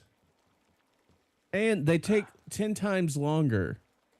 It's like, are we not building like 1,000 fucking data centers across the country? You to know, make these things my mom was telling me more accurate. Your mom would actually, you know what? Your mom might know more than my mom, but my mom was telling me about some of the data centers and stuff, and especially around this area where they have some of the superclusters and stuff for the X computers, and there's some kind of thing on the books. It's like some weird old law that in the parts of the country where they're building these, like there's some sort of thing that says if the thing is on wheels and mobile, then it is allowed certain property like lines, or they're allowed to do industrial, zoning in these areas. But it's all based on these old ass outdated like hick laws that are like if you had a trailer that was on wheels. And so every single one of these souped up fucking super cluster like massive warehouses is sure enough on these tiny little wheels just to get around some of the zoning. And some people are pissed. They're like, some of it's the hysteria. We don't want. I mean, first off, people around these parts, they don't want to give their farmland away. They don't want any sort Oh, of definitely zoning. not. This is they don't care what the technology is or future. This is their pride and joy, their legacy, their family's land, whatever it is. There's all sorts of zoning, and they don't want something coming. They don't want big tech coming in, and these are places they ain't gonna get nothing from it. They're living in their little podunk place that they always will live in and always have lived in. They don't give a fuck if there's another warehouse, and as long as it's not in there. But if it's in their backyard, that's when they fucking care. And Yeah. And the fact that like the amount of jobs that these things are going to bring, not that much. yeah, And like as time goes on and they become more and more yeah, they're gonna be less replacing and less jobs. supposedly replacing entire industries. So they might even be completely negating the Yeah. concept of a job altogether one day. If the people in charge, I don't think that'll ever. I mean, no one I don't does. think it'll ever. No get to one that really point. does, except for the super ass rich. They're like, yo, we're gonna have robots that do everything for us because that's what they look at real people like. Yeah. Because at the end of the day, like They just want to replace they're not us. going to be affected in any way other than just their lives are more convenient. Meanwhile, it's going to be like what's that movie by that director I don't like? Elysium Elysium, yeah. with I think it was like Matt Damon and like all the people like on the bottom Uh-huh. like on the earth like Kinda like they're a just all Halo poor as ring. fuck. Kind of Yeah, thing, and then up in the sky on that big platform up in the air, they're like rich as fuck and like they have technology to like cure all like cancers and like everything. But like nobody down below has access to that. And that's the society that they're gonna get. It's like, yeah, maybe they might if we live in a society where like we get like universal basic income, stuff like that. It's just gonna be scraps. Like it's gonna be like the people that live off of was it EBT or whatever that live off of like the food stamps and stuff. Like that's the universal basic income that you get to look forward to. And it's like nobody's gonna be happy with that. And nobody's gonna be able to strive for anything more. Because there's nothing to strive for. I think that's like the biggest thing. The aquas that I have. They're attacking my base. The aquas that I have are on a mission right now. They're in the expedition for like the next 40 minutes. I forgot to tell you. All right, we're coming to your base to bail you out, old man Willie. You crazy old man. Where are they? It's a good thing you got all these walls and stones and stuff. Oh god, here come the booba monsters.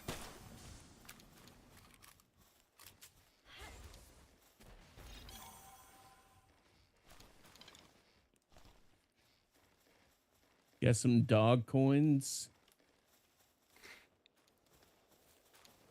Are you sure you got Alphadra and Aquas? I don't think you do. You probably Yeah, I have got, some like, 4 of Alphadra. them. I need two. I need a male and a female stat at the cake base. They're currently on an expedition. Ah, fuck. When are they getting back? in like 40 minutes. They're on like an hour-long one. Fuck. Where'd you find them? There's no way these give you mystical wood. I could find them. There's no way these give you mystical wood.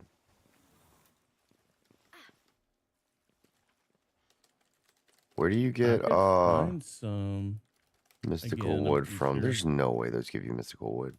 If you have them, there's no way.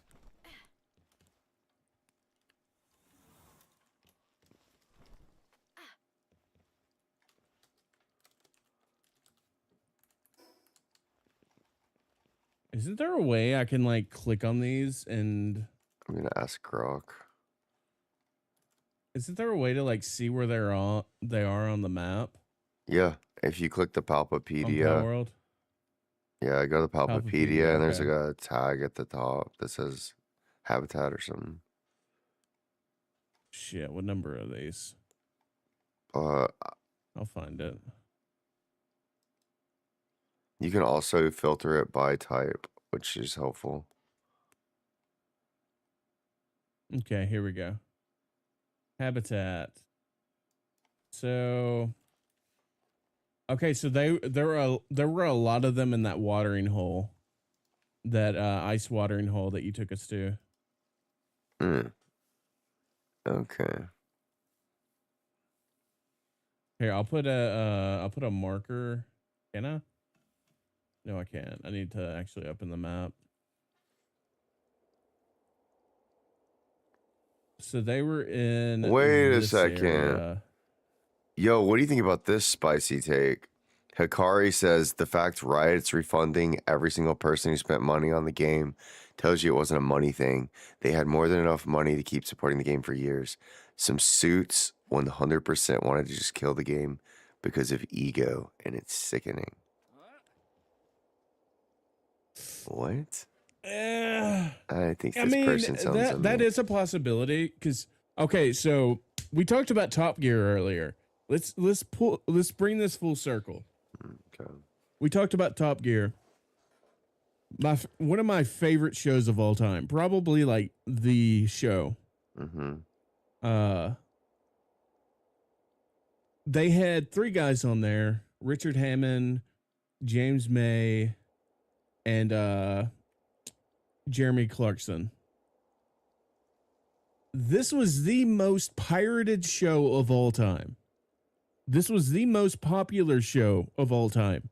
This was the most popular show in like almost every single country on the planet for quite a few years. These guys were like super mega famous. They had like the greatest chemistry of like any trio ever, because like they like, you could never fully tell if they like hated each other's guts or loved each other to death. Like it was that kind of chemistry, and it was just so good. Like they were best friends, but they hated each other. And wildly successful show.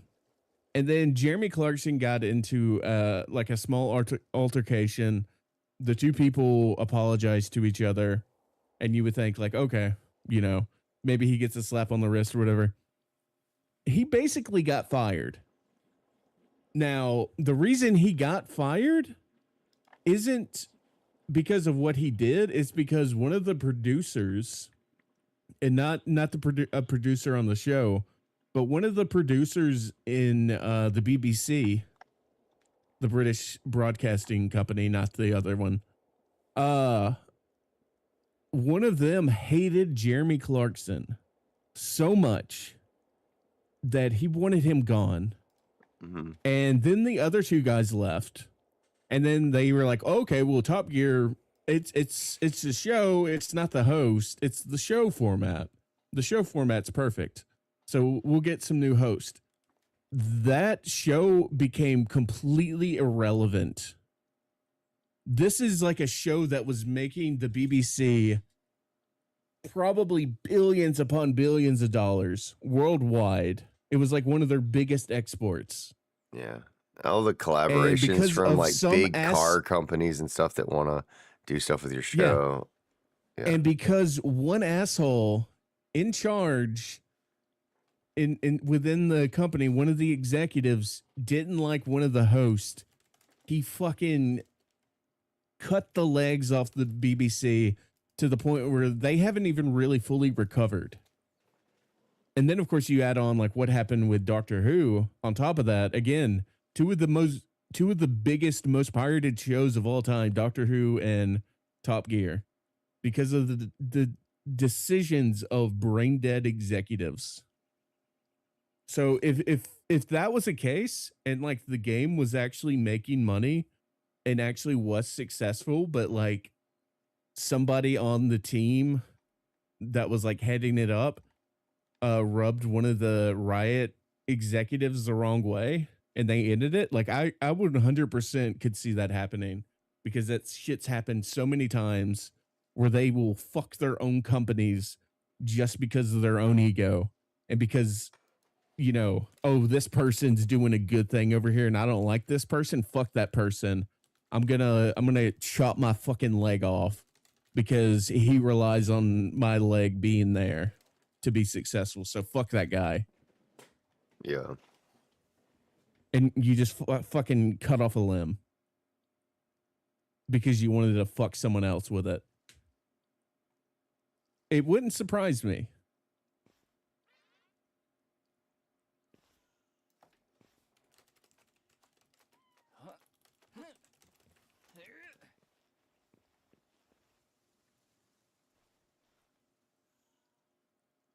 I'm cuter than you.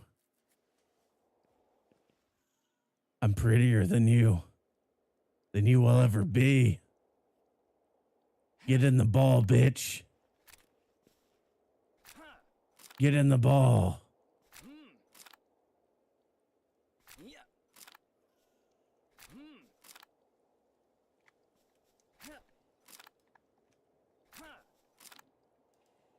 A basic ball for a basic bitch. Get in there.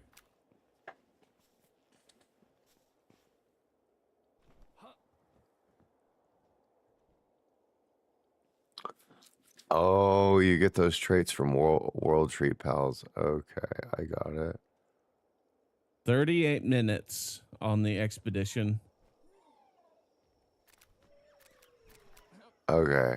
You just chop trees inside. Dude, fucking co-pilot's actually retarded. That, I don't know why it's saying to do that, to destroy those pals. That does not give you the wood. Or if it does, Dude, it's so co-pilot's dumb. the dumbest one. It's actually the dumbest one. God, it's so dumb. I don't even mess with Claude. I think Grok is just like the easiest, like plug and play, has less filters. Yeah. So like whenever you're searching for stuff, it's not going to immediately be like, I can't do that because XYZ. you said booby. Yeah. All right. Yeah, I can. All right. I think I got this though. I think I just literally have to go inside here and chop wood. All right. Yeah. Don't worry. I got it. It's just special wood that spawns within the world tree area, I think. So don't worry. Okay. Dude. So we don't have to do demonic rituals against aquas. Like, no, we don't have to do any of that. Just as you were a soldier, just do whatever you're gonna do. Head back in and try this. I pretty much have everything I need except for fucking wood. But there's special wood that comes from this place. Everything in this place is fucking weird. And like, I don't know. Wait, I have an incendiary grenade. What the difference between the like fake trees are and the actual wood trees. You know, like I don't know what a real tree. I guess, is this a real tree? I try to chop this down. Oh shit. Okay. Now I see. Yes, it is exactly the same.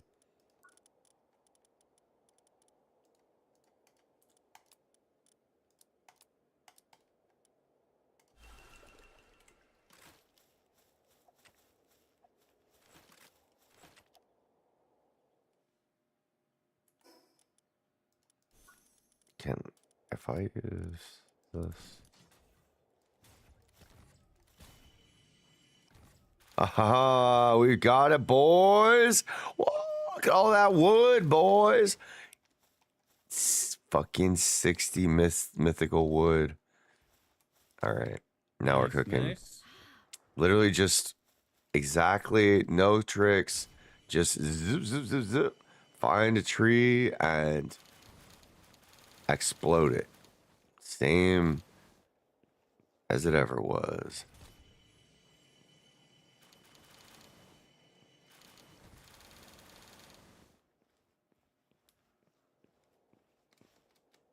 So what were we saying? Games that gave you spiritual experience on. Let's narrow it down though. I don't know if I really had spiritual experiences on the Nintendo Entertainment System for me, but one of them that's definitely a vibe. Alien 3, the game. Yeah, that's definitely a vibe. Yeah. For let me see, but maybe up to Sega Genesis, there's probably so all the Mega Man games are always good too. It's probably the closest for me. Oh shit, I can't move anywhere. But for Sega, I'm trying to think of some good Sega Genesis games. Bubsy was also a fucking vibe. That was a spiritual experience, but a vibe for sure. I think that's like a whole nother video, honestly. Bubsy? No, just talking about video game vibes. Oh. Yeah, like Vector Like what Man's video kind of. games evoke a feeling. Vector Man's kind of got a vibe too. Echo the Dolphin. Every video game, if you Echo think the about it. Dolphin. Every game, if you think about it's kind of got a vibe. Well, you know what? I'll You know tell what the a vibe that Echo is? the Dolphin had. You remember the Fishman game for like Dreamcast? Seaman? Yeah. Seaman, yeah. But go on. What were you saying? With Echo? Oh yeah, the vibe for Echo was complete and utter confusion. That's what that vibe was. Yeah. A little bit of wonder and a lot of confusion. Dude, What the hell am I supposed to do here? What about the Disney game World of Illusions with Mickey Mouse and Donald Duck? Yeah, the Mickey Mouse games. Toe Jam for and Sega were Earl, really good. Ren and Stimpy, lots of really good two-player games that were like Dude, Ren and Stimpy was so good. strange amalgamations of like pop culture cartoons and stuff that kids were already into, just kind of like plastered onto the video game cartridge. Just ended up working somehow. Beavis and Butthead. Bart Simpson games. Even though a lot of people hate the Beavis and Butthead game. Yeah, Beavis and Butthead games, Simpsons fucking loved it. games. Actually, but that's one of the best vibe games ever. Yeah, you're right. That's definitely on there. General Chaos. That is a fucking vibe. So like General Chaos was one that like I never really played until like much later on the emulator. So good. It is a really good game. I hate that you missed that experience as a kid, because like the problem was, I guess you just never hung out with me when I had rented it, because I had to rent it to really play it. Yeah. And so the experiences I have were me and my cousin had played it and rented. Oh, you know another one? Bonanza Bros. That was a good one. I can remember renting Bonanza Bros a few times and like being like, I don't know if I want to rent Bonanza Bros again, because it's kind of fun at first, but then it just gets really hard and we just suck at it. But for multiplayer games, you only had a couple to choose from, and that was one of them. That's what I remember, like, as a kid. Always, like, getting the cartridge and, like, looking on the back for, is it one players or two players? And you had to narrow it down. It's like, there weren't that many really good two-player games back then. Two crude dudes. Dude, going to a rental shop and renting a video game, especially like the cartridge games. God, dude. I so vividly remember that. And like every now and then that they'd start to like retire some of their older games. And so they'd start selling them. And that's where like I got the NES copy of Gauntlet for the first time and Yeah. experienced Gauntlet.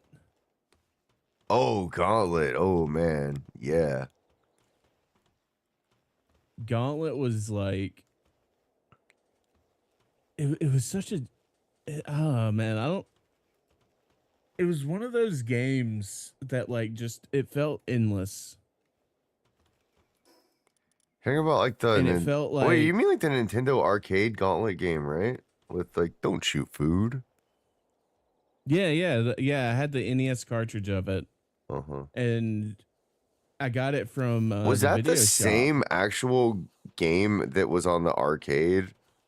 Pretty much. Yeah, it was just Ported just, for NES. Yeah, just ported down because like NES couldn't handle arcade graphics and sound. But yeah, it's pretty much the exact same game. I don't know. It felt there was such a wonder of going to a rental place and like seeing like a new game pop up and being like, oh, what is this? Or like seeing like a movie, like new movies popping up, or like something old that you've never seen before that you're like, oh, what? And like so much Well, there's of always it, and, like, something this new is what- coming out, and it was like, oh, there's you know Xbox 360s coming out, and the hardware would start getting teased. Certain developers would have access to it, and certain launch titles. Like I remember when Xbox 360 came out, there's only like 5 games, including like Godzilla the game, because they just had like fucking extra production rights from the movie, and decided to make a gorilla running around in the to test the hardware, I guess. Test King the salt. Kong. The King Yeah, Kong. But that game is actually supposed to be really good. Yeah. I found So out they had later. like Much later. very like small, highly loyal, you know, this is the Xbox, you know, games that are coming out. These are the PlayStation loyalist games that are coming out. These are competitors. But that's not really how gaming, I think, shaped up to be. Here's the thing though, and this is what I was about to get into, is when you would go to like a rental shop, oftentimes like you wouldn't really know what you wanted. You just knew like, oh, I wanna see a new movie or play a new video game. Yeah. Like that was it. Or like rent something that that's comfy. But like you would go there and you would just see the box art. And you would be like, holy shit, what is this game about? And like oftentimes like the box art would be nothing. Like the game would be nothing like the box art. Mhm. But like the box art would get you interested. And that's a lot of what like thumbnails are nowadays. Right. It's like when you're trying to get people invested in Yeah, into absolutely. something from the get-go. And you know, maybe it's like really shit, but like they're clicking on it because like they see the thumbnail. And like that's something that I want to put a lot more focus in, I think. Yeah. Is making good thumbnails I want to do that, and but figuring out what works. I want to start making more video. I also have been kind of wanting to do something similar to that, but it's more about opening up my audience and trying to just actually make videos. Not like, you know, oh, I'm playing a video game and then there has to be this extraction process of what's happening there and turn that into something else. Instead of that whole instead, what happens when it's just me, my own brain, and a camera in the loop, and I'm just having fun experimenting, and I get on the internet and I say, what are people talking about today? And I make a really quick, and that's what a lot of content creators do. What can I fucking yabber about today and push into the algorithm that other people are talking about to get them to click on me? And you know, some people circle around the same things. Like there's like a chick that literally every time there's a girl that she's jealous of on social media, she makes videos making fun of like more popular girls. Like that's all she does. And it's like, I think about like my version of that. Like, what if every time I got insecure and wanted to shit post about Ludwig, I just made a YouTube video about like Ludwig did this, blah blah blah, and that was my whole shtick. Was just I hate Ludwig, and every day I made new Ludwig hate videos. But you know, maybe not that because I don't hate Ludwig. In fact, I unbanned him. I'm just using that as an example. Fuck Doublelift though. How do I use this ancient relic recycler? Like, you know what I mean? Like, maybe if I tried to just hit that, like, and then it wouldn't have to be my whole fucking core identity at stake. It's like I'm playing a fucking character, right? I'm just a rodeo clown that is trying to get the normies' attention, which is a very different ring than I am trying to be like the most serious, best League of Legends esports gamer, rags to riches legend ever.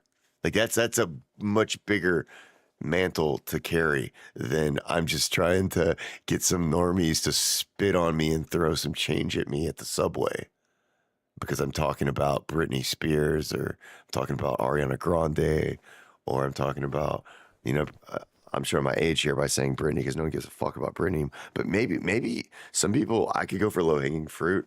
I can make, I can make videos about anything, is what I'm saying. And I don't think I would want to make it about other people so much as, or other things, as much as get my own kind of, and like that's kind of scary though, to think about what happens when I get alone in the padded room and I start inventing my own.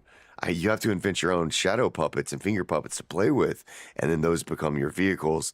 And that's why, and then 10 years down the road, 20 years down the road, someone's like, you can't change your hair green because it's supposed to be it's supposed to be cerulean or whatever because you invented a character like 10 years ago to deal with your insanity, and now people are attached to it.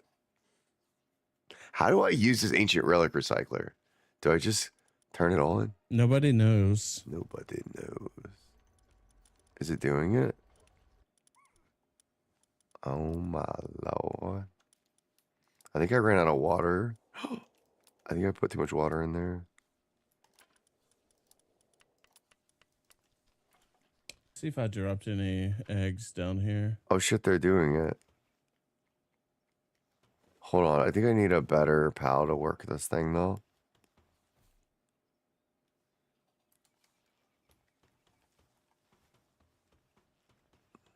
Can you put a PAL on duty to work two things at once? I think I'm gonna use Sekhmet to do this actually. She's probably better. Whew.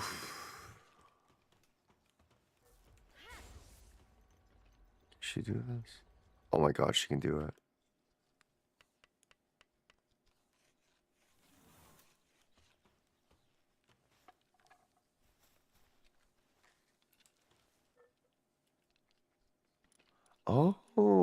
Oh my god, chat, we just got like fucking,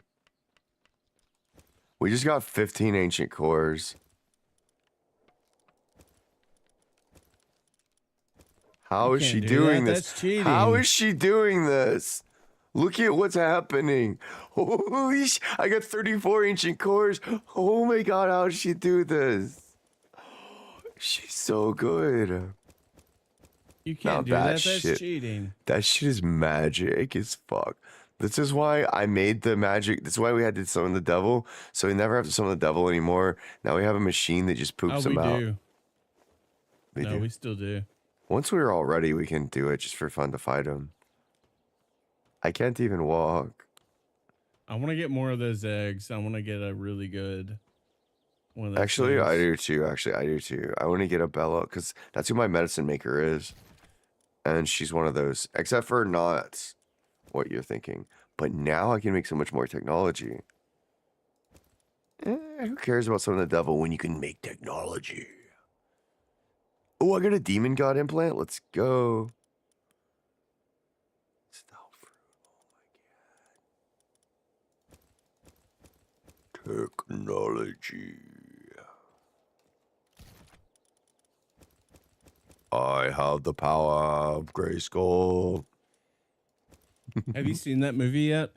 No, I kind of want to. I'm just kind of scared too at the same time. I want to and I don't. It's on. Yeah, streaming. It's on Prime Video. I've heard it's pretty good. I want to watch it. Not like great. Like in the same way that the Power Rangers movie was kind of good. I think better than that, probably. That's probably good. It wasn't that good. Okay. I'll let you know what I think after I watch it. I'm planning on watching it. What a disappointment that there was never a sequel to the That was Power mostly like Rangers movie. COVID bullshit. I think that happened. They were planning on doing like a major. They were planning on keeping those guys for multiple movies. And then what happened? Yeah. They were really gearing up for something, and then it just fizzled out. Yep. Happens. Because Timothy Chalamet said he didn't want to play Billy. And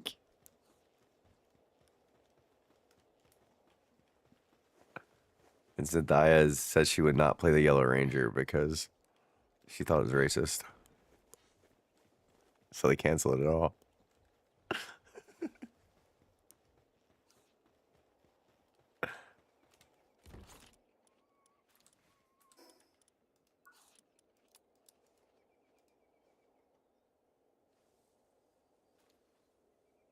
I will say there's some spots where like I'll fly up to like this far off cliff, like this really high up one, and it's like there should be something there.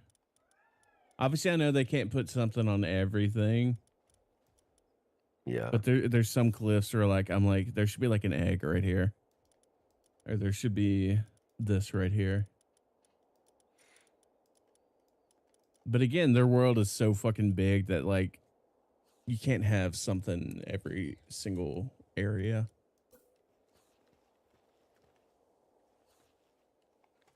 Oh, speaking of egg on a cliff. Egg on your face. Ha ha ha ha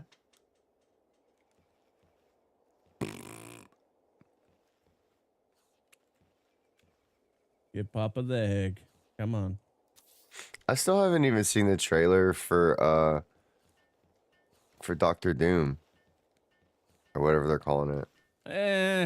I just don't care for it. Probably don't either. Which is crazy because like it starts off like it has like two of my favorite characters of all time in Marvel facing off against each other. My mom's been Thor watching and Doctor Doom. My mom's been watching their Lanterns. The normies are watching the Green Lanterns. I'm not really into that either. Yeah, because it's like, but apparently, I'm not a Green Lantern fan, but it looks very kind of CW flashy, but mixed with like Friday Night Lights kind of vibe.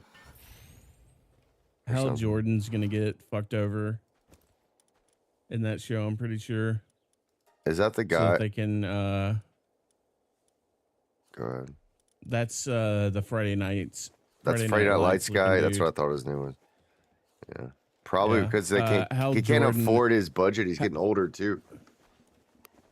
Hal Jordan is probably like one of the sellout most popular Green Lanterns.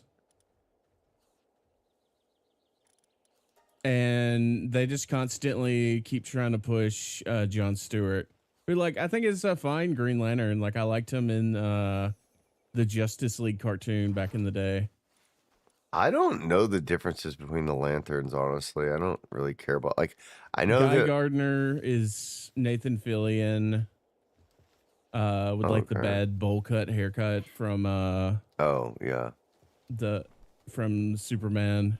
And then Hal Jordan is like he's like the Green Lantern for most people. And then you have Jon Stewart, who is he's the black guy in that show, which like that actor is like really good, actually.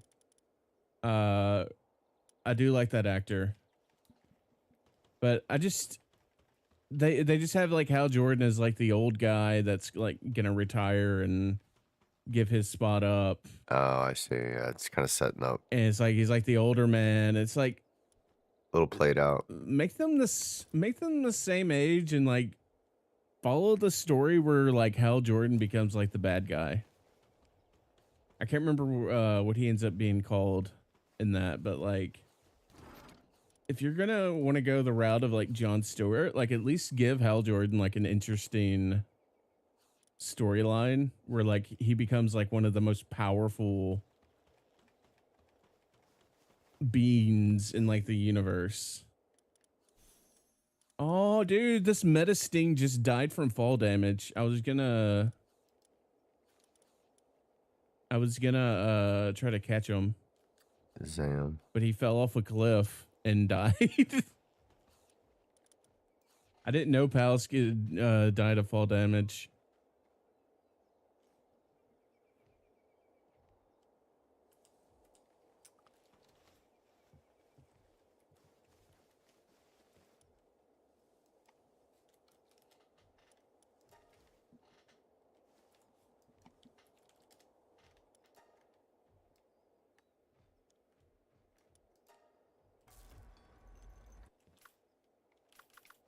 No, don't aggro me. I don't want to be aggroed.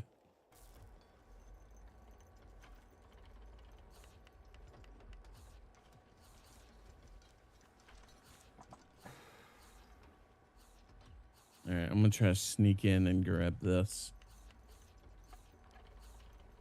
No, they're still aggroed on me. Crap.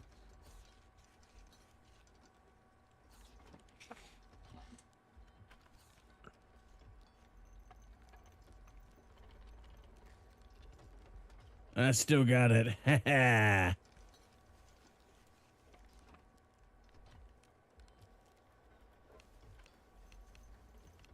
Don't get staggered.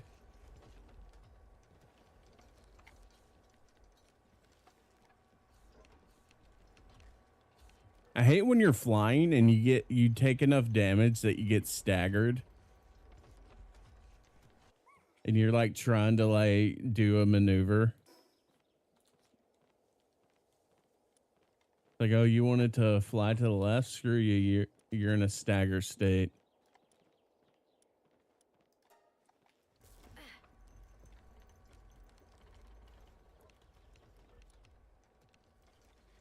What mount are you using? Suzaka. Oh. I think, oh, yeah. Like when you get shot by the, and well, you can't move at all. That shit's annoying. Yeah, I don't like that. I don't either. But I I'm think not a fan you're of supposed stagger to mechanics not. in general. You're supposed to not like it because they're trying to keep you from using your mount in certain areas. Where are you, an oil rig or something? No, I was just there were a bunch of other Suzakas, and I wanted to grab an effigy, and they all aggroed me out of nowhere. Yeah. And I was just trying to fly away. Yeah, some of that's pretty much like anytime stuff gets aggroed on you, it does that. But it's annoying, I agree. But the other thing is like some situations they do it to you and it's like if they didn't, you would basically just fly through the entire dungeon and it'd be broken. So there's like the oil rigs, they have mechanics that make it where you can't do that. Which I kind of agree with because I don't know how else they do it, but I do agree that it's annoying. I mean, just if you want to get damaged, just damage them. I don't like to like when I'm trying to fly away from something I didn't even start.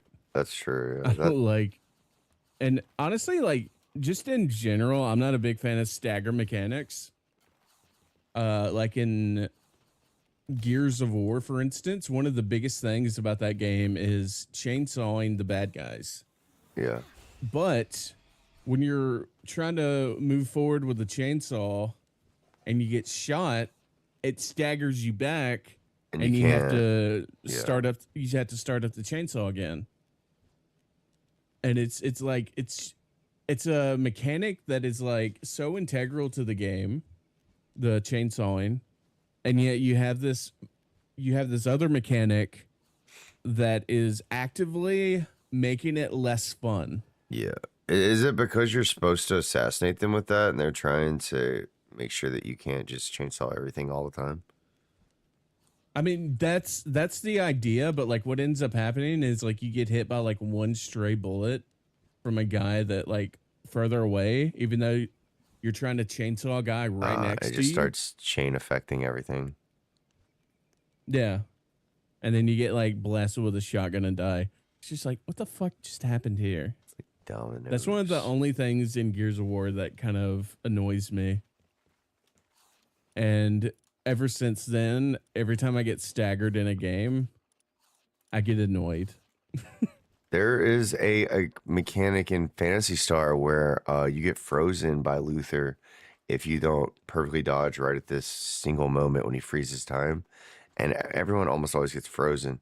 But when you get frozen, you can wiggle out of it, which is actually kind of a good reaction to it, where like they'll freeze you, and then if you do something else, then you wiggle free, and then you feel the release, and you're safe. See, yeah, if you could break it, if you get staggered while you're flying through the air and you just like wiggle left and right real quick and you can and it break broke out of the stagger, yeah, that would be better, I think. that would feel a lot better. Like if you can break out of it, then I think it feels a lot better. Agree. But like anytime you lose control of your character, That's frustrating. it feels like shit. And like to me, whenever I think of like getting like frozen solid in something, yeah, that's frustrating, but like it makes sense to me in a way. But like when you're, just trying to run away from something, Yeah. and something just causes you to just stop and you're not frozen. Yeah, it happens solid, when you're and trying to leave the oil rig, like after you've already gotten the loot, you've already beaten the boss, and you're just trying to go back to the island. You get hit in the back of the head by like this laser that freezes you in place and fucks up your stamina, kills your mount sometimes. There's been times where I've been leaving the base, had that stupid ass laser actually kill my mount, and then had to swim all the way to shore and barely make it there without dying. And in those situations, I was like, wow, thanks. That was son of a bitch. But at the same time, I really don't think that's like intended gameplay. yeah, I think it might be with the oil rig. I think it might be better to have a swimming mount for the getaway. Yeah. So I think they might be a little bit faster than flying. I don't know though. I don't know. Yeah, maybe. I mean, I want to try swimming mounts. I haven't ever tried one. I'm very. The Go ahead. one I was using was fast as fuck. I want to get a Chillette or whatever. Yeah, I'm sure the one. It seems like if you're lower down, I usually fly low down, and they don't mess with me. So you probably are supposed to approach with a swimming mount, and then come in kind of like slowly. But of course, I fly in and like a bat out of hell.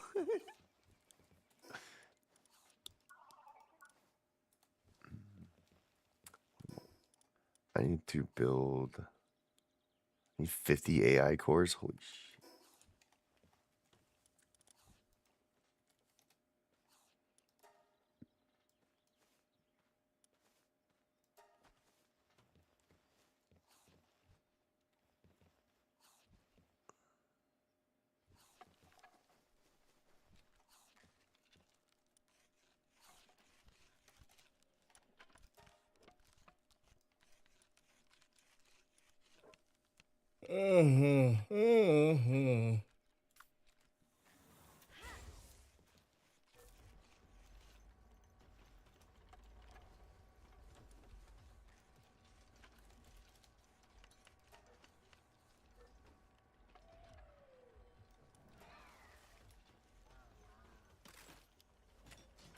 All right, now we got to go inspect a tunnel.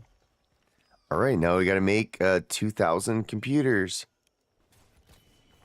Woohoo!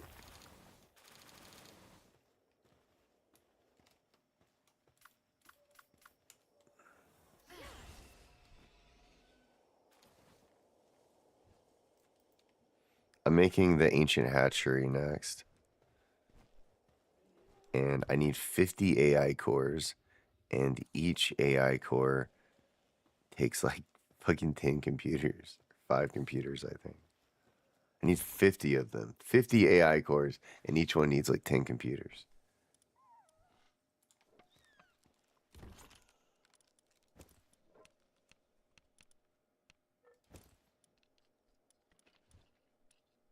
Come on, give it to me. This needs a gambling like fun zone. Like the Golden Saucer in Final Fantasy or the casino in Phantasy Star. That once you get to the end of the game, you can be like, blue, blue, blue. Look at all this crazy stuff you can do with all your crazy pals. But crazy Yeah, they coins. need some like pal bonding Yeah, experiences. some pal bonding experiences, exactly. Like going to the circus with your pals or something. And have a bunch of like pal circus rides and shit. Like a pal festival would be cool too. Where they do like swimming competitions and stuff.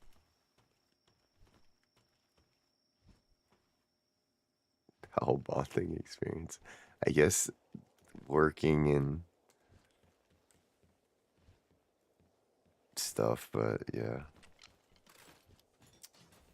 Red.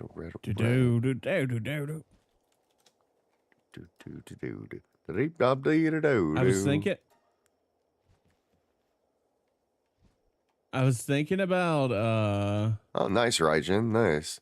Hey, is it Raijin or Rajin? Did you ever answer us?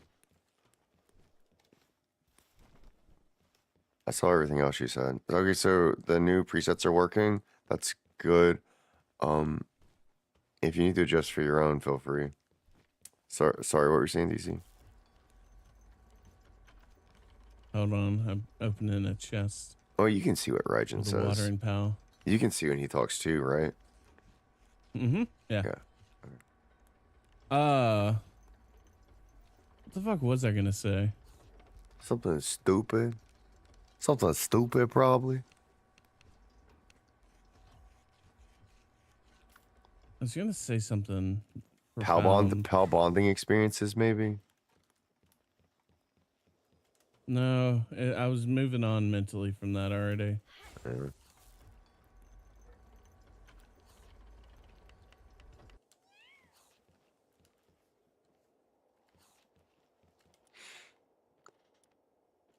What the fuck was I gonna say?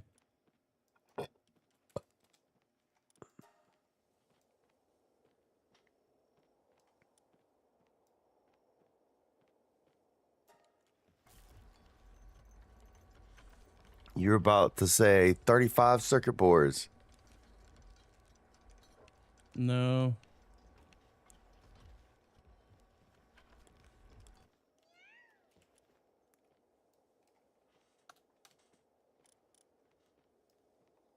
But yeah, I think I'm really gonna have some fun with Palworld. I think I finally have enough enthusiasm and energy.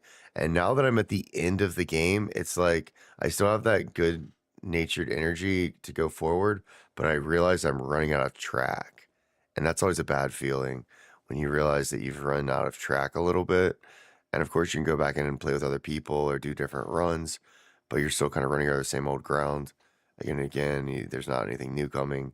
It's like, what do I do now to get that excitement back? And for me, there's no way that's ever gonna. There's nothing that's gonna recapture the magic of discovering Palworld again and having fun that first week with it. But I think something that would be close is taking all of that and turning it into a nice YouTube series about the game, my thoughts on it, a review slash walkthrough, and maybe some shorts that also I could continue playing the game just to make YouTube content, basically. So I'd be like logging on to either do some of these ideas we had that were fun, like 100 IV chickpea experiment to fight the bosses, or guides and walkthroughs, base setups, yeah, stuff like that. Raijin, Japanese word. That's what I thought. That's what I thought. But you raging. Raging. A little bit of that southern accent sometimes. So I started trying to make a point to say it differently because I was like, dude, I've been saying it completely wrong for forever, and that would probably annoy me if I was you. Raging? What's up, Raging Racer?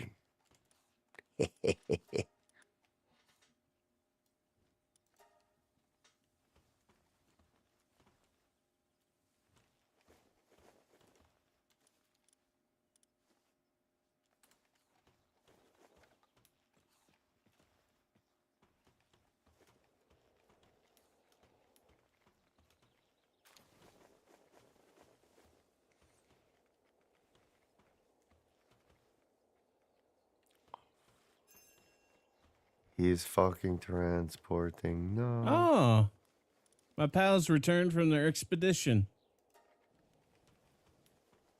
Time to put him back in the chokey. Yeah, unfortunately, we don't need that pal anymore because, like I figured, Microsoft Copilot was just hallucinating and thought that somehow you could get mystical wood from a level 10 to 15 pal. Oh, that reminds me, Grok too. Nowadays, every time I'm on Grok, it like, and I just use it just to like search and like research something really quick. Yeah. It will take, I'll ask it like the most basic question of, like, how much of this did this happen or something? And it will sit there for like 2 minutes. It's on eggshells. Now, entire you minutes. gave it PTSD. It's on eggshells. It's trying to like double check itself so you can't it can't get what it's about to say to you thrown back in its face. So it's like reiterating itself and rewriting to try to meet your specification. You scared it. It's like, come on, it just takes tell me the simple answer, Croc. Tell me the simple answer. And it knows that if it says the wrong answer, you're gonna berate it. So it call it a clunker and stuff. Maybe they shadow ban you. Clanker. All the time. It's maybe they put you on a list or something like this guy abuses AI, and so they put you at the bottom of the list, kind of like what happens when we used to deliver pizza. If there's like a rowdy customer or something, we started to get a reputation. So maybe the bots are talking about you. They put you on a list. They better be afraid.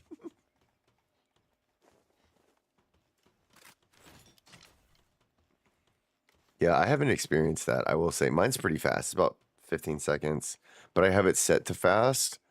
There is a one that you can set it to think more, but usually the expert, and some of them are locked behind. Mostly it's so they can lock it behind proprietary, or not proprietary, but what's the word I'm looking for? You gotta pay money for it. Paywall. Paywall it, yeah. Lock it behind monetary paywalls.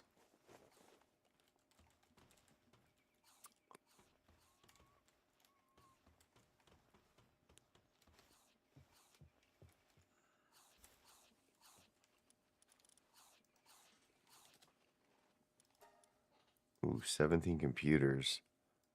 Nice.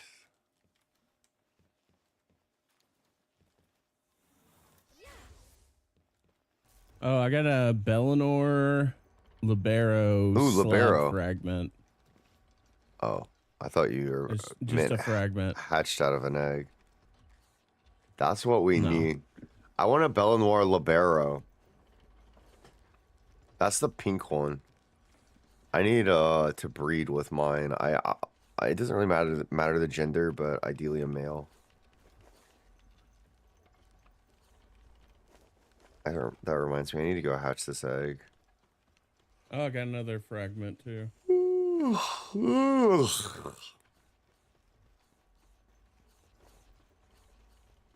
All right, choo-choo, time to go. Time to go on again and do it. Oh, if Get you, back in there. I can get rid of these Walaskas if you don't need them anymore.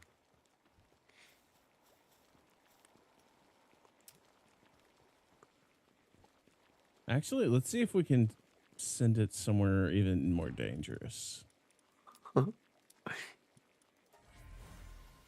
Ooh, I got a Bella Noir Libero.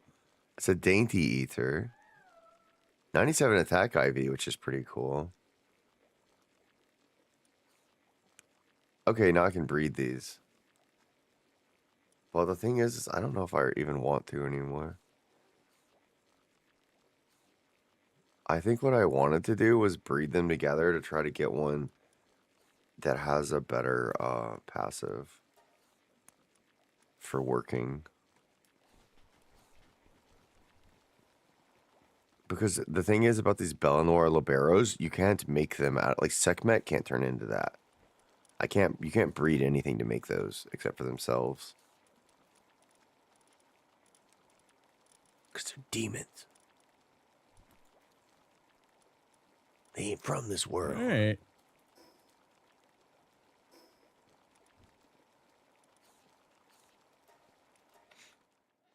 One egg is done.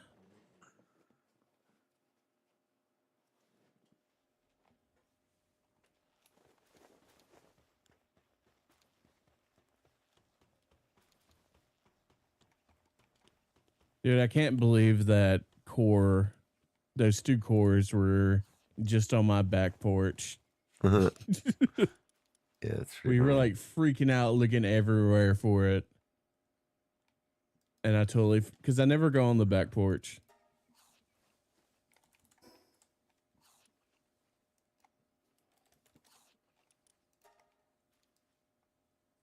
Okay, I have 15 cores now. That's pretty dank. That'll get you to the end game. You don't need that many right now.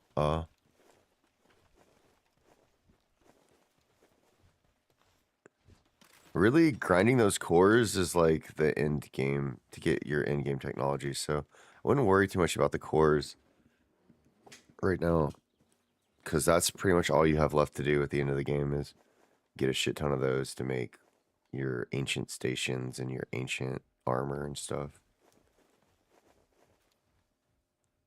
For now, you should just be focusing on, well, I mean, you can do whatever you want, but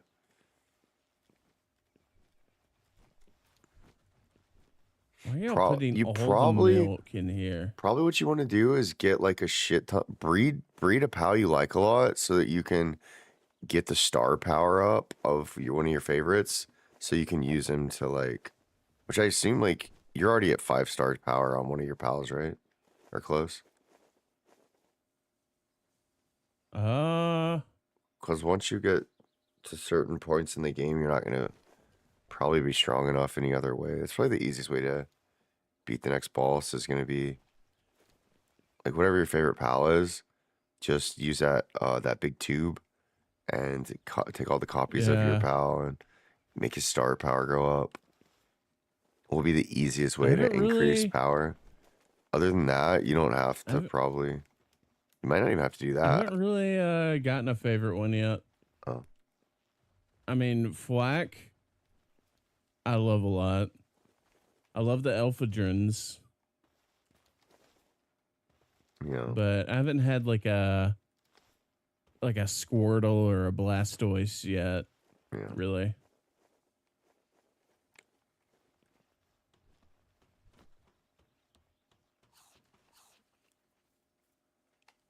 Oh wait, I want to check. See if I have any new skins.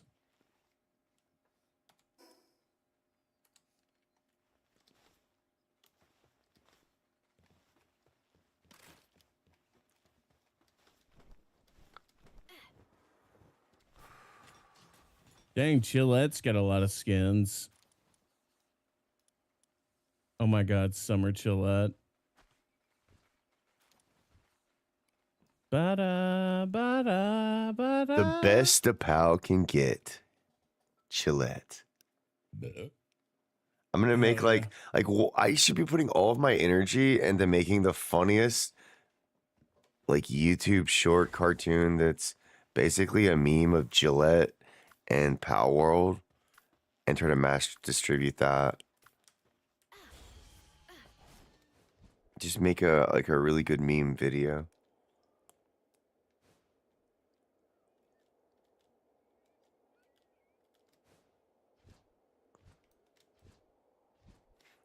But I'm lately kind of scared to try to like be funny for some reason on videos.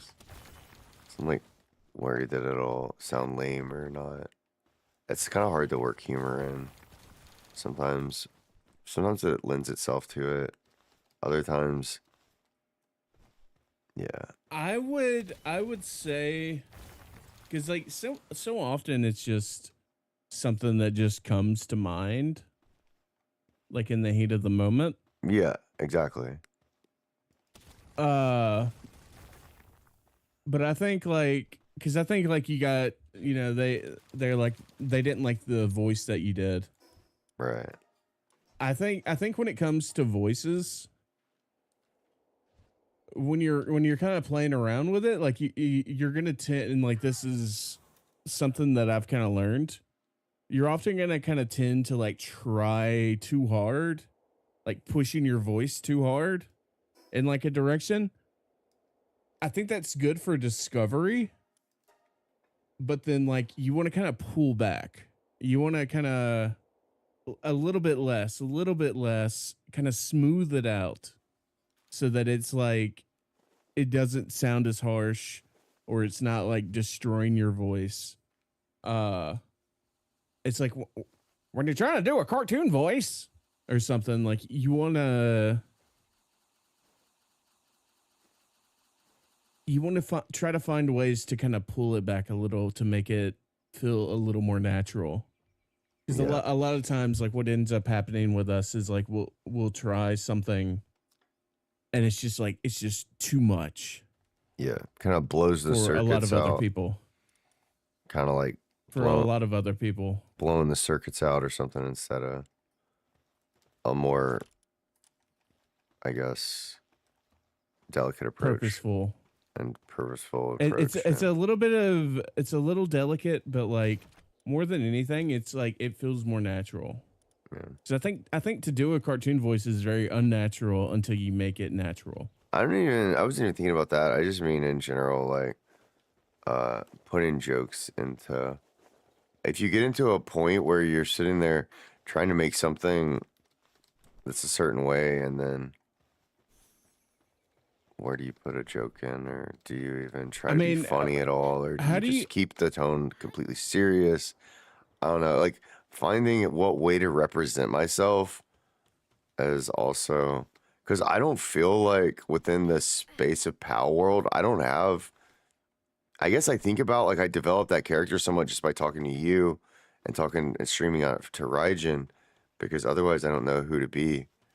You know, I don't know, like I have to be the director, the writer, and who's the actor.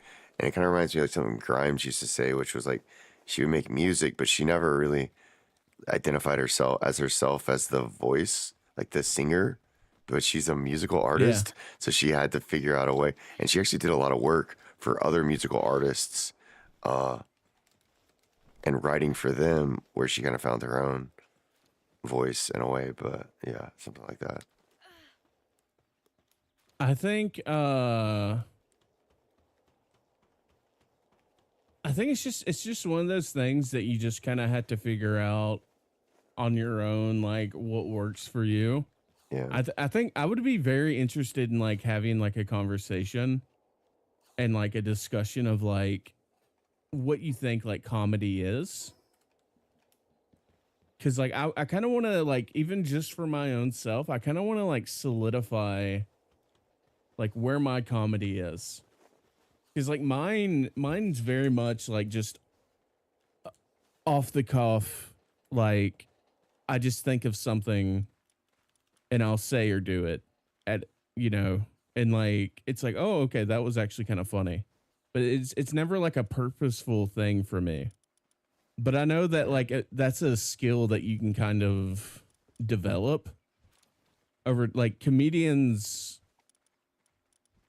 aren't naturally funny. That's like a skill that they like learn, and it's like a craft that is like worked at for like a long time. It comes from like insecurity, wanting to be a people pleaser. In some ways, like I know a lot of famous comedians, like Jim Carrey said when he was younger, he was always trying to be like, the clown that would make his mom laugh, or there's always someone that you're trying to sort of impress. So I think those type of people end up developing it the best. Kind of comes from a place of, but I think humor itself is, and this seems kind of obvious, but it's a stress relief, and it is in our, like, when we laugh and stuff and make jokes, there's an art to that, but at the end of the day, it's like a relief. It's a releasing of energy that's pent up and stressed out. And so lots of times some of the best humor comes from just like releasing a lot of tension. And sometimes that can come across as cheesy or whatever. But as a mechanical kind of, as something that you use, a mechanism that you use, a mechanism that you would use in your craft, if you're editing or something, is you want to fill in you want to add some range so that you're not just stuck in this box of like, this is how you do this, this is how you do that, this is how you do this, this is how you do that. It's very repetitive, and you want to break it up, or relieve some stress here and there.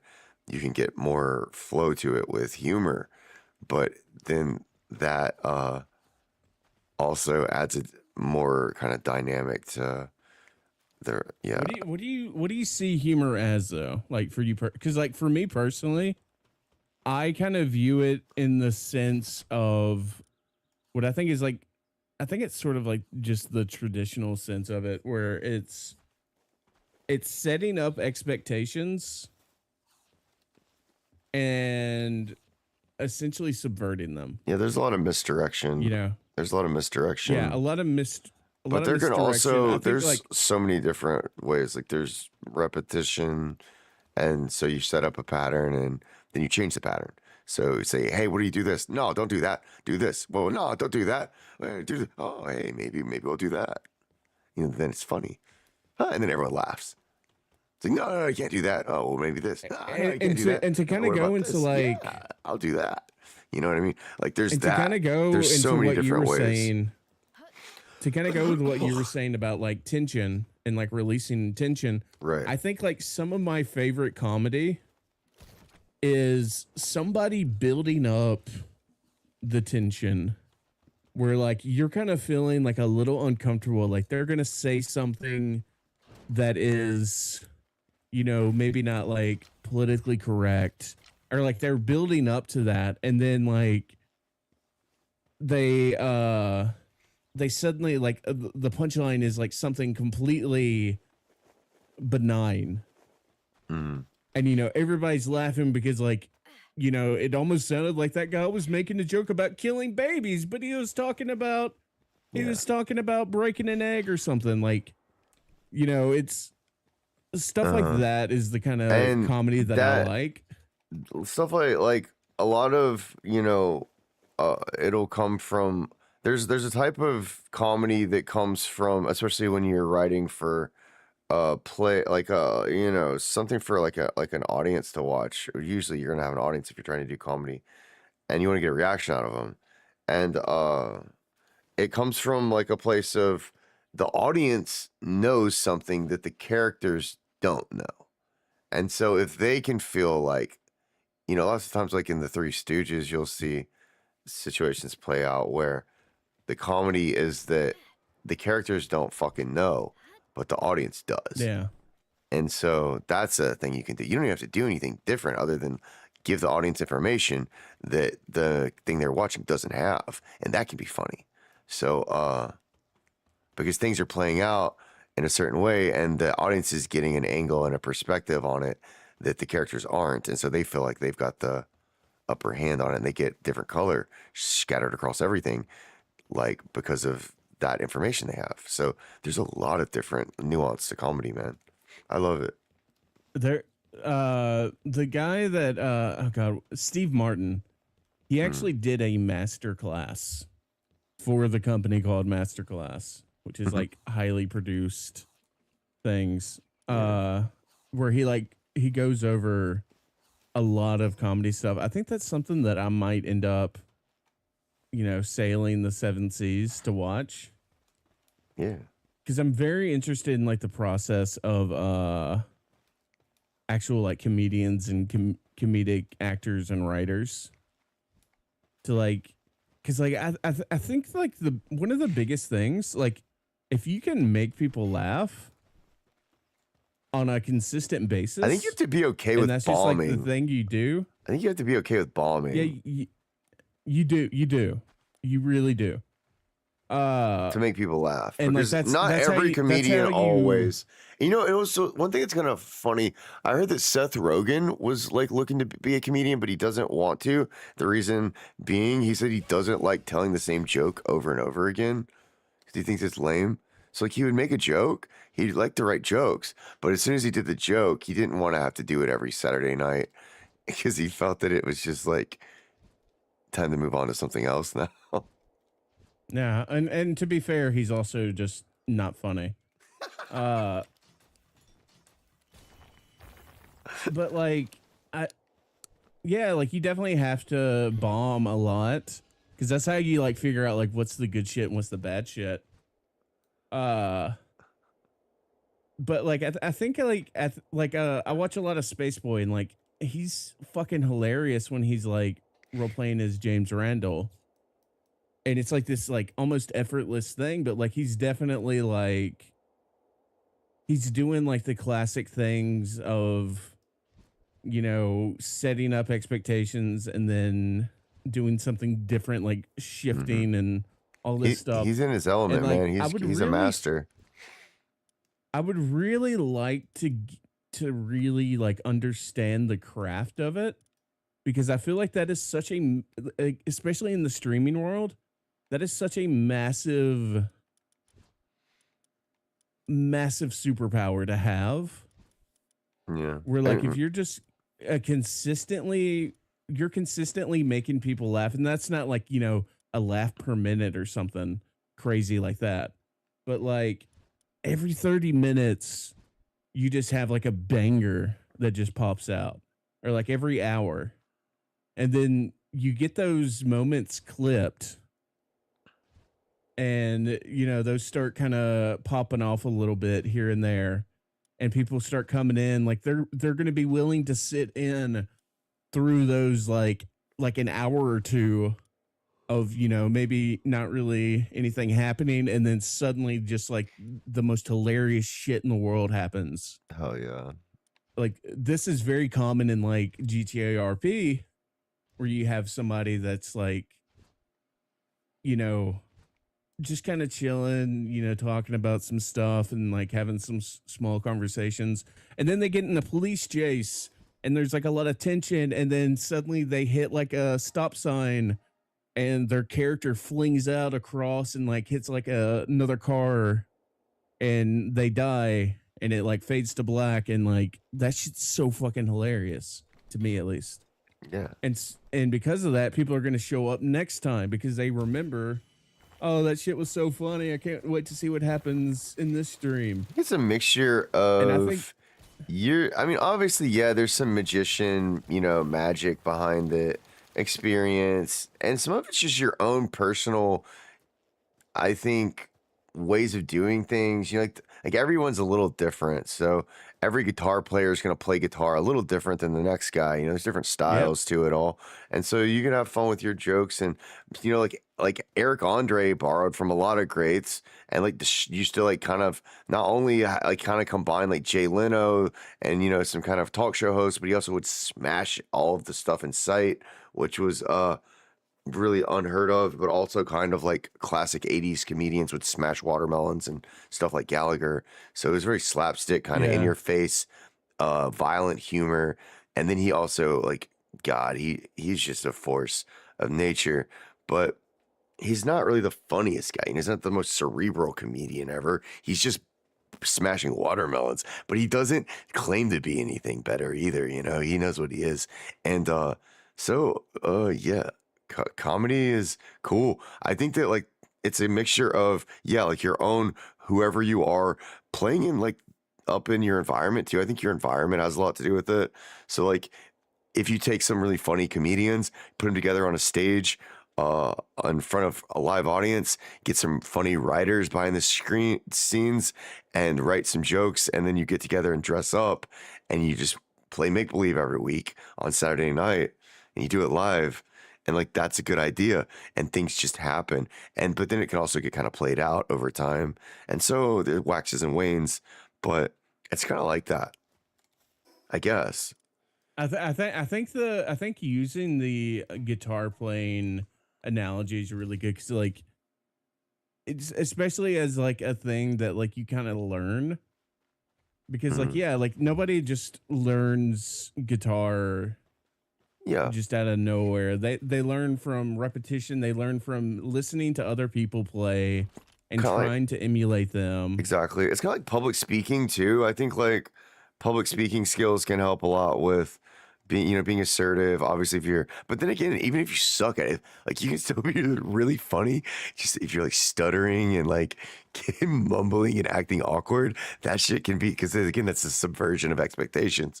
So someone gets on stage and then has absolutely no bravado, no confidence, and they're commanding the attention of the entire audience. That shit's funny. Like it's hard to put your finger on what is and what isn't. There's no real rules, and if there were, then breaking them would be even funnier. So that's kind of Mitch the Hedberg. yeah, exactly. So it's all about Mitch Hedberg is um yeah, picking it up and putting it down, sharing it with other people, getting inspired by what other guys are doing. And so that's why a lot of these comic scenes, I think, developed in certain areas too, where they would have these stand-up nights where guys would get up and get on the mic and they'll bomb. Sometimes they'll do really good. And a lot of those scenes ended up developing into stuff that we'd see in Hollywood movies. Because then you see Adam Sandler all of a sudden is getting movie deals. Louis C.K. gets his Comedy Central TV show. Jon Stewart is, behind the desk.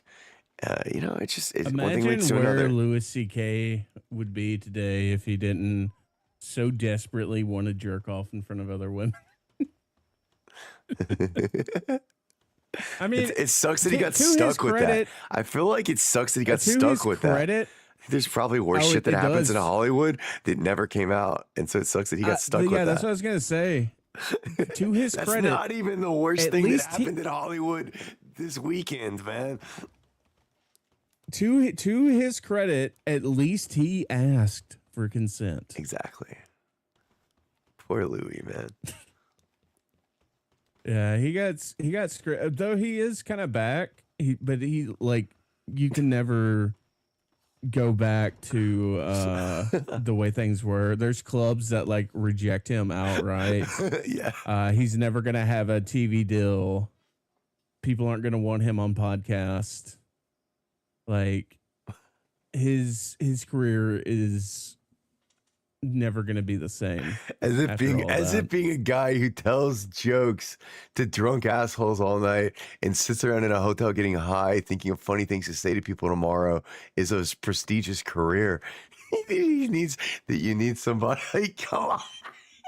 So he asked some chick I mean, to watch him jerk off. Who cares? It's funny, dude.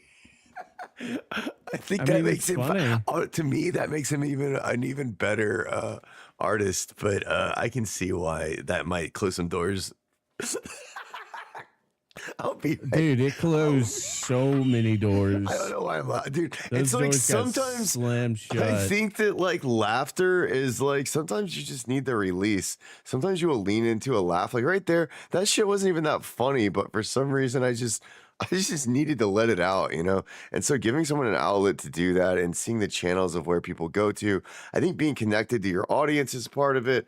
Knowing the tone, knowing what you can get away with and operating within those confines. There's so like it can't really be taught though, Like sure you can learn about public speaking and you can get better at it and everyone's got their own style, but like Elvis Presley was born to fucking shake his hips and I mean, sing the you have to- blues. You know what I mean? I mean, you have to learn how to sing. But I'm sure he was an You have awkward, to- skinny teenage boy at one point too. Yeah, you Like we have all to were. learn how to sing. You have to learn how to play guitar. You have to learn some of the craft of comedy. At some point, you've learned enough that you can just kind of go off on your own. But like, I would really like to really start paying more attention to, because like comedians, most of them, they had like somebody that they would watch and listen to growing up that like they tried to emulate. Yeah. Like it's something that you learn, whether it's through your environment or it's like something that It really is a you're lot. I think consciously- it's a lot like music, man. It's so much like music because It is. you have different styles of comedy too that kind of develop. Like I started thinking about like Portlandia and like that weird show that came on, and like you have these weird. I don't know how it happens, but basically you get there's some guys in a room together, and the energy they create is like unlike anything else. And so you get Fred Armisten's comedy, and you put it with that weird lesbian chick or whatever she is, and like I don't know, liberals just think it's funny, man. It's a different kind of humor than the improv and stuff that you would see. And they called it, they had a show called Portlandia, and they even like made like, I Yeah. don't know, they had their own energy, you know, and it was kind of an improv kind of goofy sort of energy. And like a lot of that was developed on the stage, you know, when Fred was on Saturday Night Live, and he had his seasons on there, and he kind of started telling his jokes and acting in a certain way. Then other people kind of vibe off of that. One guy that I have never understood, I don't know how he's so hooked up, is Keenan.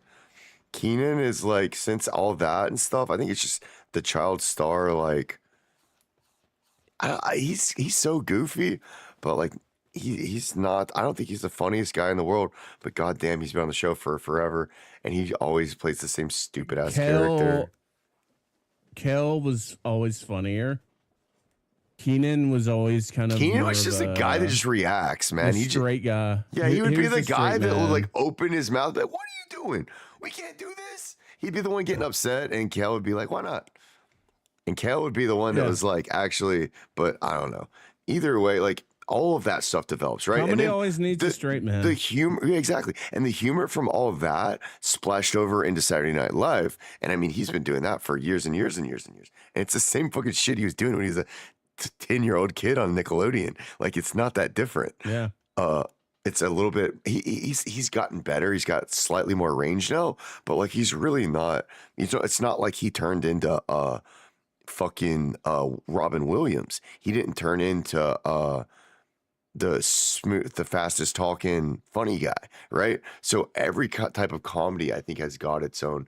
It's like a river that's flowing through different channels. It's communication, it's dialogue, and yeah, it evolves over time. And certain like comedy troupes, I think like early Comedy Central realized this too, because like the Upright Citizens Brigade, I think you get like Monty Python is a great comedy troupe that kind of, I guess, sort of, yeah, just had a space where they could riff, and it just builds on top of itself. And then I don't know. Of course, I also think about like Sam Hyde and some of the Adult Swim guys, Tim and Eric. It's all, you know, South Park. I mean, God, I could go on and on about it. It's so much like music, and then it just kind of everyone's learning from each other and You know who seeing what works and you it know who doesn't the work. absolute best is, in my opinion? Who? The Jimi Hendrix of comedy, if you will. Who?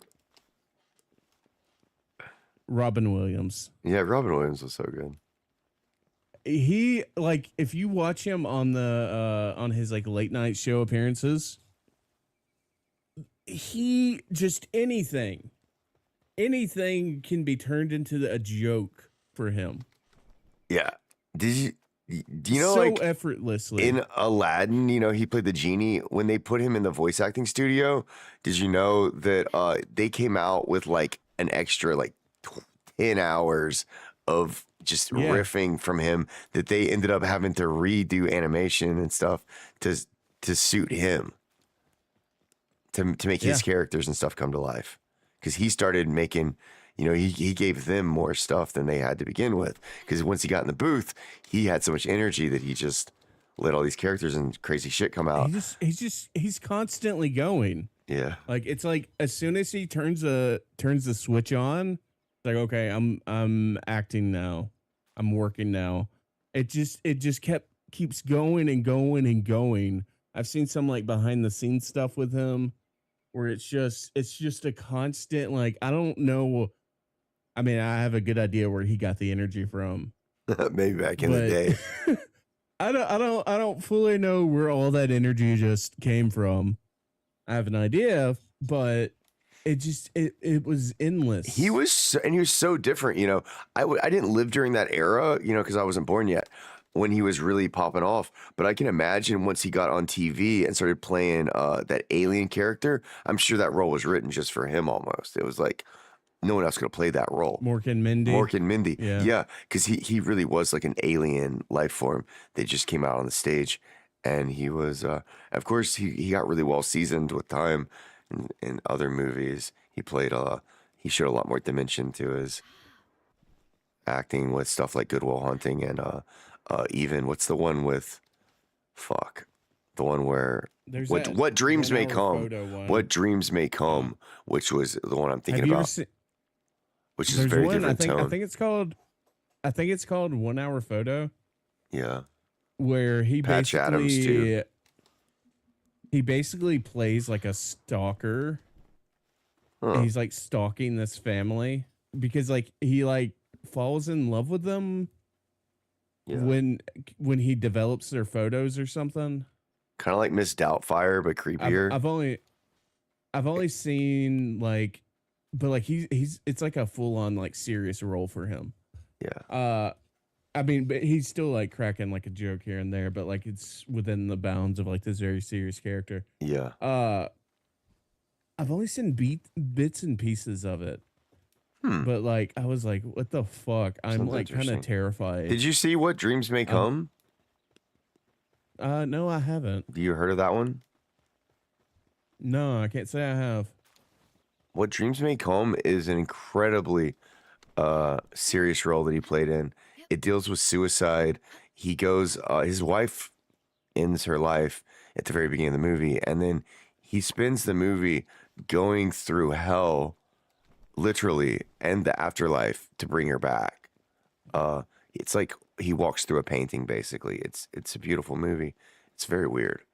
And it's Robin Williams going through hell to get his wife back. And yeah. Very unlike it. He did a lot of stuff, I think, in like the late 90s and early 2000s that was more emotional roles. He's a powerhouse actor, man. Oh, and I actually heard about something recently where, speaking of Mrs. Doubtfire, apparently he introduced Sally Fields to Zelda. And ever since then, she plays like every single Zelda game. It's cool. I mean, he named his daughter Sally Zelda. freaking Fields. Yeah. Sally freaking Fields playing like Zelda, The Legend of Zelda with freaking Robin Williams on the set of Mrs. Doubtfire. They're probably like doing coke or something in their one of their tour buses or their little bus or whatever, and then trailer. That's what I'm thinking of. And then playing like A Link to the Past, I think was out at the time. Maybe. Sounds like a far cry. Maybe. I wouldn't. It could happen. Never know. It's there's a greater than zero chance that happened. True. But it's funny that Sally, I never would imagine Sally Field playing a video game. Because like even back then, she just seemed like such like a mom. Back when everything was the Nintendo. Yeah. Raijin went to bed, I do believe. Yeah. Good night, Raijin. So I'm trying to. I'm gonna be honest. I don't even know who Sally. I don't even know who Sally Fields is. She played the mom in Oh, she was the mom in Doubtfire? yeah. Is she? Oh, for some reason, I was thinking it was the like angsty teenage daughter Nah, that was the mom. that you were talking about. Okay, yeah, that is strange. I like actually play. Like, she played every Zelda game after that.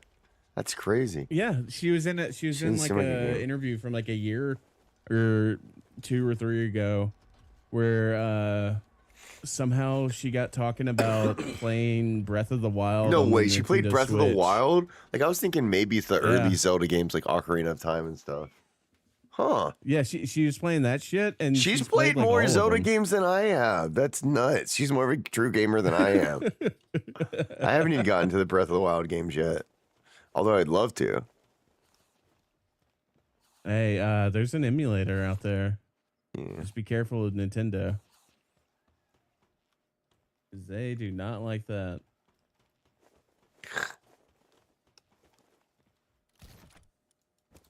Something about the Nintendo Switch, they do not like that being emulated.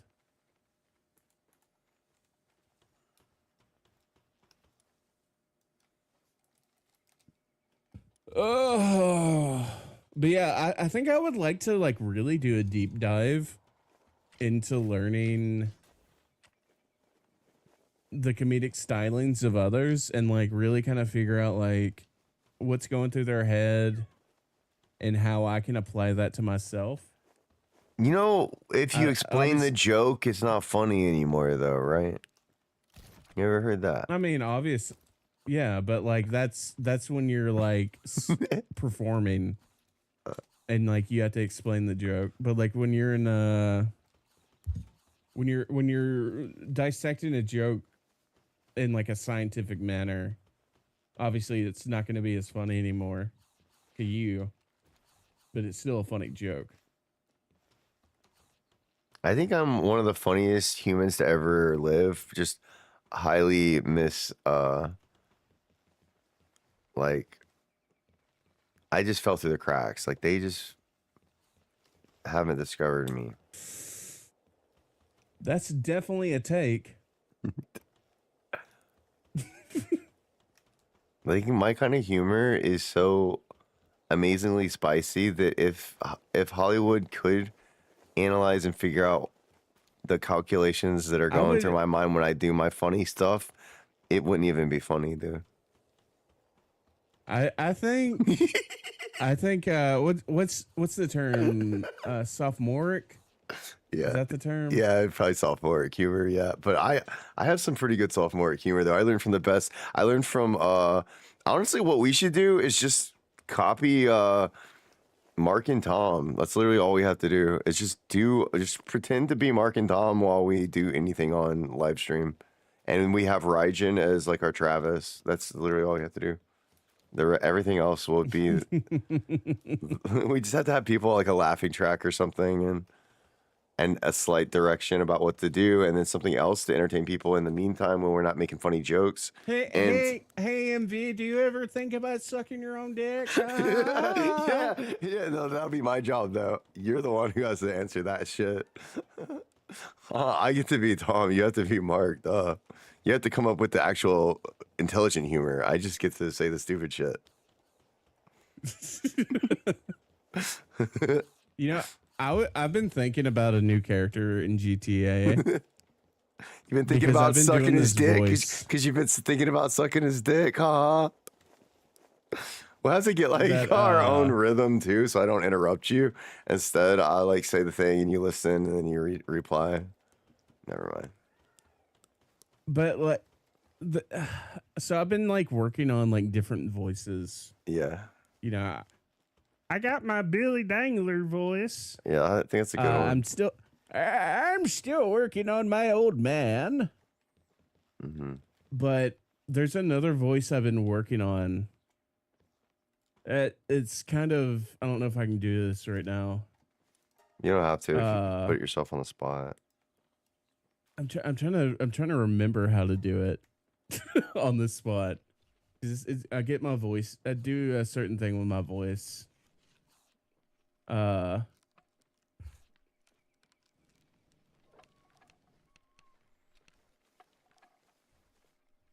I can't do it right now.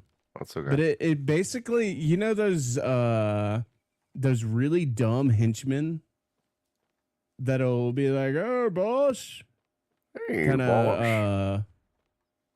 It's like they're like really dumb, big, burly, Hey, knuckle dragging. Hey, boss.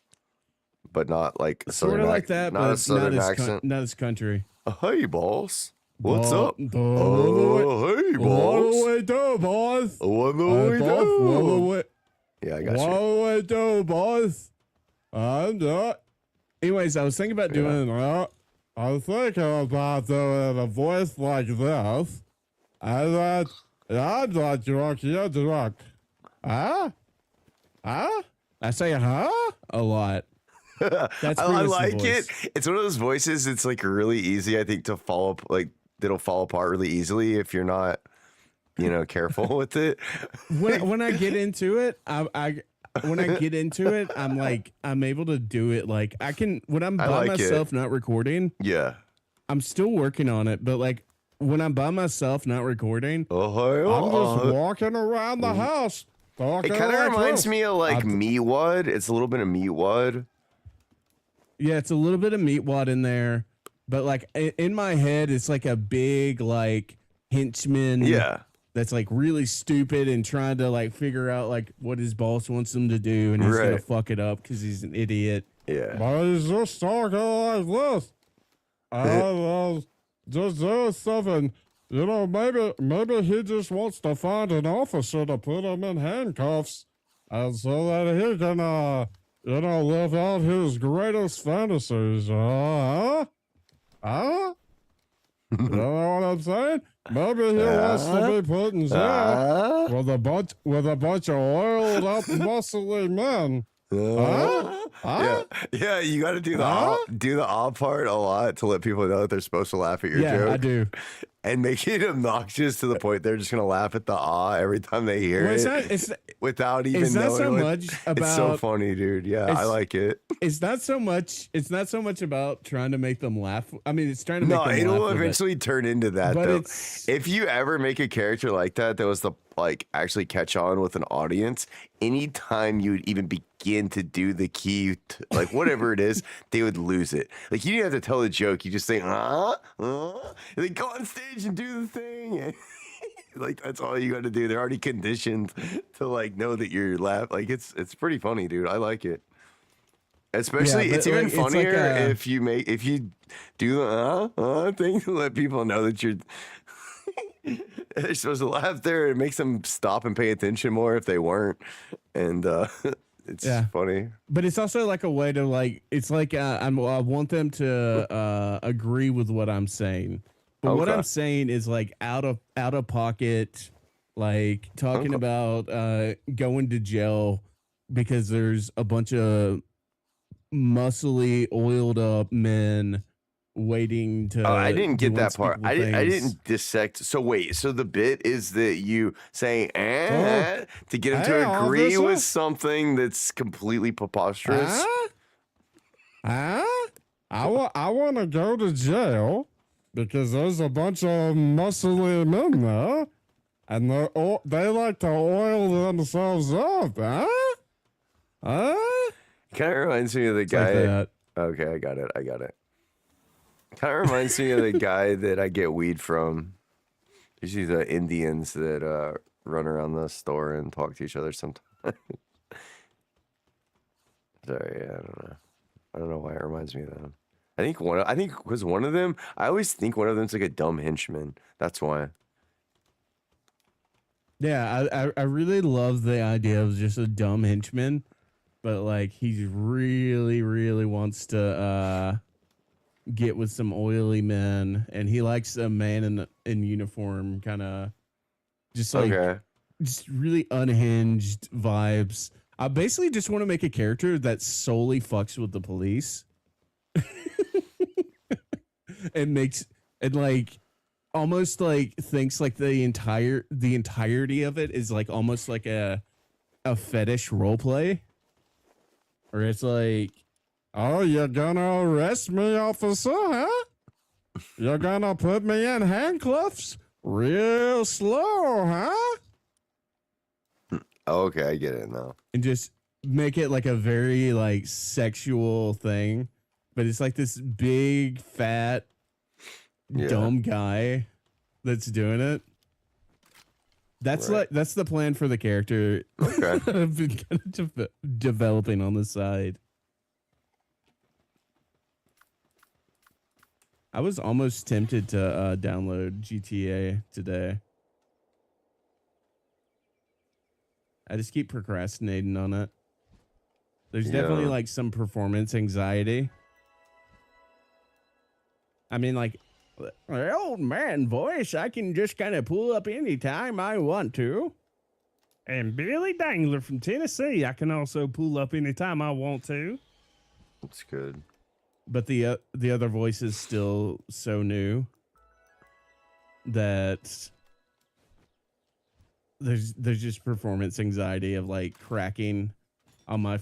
I know it's not gonna matter too much because like everybody's like fucked up in roleplay before. Yeah. But like I always put too much pressure on myself with things like that. Yeah. It's just social anxiety. Well, I mean, like, Because like showing up even to like, you have to put a lot of intention behind all of it, you know, from installing the game to signing up for the whitelist server to like embodying this character and then trying to bring it to other people and operate within all the. It's a lot to think and about. knowing that a good You're not chunk just of the playing a people on game. there, You're not just playing a game, man. Yeah, You got and a a lot good of other ch- and a stuff good to factor in. a good chunk of the people on the server are like it's like Space Boy and Penta and like Oh, doubly these so. really Then. big streamers. Yeah. It's like there's a high chance that I could encounter anybody at any given moment when I get on there, especially if I'm fucking At with the some police. point, though, you just gotta think like those guys were pretty much just like you, just a guy alone on a Oh, yeah. computer trying to be a goofball before everyone else You know- kind of patted him on the back and said, "Yo, you're the best goofball we've ever seen. We love you. You made it." You know what it like this feeling is very similar to before we started supplement and or when we started supplement I should say, and people would be in the voice chat and like I'd see like 7 people in there and I'd just be like fuck that shit. Yeah. And then eventually I just started doing it and I kept doing it and like it got to the point where like I literally didn't give a shit. And so I know in my head that at some point I'm just not going to give a shit and I'm just going to, you know, be in that. I just had to get over that initial first step hurdle Yeah. of putting myself into the uncomfortable position and to the point that I get desensitized to it Yeah. being like something that I should be anxious about because it's just gonna be another fucking day. Exposure And that's therapy. gonna be that's gonna be the good point because with supplement and like when it was super active and we were all in voice chat, it was very uncomfortable for me for a long time, and then one day is just another day. Then you met Travis and everything was fine. Honestly, no, supplement voice chat kind of fucked me up sometimes. Like it was maybe everything was fine for you for a little while, but then it got to points where I wouldn't even want to go in my own voice chat. You know why? Because it's Black Whirlwind sitting in there and like 3 other guys that I don't know that well that are worshiping him, and it actually did get kind of BS there for a while, and it didn't feel like it was my home anymore. It felt like when you go to your house, there's like these random rambunctious teenagers and they got their feet up on the coffee table and they're smoking cigarettes in the living room. And it's like, what the hell? Who are these hooligans, you know? And or better yet, when you go home and like your parents have like a bunch of guests over, oh yeah, that too. or you're like your mom has like some people over. That's how I feel lately, actually. That's more like how I feel nowadays, because I feel like the only people that would possibly even be watching my stream are people like, I don't know why, but I feel like the kind of energy that I feel when I'm streaming is like when I used to be a kid, right? And like adults would come around and you have to act like you're doing, you're not, you'd have to act like normal. You'd have to act like a well-behaved kid, right? But then when the adults were You'd gone, have to act better than normal. better than normal, right? And then like you're on your best behavior, and then like that's not how I feel when I stream lately now. But then like used to, it was like I would just be like, it's supposed to be like when the adults are gone and you turn on the and then everyone goes crazy. But lately I don't know, you know what I mean? And I think some of it has to do with some of the ideologies that are out there, the judgments of people that are out there, some of the personal experiences I've had with my own audience and with my own yeah experience with all of that. It makes you a little more hesitant to like let your hair down and be yourself. It's like I'm trying to be better than my normal self, which is like feels fake, versus how I want it to be, which is more like I'm able to be a gremlin. Ha! No one in the real world knows. Well, if only my mom knew what I was really doing on here. Ha ha ha! To make all this, like kind of like that kind of gremlin energy is better, probably more fun to be in than the other. And I don't know, but it is what it is. Yeah, for me, like It's a dance back and definitely forth.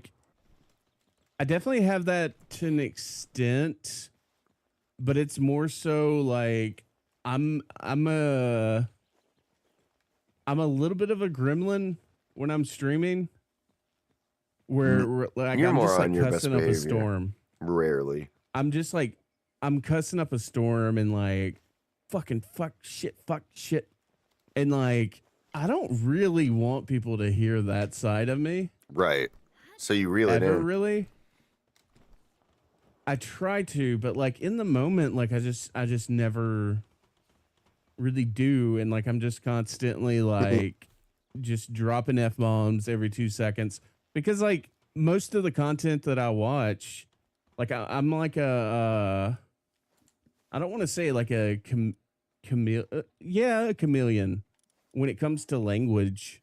And so like think we all are. if I'm hearing a lot of something, then I'm repeating it. Yeah, I think Whether I mean to or not. I think they know, like Or like whoever they is, like that's normal. It doesn't mean that you're copying other people. I think all people are susceptible to group think and group speak and shit. That's why it's in fucking all sorts of shit. 1984 novels. yeah, but like I don't like to curse as much Right. as I do. But when I'm on stream, it's just like every other word's like fucking. I mean, not literally, but like pretty close to it Sometimes. compared to like what I want it to be. Yeah. And so like I kind of wish I had whatever I needed to reel in that aspect.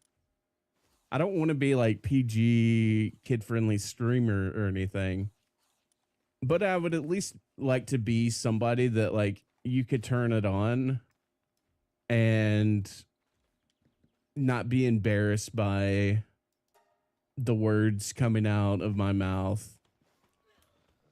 Like that's kind of like where I would like to land. It's like, oh, you could have this on in like mixed company. Yeah. Mixed company being like family or friends. But I'm just like constantly just fuck shit. Oh shit. Damn it. Yeah. Like that's just like a lots of that. constant thing for me. Yeah. That stuff does pepper your streams. And I think some of that is just that's how you're diffusing your stressful energy instead of laughing. Yeah. Instead of laughing or telling jokes, you're just like, oh, fuck, shit. Oh. Instead of, oh, God. Ah. And like, it's just a different kind of energy. And it's the same sort of mechanism, which is like kind of like an exhaust pipe on a car for your human brain and body. I don't know. My character's sleeping. I probably should too, because my guys don't work at night. So one of them's still staying up late working though. So I was watching her. All right, I'm gonna do the sleep. How much longer are you gonna play this and stream for? We've been going for a while. Not probably accomplishing much because we've mostly just been running around talking to each other. At least I have. Yeah. I will say this. I think that we should find something on YouTube that we both watch as like study material to try to and you'll be better at this earlier on than I will, most likely, to try to like start incorporating different ways of thinking when it comes to like, you know, telling jokes and setting up jokes. I think a big thing is like setting up a joke. Yep. It's like a big thing, like setting up, basically, especially like when we're together, one of us setting the other up to hit a punchline, just like off the cuff. I would like to develop that as like a skill at some point, and it'll be like a long, like a lot of trial and error. But I think after a certain point, like we just start finding a groove where like I think part the of tone it of voice or something is when we like say something. It's the like, oh, he set me intention. up for this. Yeah, the intention. I think if you're trying to have the intention to do that, it's a little bit easier than if it's just, you know, if I'm playing a game or doing other stuff. Like when I'm being quote unquote funny is usually when I basically have nothing else really going on, or like it's not like I'm doing any complicated task and I'm just kind of there and I had like nothing else to do with my energy and I'm just kind of looking for angles. So I have to spend my free energy not trying to talk to anyone, instead be like a little more observant and look for angles for something to be funny. And when I see something funny, then I either find a way that I can maneuver that funny thing into what's happening without stepping on the toes of what's already happening too much. Or, you know what I mean? It's something like this. Like, it's kind of like I'm trying intentionally to look for openings. And I'm usually doing this sometimes as a game to amuse myself or amuse other people. As normally when I find myself being the most funny is when I'm not doing anything else. Because if I'm super like engaged with something else, I probably won't be able to communicate or be as receptive and open and looking for angles to be funny. But if I take the time to, yeah, it's like it has to be like an intentional thing. Like for me, anyways, when I'm trying to be funny, I'm very rarely just like off the cuff, reflexively funny. Like it doesn't just happen and then after the fact I'm like, oh, that was pretty funny.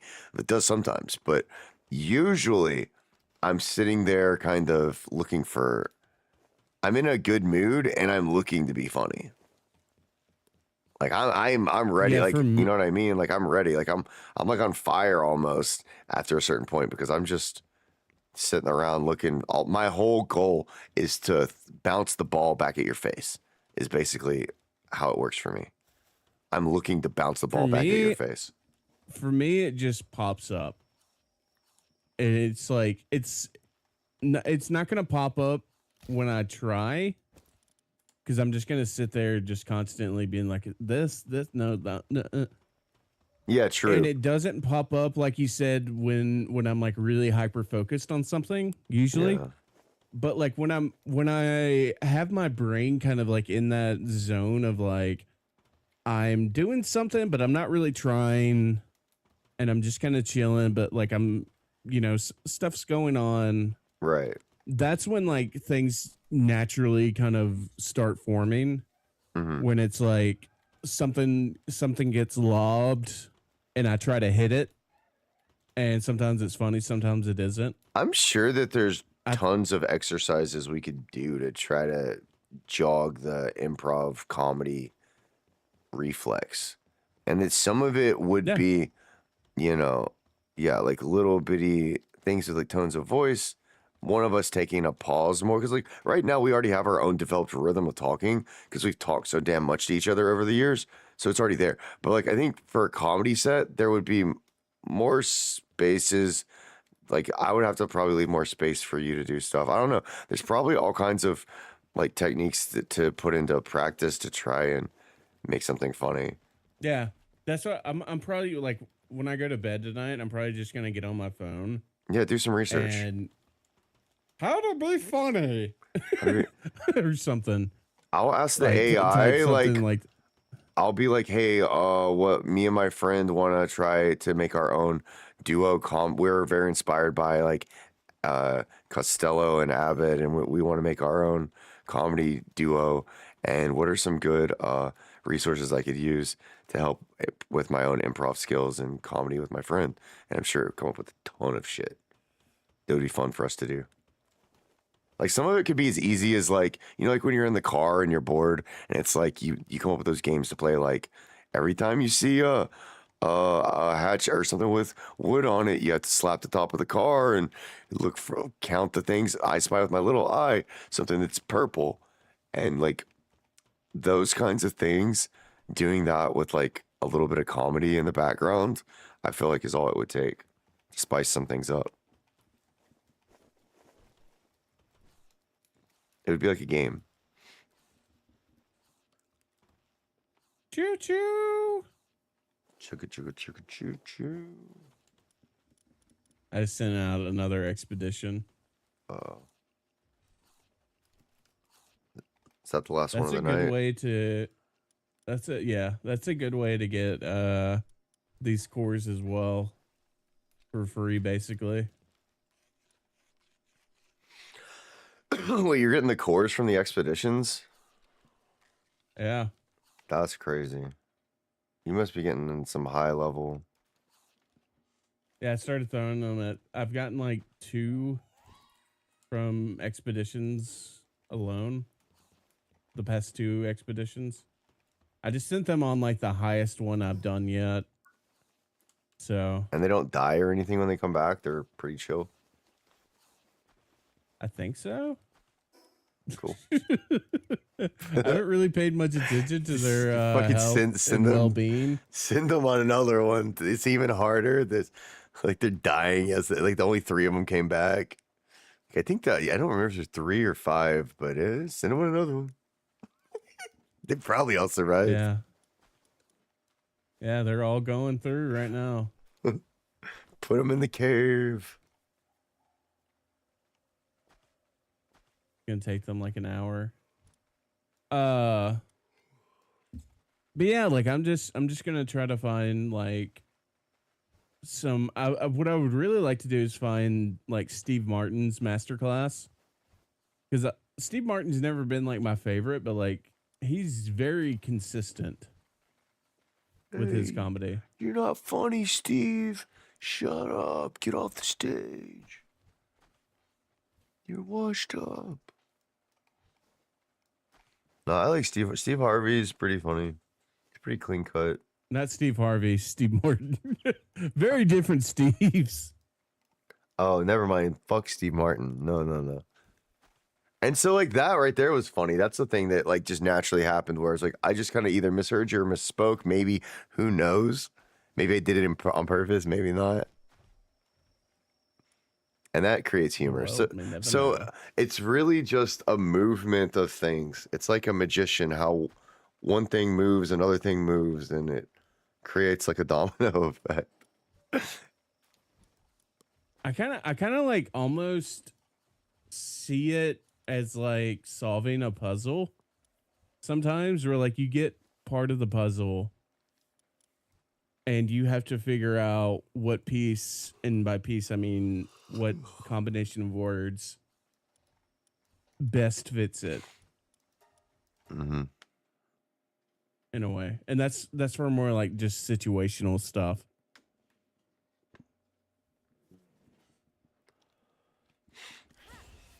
I think Dave Chappelle talked about like what he does nowadays, because like he's like, you know, one of those comedians that's just at the top of his game. Yeah. He says that he just has a little bowl on one of his coffee tables, and he'll just think of like random shit as like a punchline, like no actual joke, just some random shit he wants to say, and he'll write it down and put it in the bowl. And when it comes time to write a joke, he'll start sifting through the bowl, pulling out stuff, and then making a joke that leads up to that punchline. Yeah, I mean, I think like stuff that happens, to you throughout your day, you can get inspiration. Inspiration can strike from anywhere, I guess. It's no different for comedians.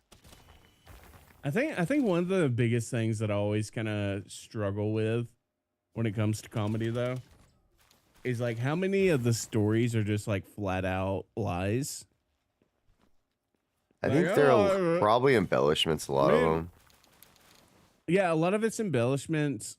A lot of it's just like Some of flat them might out, be straight like, up lies, yeah. This shit happened this way, but I'm gonna tell it this way because it's funnier, What was the funniest thing? Like, kind of stuff. remember like the Larry the Cable Guy and those like Southern country Get her done. Get her done. What was so funny about that was, I guess it was relatable because it was like, yeah, we're from the South. Yep, that's us. It's just really relatable to like just the average And then Joe. I guess people that are not from the South are just fucking horrified by how he talks, and they just think he's funny, man, because he talks silly. I don't think they're horrified, really. I think redneck stuff kind of appeals to even people that aren't rednecks, but that are like, not as well off as a lot of other people. I think it just appealed to the average Joe. Gotcha. Working their ass off, and a lot of those jokes just hit different. Yeah. And then just, you might be a redneck if, and then it's just like outlandish stuff. Outlandish stuff is just stuff that's outlandish is just always just kind of funny. In the year 2000. In general. Kind of shit. Yeah. Yeah. It's like that kind of shit, just ridiculous. And because of that, it's funny. And like the way Jeff Foxworthy kind of presented a lot of that stuff was just very well done. None of them were, I mean, Ron White was really good. Yeah. But none of them were really, I would really classify as great comedians. They just had like a good gimmick that they were all rednecks. Yeah. And that a lot of their jokes just kind of resonated with people that are struggling and people that just have normal life. Because a lot of it was just normal, everyday, dysfunctional family kind of stuff. One of the comedians I always liked a lot struck a chord. was Dimitri Martin, and he did like he's a observational comedian, and I think the reason I liked him so much is because I really liked the Comedy Central special that he did, and he went on stage and he kind of had that like kind of mousy, unsuspecting, introverted.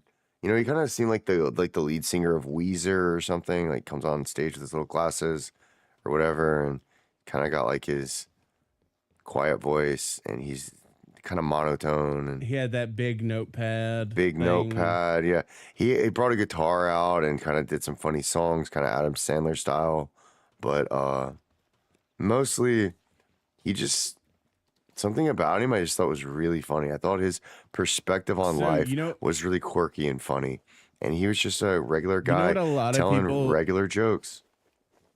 You know what a lot of people accuse him of? I don't know, stealing jokes? Stealing from Mitch Hedberg. Yeah, he seemed a lot like Mitch. Not jokes, but just like the style, the demeanor and style. Yeah, which I think is kind of a bullshit. I think is a bullshit thing to say because, I mean, it's a style's a style. Like, yeah, kudos to the originator of said style, but like people get inspired by that kind of shit. Yeah, but Maybe for Mitch whatever Hedberg, reason, maybe Dimitri Martin popularized it and Mitch Hedberg pioneered it. A lot of times you'll get that discussion when someone innovates or is successful in a field. Same thing with like guitar. Um, but Dimitri Martin, I've never actually heard that, but I could see it. It's a similar style. Mitch Hedberg too, like yeah, like observational humor is really funny, where it's kind of like stuff that is just sits back and kind of makes you think about something in a way that you didn't think about it before, and it's just presented to you in a way that's like, huh, yep, that's just the way it is. And I kind of like, I don't know, I liked him a lot. Who yeah, else I did did I too. like? I mean, I think we all probably liked Dane Cook when he first came out, even though everyone hates him now. I'm gonna be honest. I Maybe never really liked Dan Cook, there's probably like and a it's half a second when I was like, "Oh, this guy's so funny," like in like a Ryan Reynolds kind of way, and then I was like, "Wait, he's just like making crazy noises and having sex with stools." Is all I remember about him now. He just had a lot of he energy. he he had a lot of energy. He's playing like big stadiums, so like his shows always looked very interesting. Yeah, Uh, when they would do like specials and stuff, but I don't know what it was about him. I think he's definitely overhated, yeah. but like I was never a big fan of him. I think I went through a period where I kind of liked him, and then I kind of thought I think I stopped liking him when him and Louis C.K. started having beef, because Louis C.K. said he like stole one of his jokes or some shit, and then I kind of started looking at him like a piece of shit, if I remember correctly. That's the way it goes.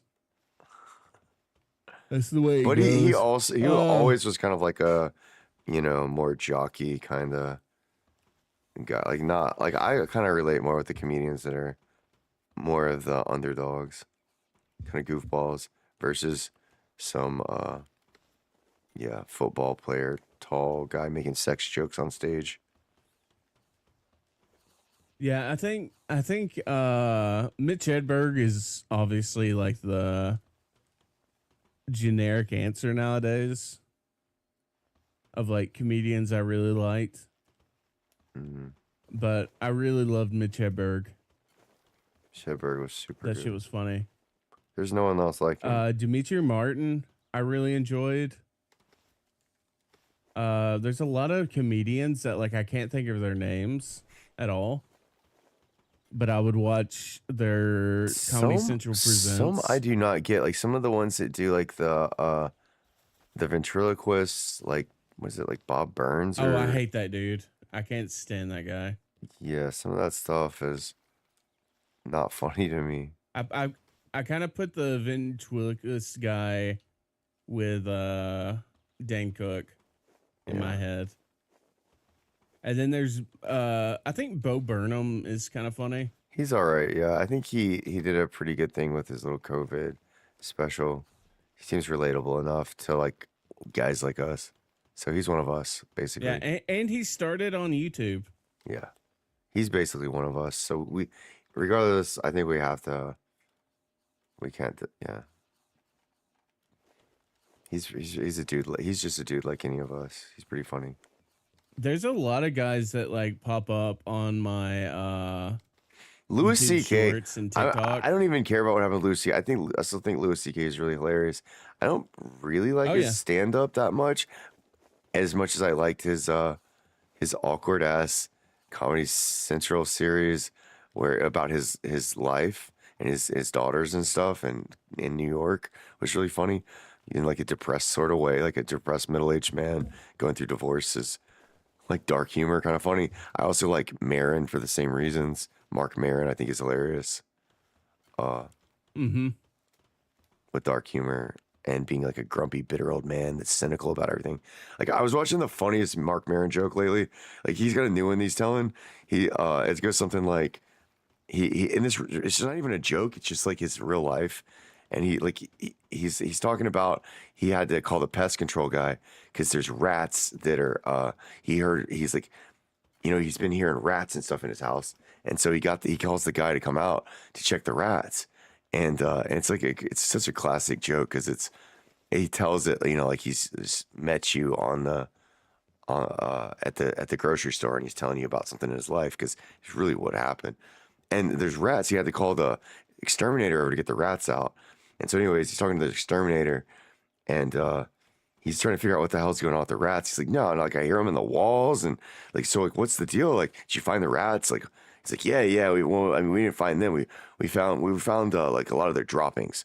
So he's like, oh man, so they're pooping in there and stuff. He's like, yeah, they're pooping in there. He's like, okay, so they're living in the walls because I hear them in the walls. He's like, oh no, they're not living in here. No, they're just passing through. So they're pooping a lot, and this is their transitional. This is part of their routes. Like, wait, hold on. So these rats, my house isn't good enough to live at. It's like a truck stop. It's like a truck stop bathroom that they're just coming to shit in my house and the walls. They're not actually living in there. They're just shitting in the walls. He's like gets offended by it. Like, yeah, basically. Yeah. He like goes on this whole like story about how the rats, you know, he tells a story about how the rats, every rat in a 10-mile radius has probably heard rumors that Mark's place is the place to go to take a shit. Hell yeah. And then he's like, asked the guy, he's like, so how old was the shit? He's like, well, we don't have carbon dating, but it's pretty old. You know, it's like he's telling the joke. It's just so funny, man. The setup, everything. You gotta like, I love Mark, man. I love Mark Maron. He's so funny. He's also a recovering drug addict. So there's a lot of just the same sort of shit that my shit in my head. I feel like I could have written his jokes on. It's like super relatable to me. A lot of the bullshit he goes through. He's also kind of a cat guy. So a lot of his social media he still does in live, like live shows and stuff, but he also does a lot of promotional stuff, just talking to his cats or some shit on social media. Dude's hilarious on his Instagram account. But anyway, those are pretty much, Yeah. I get a like lot Jim of guys. Carrey, those are the greats. Robin Williams, Louis C.K., Mitch Hedberg. I don't think if there's anyone else really. I get a lot of guys on my TikTok and YouTube shorts that I think are really funny. I just don't know their fucking names because I just the fucking doom scrolling. You don't learn anybody's names. You just listen to the funny joke. You leave a like and you move on. Yeah. Like there's no actual like engagement beyond that. So like I'm laughing my ass off at like these jokes. I have no fucking clue who they are. It's not like back in the day when you had Comedy Central Presents, you know, like a 30-minute special. And like you were like looking on the TV guide info of like, oh, it's this guy. I wonder what kind of jokes he's going to tell. You don't have that shit anymore. It's just the algorithm pushing this and this and this and this. And you laugh at it and then you move on. And you never learn who that person is, what other kind of jokes they tell. Her name is Sarah Silverman. Oh God, fuck her. Sarah Silverman from the beginning, I couldn't stand.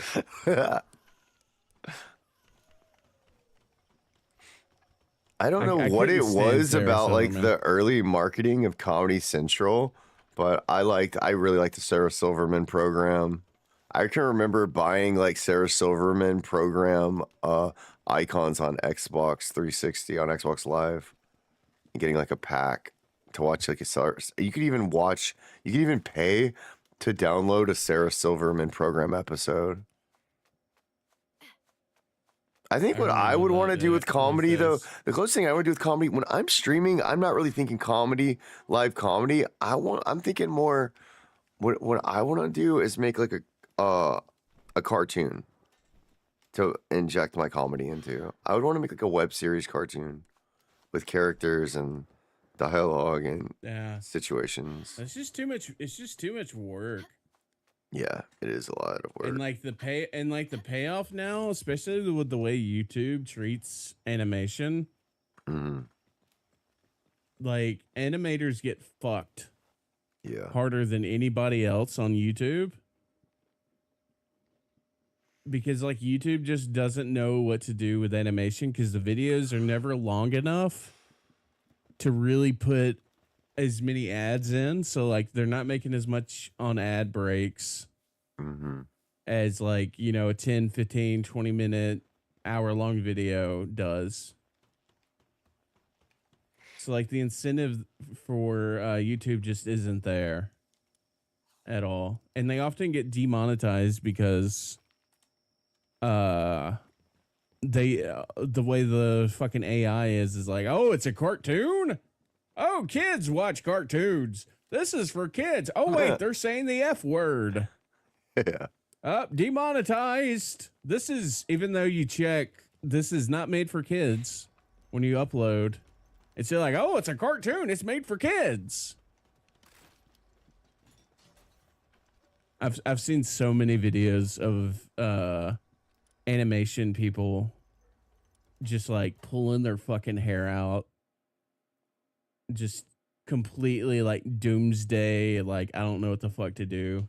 But what I like about Anymore. the idea of cartoons is that idea of being like free to just do whatever I want. Of course, eventually you do end up boxing yourself in with sets and characters and stuff. But right now, I just think like if I'm gonna if I'm gonna be funny myself, I feel like in the same way that you don't want to have like a webcam when you're streaming, I don't want to videotape myself when I'm being funny. I wanna make a character do a silly voice and hide behind the silly voice and character. I feel like that's RP a way I then. could be more funny. I feel like me as myself is not funny enough. That's not exactly true because I still think I'm pretty funny, but there's a part of me that like does not want to like dig for the funny because it's like looking at yourself in the mirror and it's just, sometimes you do kind of lose. There's some parts that you're like, oh yeah, I do kind of like, you know, oh my ass does look good in this or whatever. Girls when they look at their butt in the mirror think, but beyond that.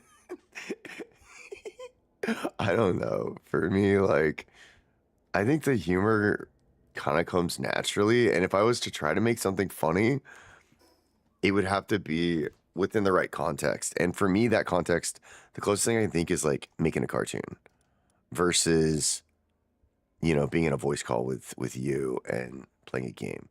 I don't think of that as comedy as much. Not that I don't try to be funny sometimes or do things funnier. At the end of the day, I still think of that as kind of there's always like some other purpose.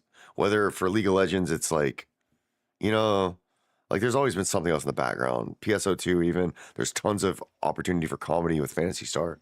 But at the end of the day, it was always about being number one on the list or making the fashion show happen or you know, or getting the best gear. There's always like some overarching goal for me besides being funny. And the funny just gonna happen along the way. So if I was ever gonna make something intentionally funny from start to finish, I feel like it would be a return to like the Sawyer Jeopardy show or some kind of Beavis and Butthead stylized or inspired, you know. Yeah. I just don't think it's viable. I don't either, probably. But I still think it'd be fucking fun to make. I think that's also a thing that makes it a little bit more freeing to me. It's like if no one watches it, then I can fucking say whatever I want on, do whatever I want on there. Even better. Let me go crazy for real. If there's people that are watching it, then there's expectations, there's an audience, and there's as soon as there's some expectation in the loop, like even with Rygen watching us stream, I feel pressure, like as if my mom or dad were watching over me, versus if I was like able to just, you know, go crazy on my own without any restrictions. And I don't know why my brain sets things up that way. It just does. That's how everybody's does when it comes to doing stuff like this. Mm, It's you're putting yourself on a stage, yeah. You're not literally physically, but like you're being observed. You're you're going to putting be your observed. It yep, changes it a little bit knowing that there's an observer in the loop. It's in the same way that it yeah, changes the subatomic particles. Sorry, go on. and you just at the end of the day, you just have to get over it. It's a thing that you just have to get over. Because like it used to be pretty hard for me to actually hit the live button, Hmm. and it used to be really hard for me to like get into voice chats. And now it's just like, yeah, whatever. It's good. Yeah, Like because I don't your stress out body or get anxiety over your that. body kind of realized there is no danger. And in fact, it's a little bit fun when you lean into it. And it's Yeah, quite enjoyable. And then you have all this nice stuff left over afterwards, like fruit basically, that you can go plant the seeds or turn into another tree, you know? So it's nice. yeah.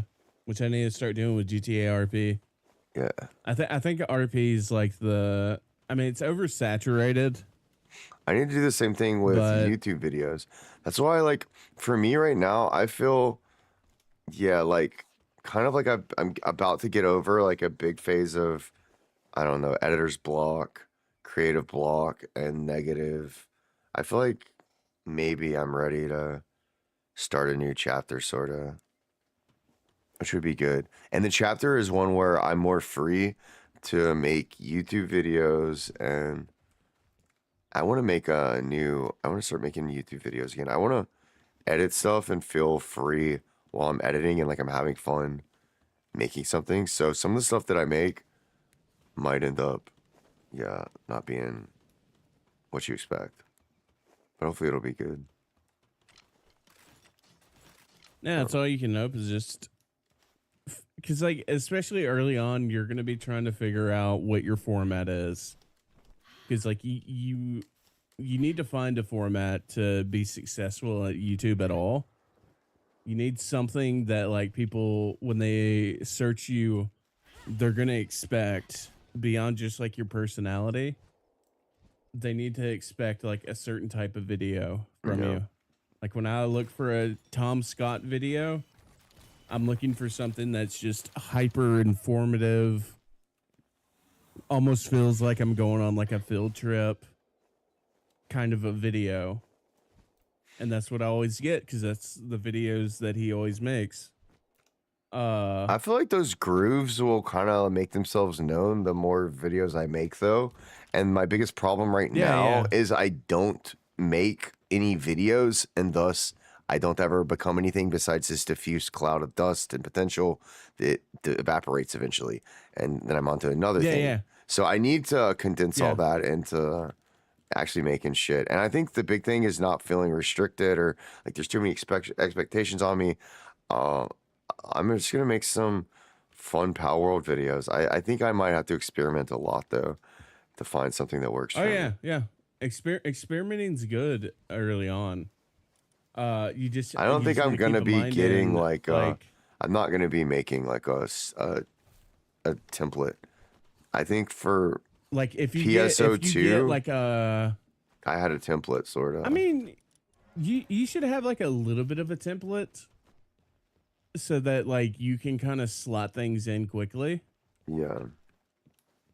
But the main thing is just when something hits, like when you're doing experimentation, if something hits, you really gotta ride that hit.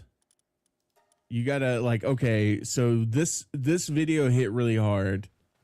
Was it the format or was it the topic?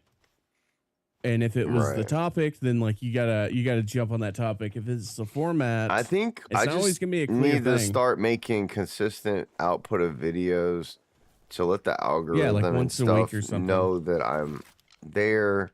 Because otherwise, it just ain't sending my stuff to anybody. I get no Nope. circulation. And a lot of it's because I feel stopped up because I'm streaming all the time, but I'm not actually articulating any of that into real videos.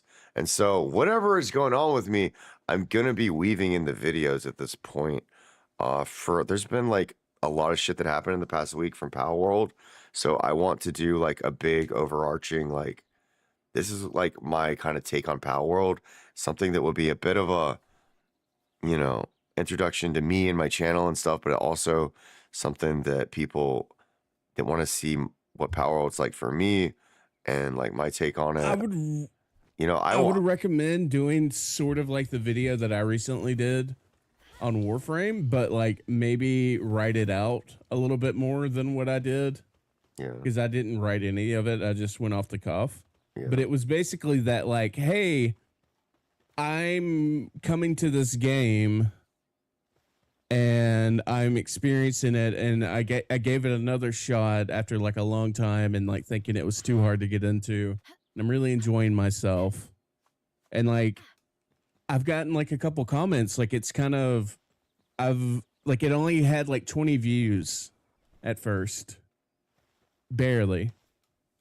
And now it's up to like almost like 220, because like over time, like every day there's like a new viewer or a couple new viewers, and like I've been getting comments of like, hey, welcome to the game, and here's some other tips to, right, like, I've been getting like actual like real legitimate engagement from that video, when like I was kind of feeling pretty bad about it when it first came out, because it was like 3, 4, 5 days of nothing.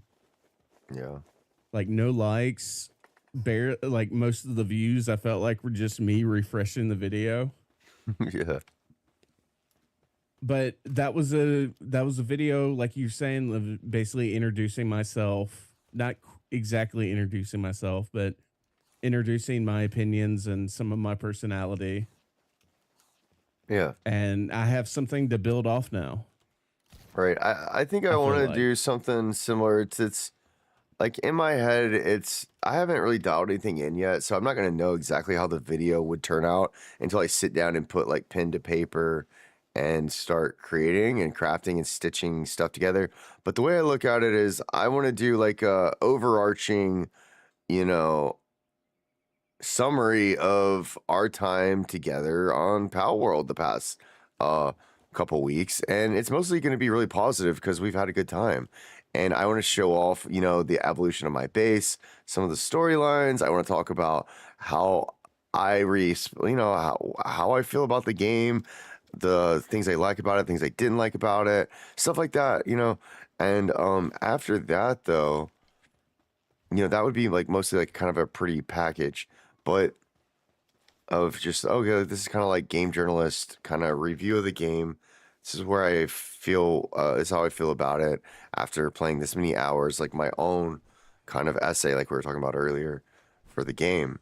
And I feel kind of compelled to do this. But then I also, if I want to like chop the game up myself and say, well, how could I, you know, prepackage this in another way and farm more content out of the game? And there's a lot of, you know, I could get one of those little suggestion wad up a paper ball in the jar or whatever and write down like the chickpea thing, a base building video. I can make a video about this pal, a video about that pal, a video about that pal, a video about this oil rig, a video, you know what I mean? There's so many things I can make a video about. And it's just me breaking it apart. And then at that point is when the format would probably start to come in, as if I will decide, because after I make my big overview video, then I'm going to want to dial in and make a specific video about this, specific video about that. And then I get known as like, I don't know.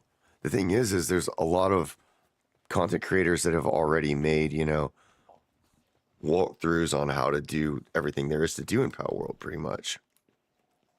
So I wouldn't be the only one. It's not like, you know, I would probably be adding anything new to the book other than my own color and filter on it all. It's not like I would be bringing new information. And not somebody that, out that there could be okay though, but yeah, someone out there might prefer that to someone other else, people's. right? And then you could see, you know, once I'm doing some Palworld videos like that, someone could see, well, I could see how he could do that kind of video on this type of game. So then all of a sudden I'm playing Genshin Impact and I'm making Genshin Impact videos that are very similar.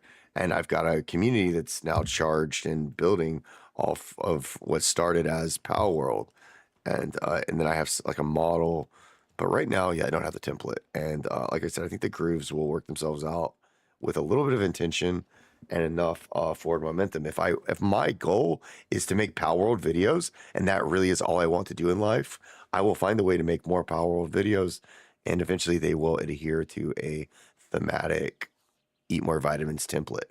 Maybe. Now they might be really shitty template if I don't really think about it or make it better. It could be a really shitty template. But like even if you open up like Cobra Dude 69 or whatever, all of his videos are pretty much the same. They all suck. But it's him. And so there's an aura and an energy that is stamped and encoded in everything I do that will be EMV coded in some way. And I just need to develop more of that personal style, I think, in comedy and YouTube, or editing, whatever.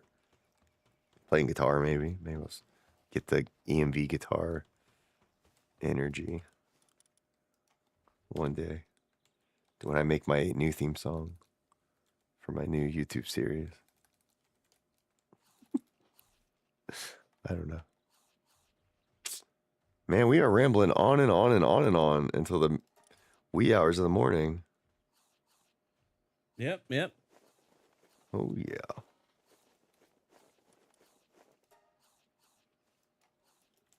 I have a toilet in my mansion that I like to sit on, and it's right in front of a window. And so I'll go into photo mode, and I'll just slowly back out of the window. It's like just like a pull-out shot. See, that's what I need to be doing more of. Not taking it, like, honestly, just playing around with the creative eye to, like, kind of think in my head, like, which you can't really do, at least in my opinion, when you're, like, being bombarded with talking to people on voice. But if you're just alone with a camera and you can, like, just see something happen. I do that shit while you guys are, like, info dumping me. I'll be, like, somewhere with the fucking camera, like...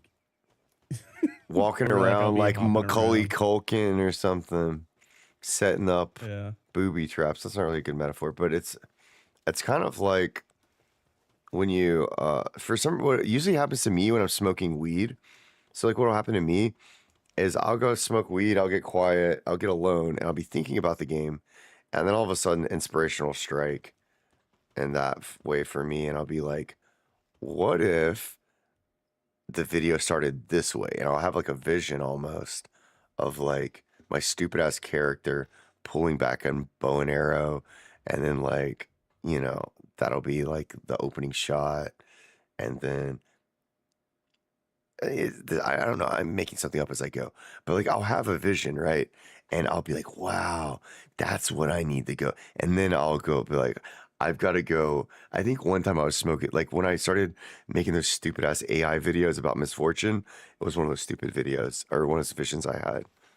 And so I need to get some inspiration about the type of video I want to make.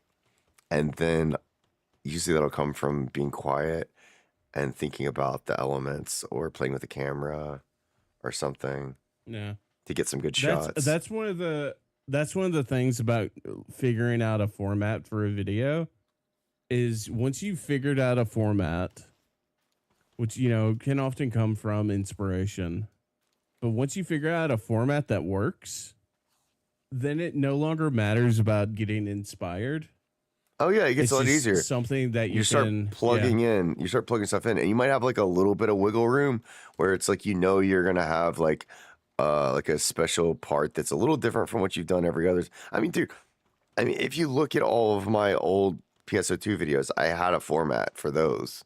I didn't really, but I kind of did. Pretty much every video started the same. My character standing up at front. Hey guys, this is what we're gonna do now. And then I just go and do the thing. But then within each of those videos, I always had like, I don't know, room that I could either be creative with a different outfit in the start. I would try to make a different creative outfit at the start to open it up with. Kind of like, that's what a lot of girls do. It's like their format is they do their hair and they wear a cute outfit so that they can talk to the camera in the beginning, and then they go into their real video after the first 5 minutes, or the first 50 seconds is them opening up, you know, and then they go into their video, and then everything else is just a montage of them making coffee, and they do whatever it is, right? Whatever the rest, it's the recipe, but getting that recipe takes time. Your grandma might have passed down the recipe, but eventually someone had to like make that recipe. I think one of the big points of advice that a lot of people make when in regards to making YouTube videos is once you kind of find like the niche that you're trying to break into, in this case, Palworld, one thing that is very, very helpful is finding the videos that are very successful within that niche and not so much copying them, but I mean, you can if you want to. Yeah. What's good is to copy someone in a different niche that's successful and flip it over to a different one. That's another technique. That's what Sea Dog VEA did. He basically took prank calls, which was like kind of popular at the time back in the day, and he took another obsession that he had, which was anime, and like the VA in Sea Dog VA stands for voice actor. Yeah.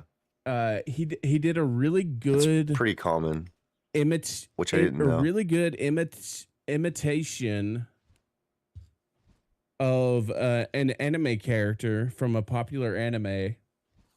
And what he would do is he would prank call people as that character.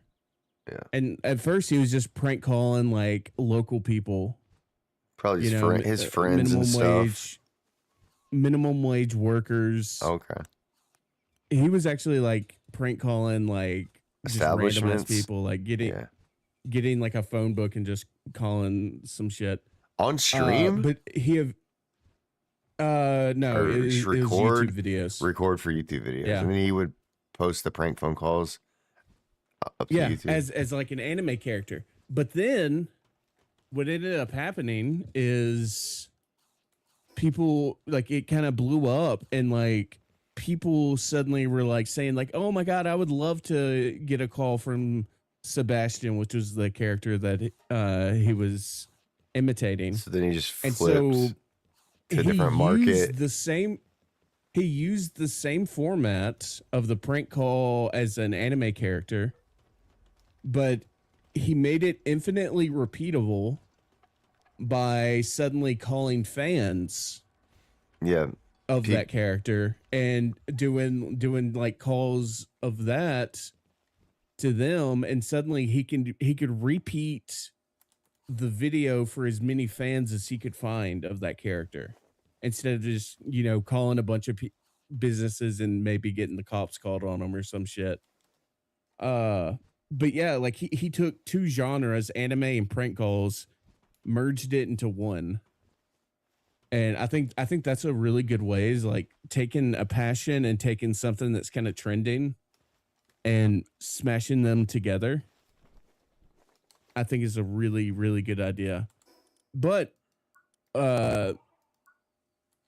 another really good idea is to find out like who your competition is, essentially, and see what and kill them. Pay attention to what they're doing.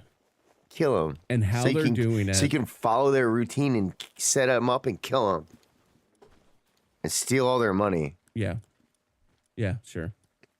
And figure out what their formula is, and try to figure out if that is something that you can replicate. Right. Because you can't replicate everything. You can't replicate Mr. Beast because it's a fucking corporation now. You can't replicate Ludwig because he's practically his own corporation now. His own corporation. But you can find elements to take from those still and make them your own. Oh, for sure. Yeah. Without like full outright copying them. Because like if you just copy somebody, then it's just like, oh, that fucking asshole that guy stole my joke. You know what I mean? It's like It's like Dane Cook all over again, but without the making massive money beforehand.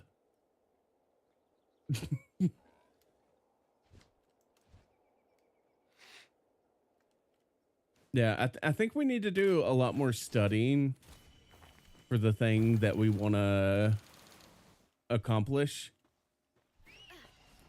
and less just kind of jerking around. Though I have been enjoying jerking around on Palworld quite a bit, I will say. This has been a lot of fun. Yeah, I got a lot of really good content. When I beat the game this yesterday, my stream was really good. I got a lot of really good content that I can use for YouTube. Yeah, I don't have much content beyond just hopping around. Well, yeah, I've got a And whole bunch building. of bloat. I have a ton of bloat, but I mean, most of that can be, I think, used as background filler while I talk about the stuff that really matters. And it doesn't have to be just like Yeah. boring filler, you know? It's just, it'll be, yeah.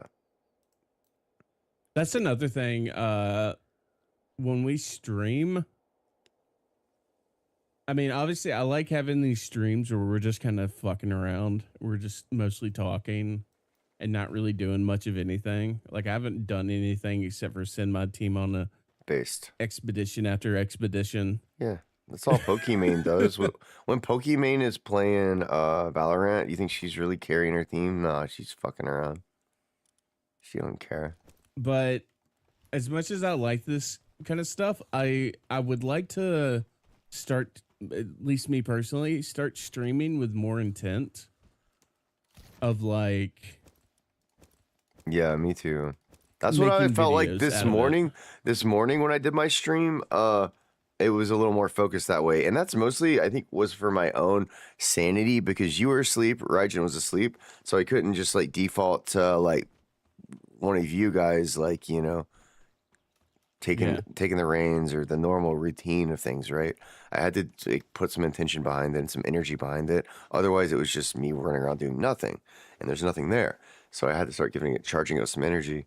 But I was already excited to be at the end of the game, and I don't know. I mean, like if there's something happening, you don't have to try to make something happen, dude. Something's happening, but Yeah, sometimes you just react to it. right, but to put yourself into the situation where you know that something will be happening for you to react to, that is the true art. And so we have to engineer these situations like on, you know, when you're watching GTA RP and they've kind of set up this crazy, like, cascading train of events for these characters to kind of unravel and play through. That doesn't happen every stream, but some of the streams, occasionally it would kind of build up towards something. It's nice when you can have something like that. For me, Palworld, I think has always kind of been building towards, I don't know, the end of the game, which people are always excited about, you know, the hard part of the game or whatever. If they're watching a big streamer, they wait for them to get to this part of the game, or there's always something. I don't know. But yeah, for me, I felt like the thing is, it takes a lot of energy to do that. You can't just sit back and relax and play a game, which is totally fine to do. But if you're trying to get something extra, you're going to have to be A, making yourself uncomfortable, B, pushing yourself past your limits just a little, or going outside of your comfort zone. And otherwise, you'll just do your regular routine that's boring. Normal people are boring. We just walk around and do our normal day-to-day lives. We don't, there's no theatrics to it. And so if you want to add the theatrics, you have to be intentional with that. And yeah, like I said, this morning, it feels good to do that, but it also, you can't always be on like that.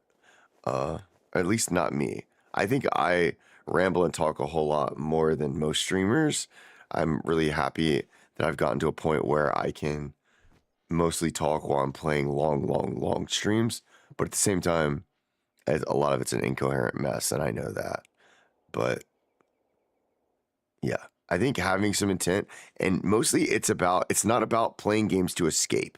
I think playing games to escape will not lead to what you want. That's when you get the drivel that's just incoherent mess of nothing, unusable, even sometimes. Well, instead, what you want is some intent behind what you're doing and a focused approach, like what Ludwig talks about.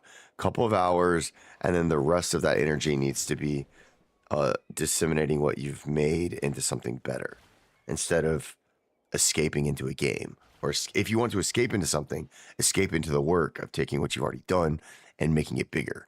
Don't go make more shit, basically. I think is what I have been learning slowly. And that's, I think, what's stopping me. Or not stopping me, but what's gumming up my process a little bit. Because right now, I enjoy the process of turning my brain off, smoking a shit ton of weed, having engaged party member there to communicate with, and just playing a game. Whereas being a streamer or a YouTuber is not really for me so much as it's for y'all. And it's also like there's got to be more intent there. It takes a lot more energy to make it happen, especially if you're going to make something good. But I think it could be very, very rewarding if we allow ourselves to be uncomfortable in that process. There's going to be a lot of discomfort. Maybe not even a whole lot. Like, it doesn't have to be like a, crazy extreme challenge. It doesn't even, but like what I mean by uncomfortable means like, even if I'm sitting there playing a game, out of your comfort zone. Yeah, just to even say, oh, I am building this thing at the bench because I need to get the 5 computers. To say that to my quote unquote chat takes energy. And if I'm not pushing myself to do that, I'm a boring fucking, nothing. No one's going to want to watch me. So I've got to make myself interesting. But if I'm making myself interesting, that kind of energy can also push people away if it's too much. So there's a balance to it all. And I think having like a good environment, a good like direction is half the battle.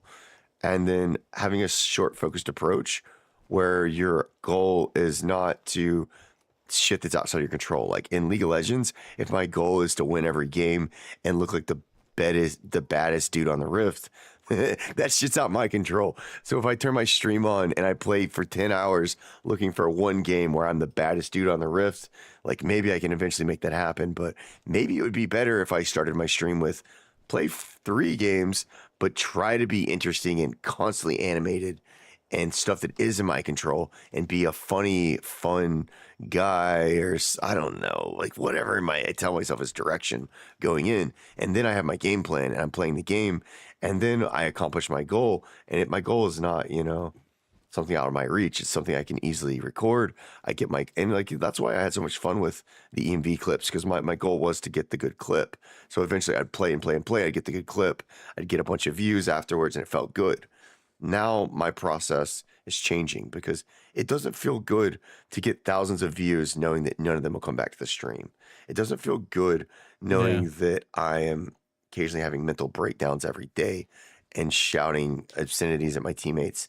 And I have footage now of my sticking my foot in my mouth, while I have haters trolling me. Like, that's not fun.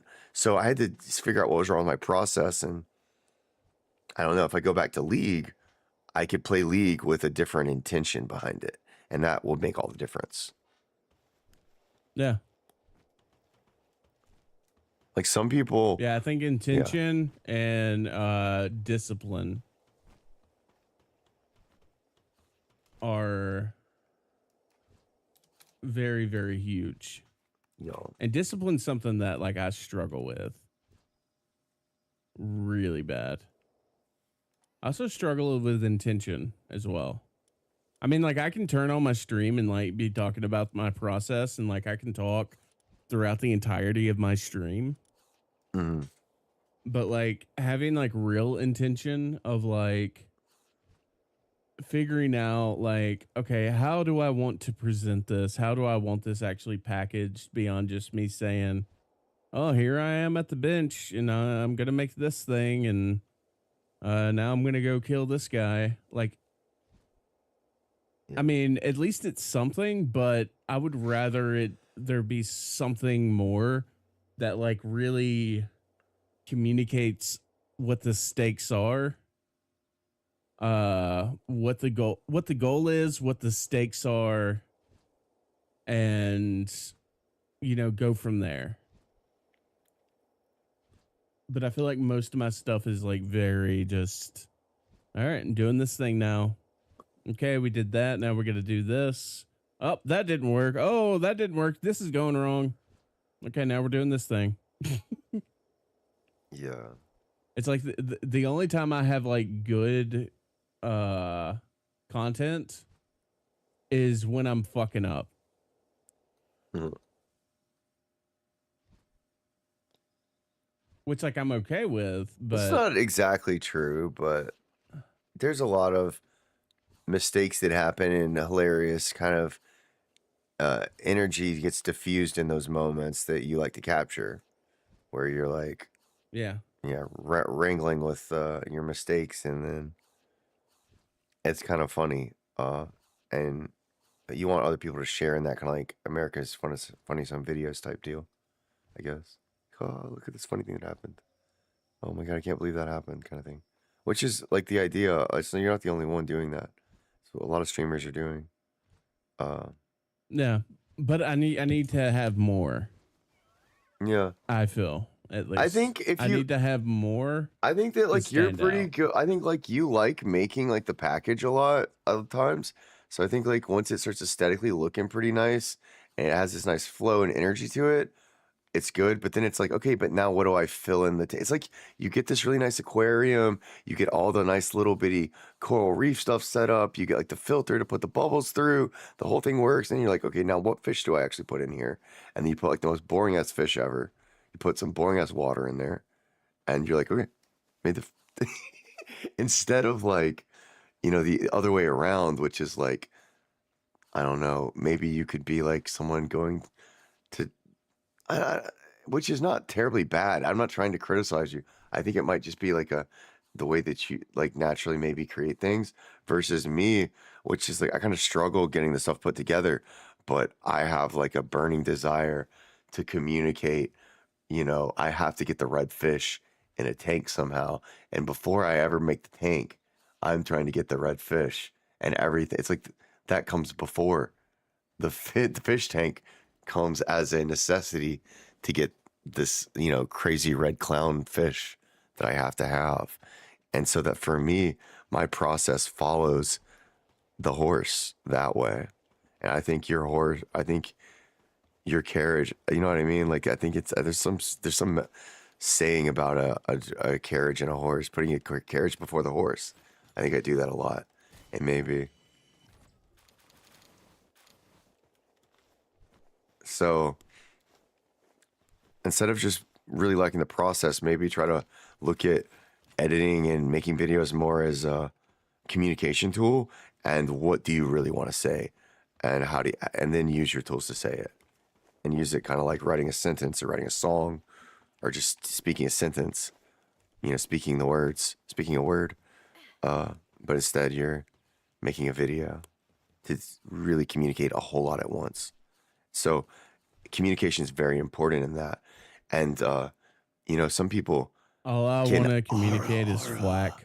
they can and they have the most eloquent way of talking. But if what they're saying is poo poo pee pee, it doesn't matter. So you have to get all of those things in line. And I think that would be my advice to you is try to figure out a strong message instead of just a pretty The package. message is flack is the best pal Yeah, do in it. all of Palworld. Do it. Oh, Meteor. That's actually, yeah. Then take mood shots of flack, talk about everything you did with your flag, make it all about flack, and then that's it. If you want it to be, that's it. That's all it's missing.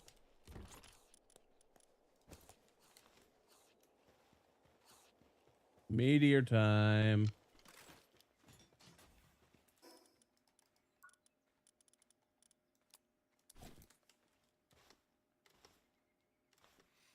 Get in the ball.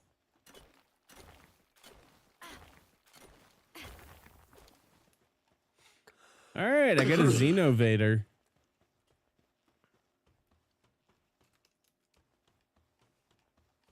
Got you an alien, pal. Yep, and got some meteorite fragments.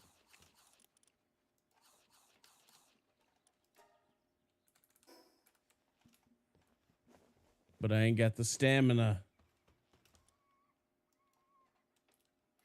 I wonder what Jay is playing nowadays. Have you noticed him playing anything? I don't know because I saw him in the voice chat the other day by himself. He fell asleep in there. Did you? Not in 'Cause I my, never not in see mine. him- In his server. Yeah. I never see anybody in there anymore. Really. It I feel seemed like kind of the bad. activity- I feel kind of bad because I kind of had an emotional outburst last time I was hanging out with him. We were playing Final Fantasy some. I feel like I was not fun to be around. Maybe that's why he's never responded to me anymore. I mean, it's strange because the last time he was really talking to me a lot was when I got banned from League of Legends, and he actually wanted to play League a bunch with me. And I was like, dude, I got banned. And he's like, oh, shit. And then we just lost the connection after that. He started playing League again for a while, so. I mean, but before that, when we were playing Final Fantasy, yeah, I remember one night I was like yelling at his friend some that I think he kind of got defensive over. It was just like awkward vibes, you know how I get sometimes. But I wonder what he's doing now.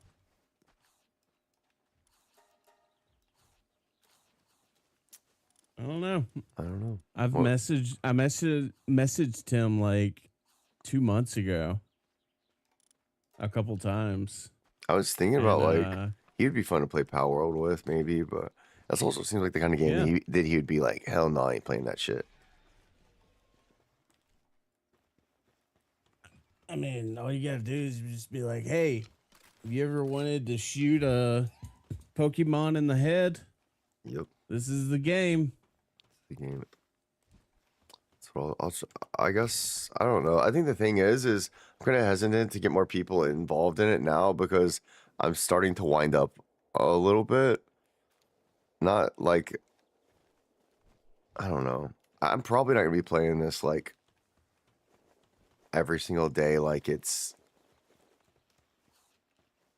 yeah, the ceiling is there. My head, you get to a point where like you realize you're so big that like you've grown so big that your head is hitting the ceiling and you feel like a giant man. That's the point I feel in this game. There's not that much, and I know there's not that much more space for me to grow. So that's why I'm gonna make the YouTube videos. And unless Palworld is able to come out with something that's more satisfying in game, I'm not the kind of guy to just play around with Legos forever. So I'll probably get some pals, beat everything that's most difficult, crazy IVs, make some good videos about how to do it to other people, talk about, you know, my experiences here, and then I'll be moving on out to the next thing. Yeah, I mean, it can be a game that like you could like really deep dive into like all the nitty gritty details and like then communicate them Yeah, you could. in videos, or it could just be a game that like you pop in for whenever there's a big update. Yeah. So I feel like this is going to be a game that's going to have hopefully have like a lot of updates Yeah. over time. Yeah, exactly. I don't know if there's like a roadmap or I don't anything either. like that. I think with all of the I hope that they can I mean, I can't imagine with as much momentum as they have going, this has got to be just a start for these guys, I feel like. Is that this is just the beginning. We'll see though. And like since when you have that much money moving and that much motion, like there's no telling. They could come out with a who knows? It might be they might really fuck it up. It'll be really interesting to see what happens. There's going to be more Palworld stuff for sure. They have another game coming out that's like a life simulator, like a Stardew Valley type, based in Palworld. So they Interesting. definitely have their mind set on more from this. I hope it's not a thing of like, here's Palworld 2, here's Palworld 3. I think we're kind of beyond that in gaming, especially with digital gaming, where it's like just update the original game. You don't need to keep reinventing the wheel over and over again.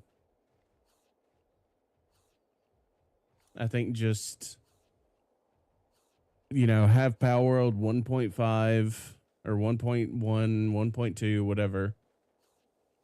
And then just keep going that way. And then eventually, when you do Palworld 2.0, keep it within the same bounds of what we have right now. Like the same game, just updated. And maybe you have to like buy an expansion or something.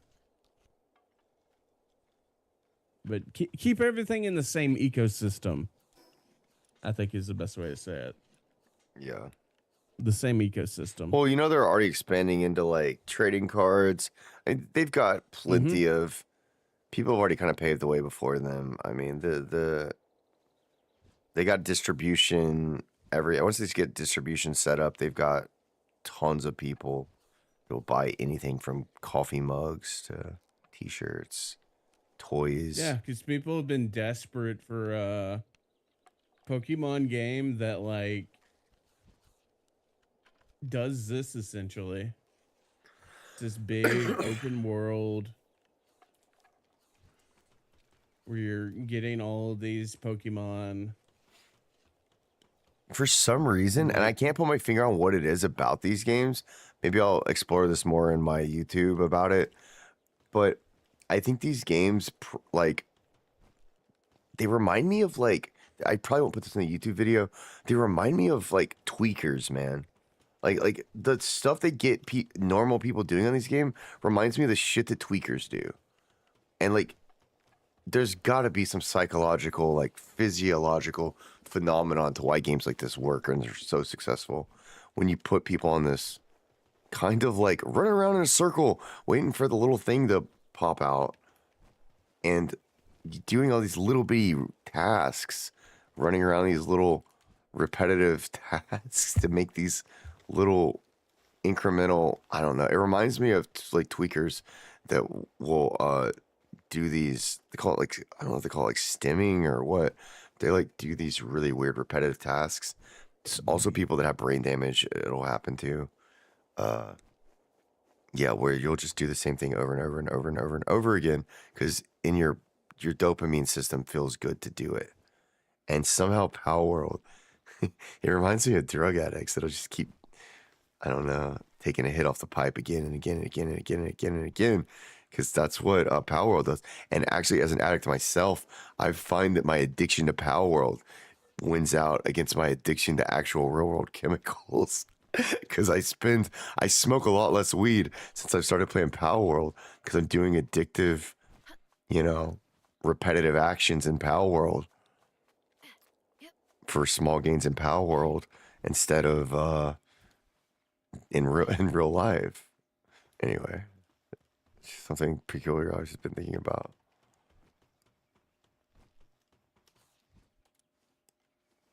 Anyway, I think I'm about to go AFK for a bit. And all right, I'm probably about to sign off. These fucking van worms screwed up my fishing. Motherfuckers. They like randomly aggroed me. I was about to get like, there was one that had like a purple aura to it. Oh. And it sounded like a lucky yeah, lucky sound effect. The chimes. I found one like that and too. I was like, ooh, I want this one. What is this? And as I was fishing, the music starts and I start getting fucking attacked by the van worms, which scare off all the fish. No. Yeah, for me, what happened is my rod just instantly snapped, and so I lost it. But yeah. Yeah, so I had to kill the van worms. No trying to catch them. Yeah, van worms are. That's the first shiny. That's the first lucky that killed me was a van worm.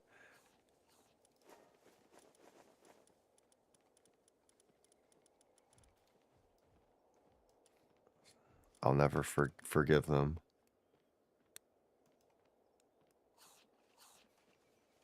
Ooh, another egg. I gotta drop something else. My inventory is full. You require more Vespine gas. I hate to do it, but I'm getting rid of the leather. I'd rather have an egg. Oh my god, there's another egg. And this one's huge. Precious pelt. Fuck it. Bye.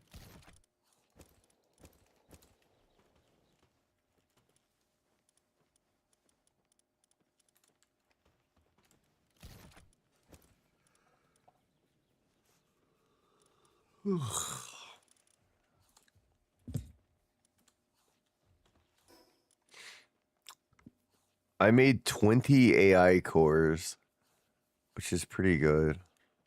I still need 50 to make the ancient hatchery. The AI cores, every single one of them has an ancient civilization core inside of it. So it's 50 ancient civ cores plus extra computer, Sheesh. plus 5 computers per AI core. That's a lot. But I'm slowly I'm almost halfway there. So I've kind of been doing that while I've been talking to you a little bit. Oh my god, there's another one. Get rid of this. How much There's another how much ore do you have? what kind of ore? Iron ore.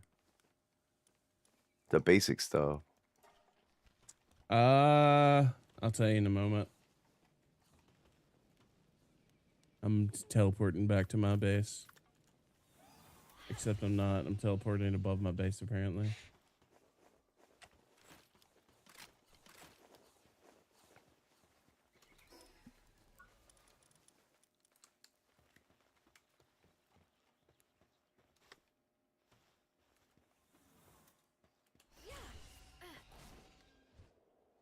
I need a better glider, I think. Yeah. For sure. I can give you one if you want. Do you not have the technology? I can probably make it. I only have 363 ore right now. Alright, I guess you could just keep it. Cause I made 1,021 ingots. Yeah, I need the actual ore because it's used to make more than just iron ore ingots. That's also used to make plasteel ingots and other stuff later. Well, I got a ore production thing going on. Yeah, next time you get a bunch of working on right now. Get a bunch of rare ore and just sit on it. I'll turn into ingots next time. You don't need that many. But later in the game, you'll be able to use it. Expedition train's ready. Choo choo. Another civilization core. Exotic sphere. Oh.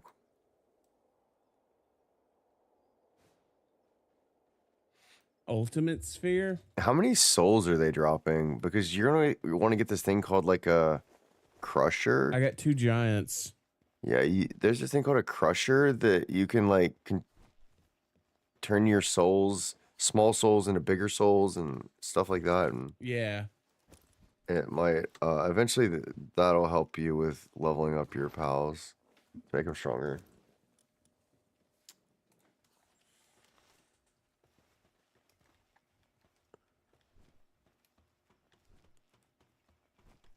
Oh, I also got a new tablet or tablet fragment. I got Heartless slab fragment. Heartless? I've never even heard of that. Yeah. I don't even know what that one is. Let's do that one next time. It's just a fragment though. Should probably have to get more. Yeah. So while we were talking, I got 1, 2, 3, 4, 5, 6, 7, 8 eggs. That's like over the past like 40 minutes. Huh. All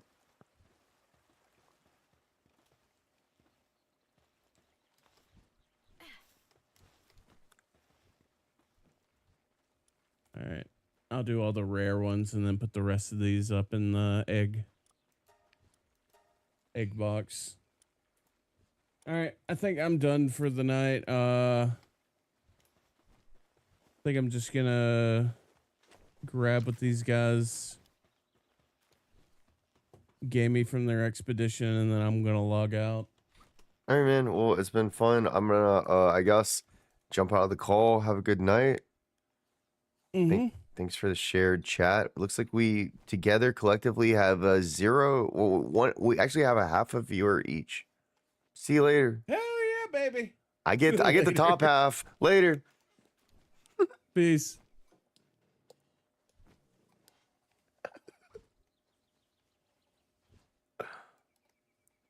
That was fun.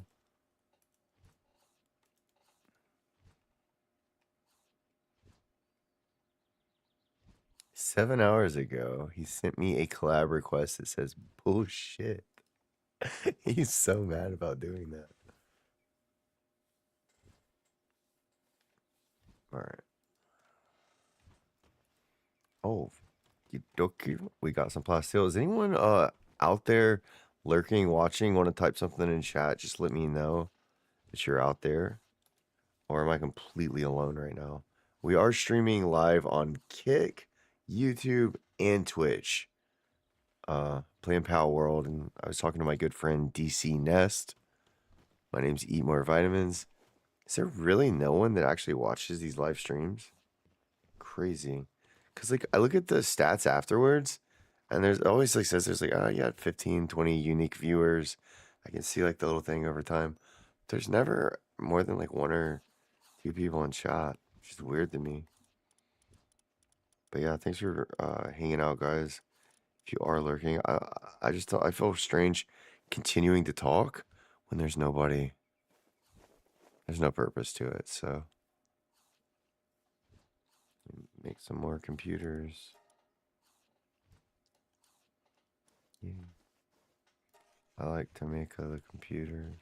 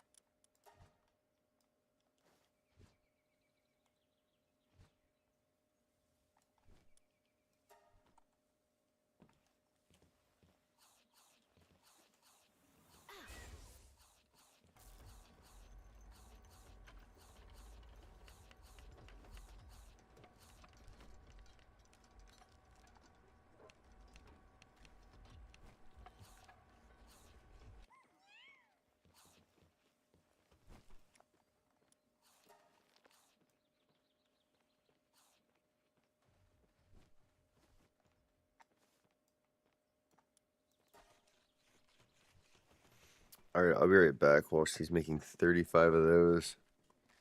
If anyone's here, I guess they're not. But I'll be right back.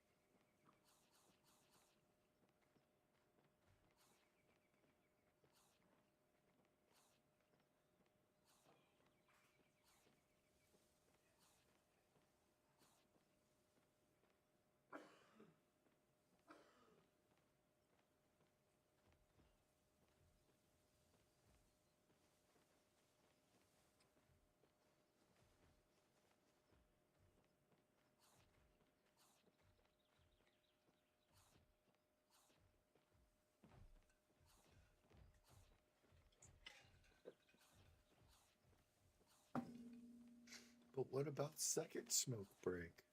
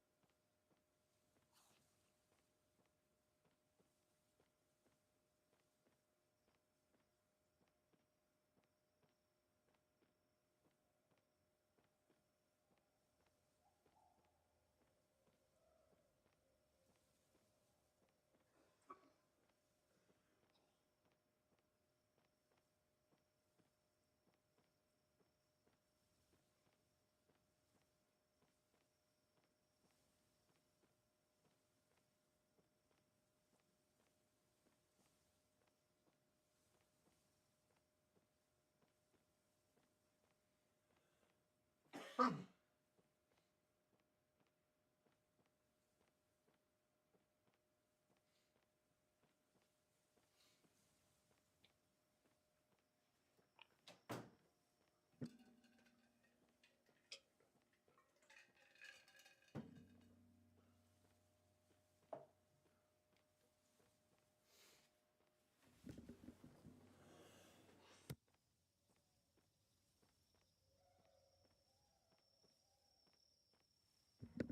right, sorry guys, I'm back.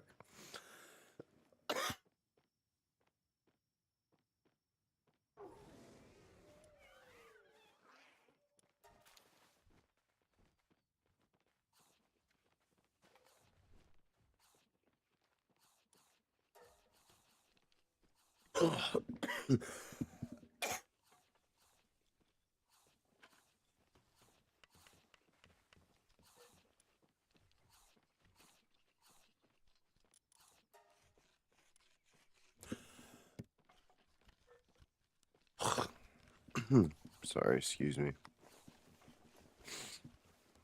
All right, we need a lot more plasteel. And that means more ore. Ugh.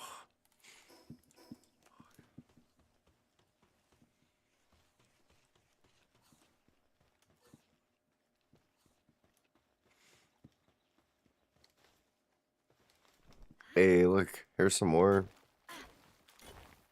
We got in a really good place for ore, huh? Oh, I'm weighed down by carrying too many items. Oh no. What will I ever do?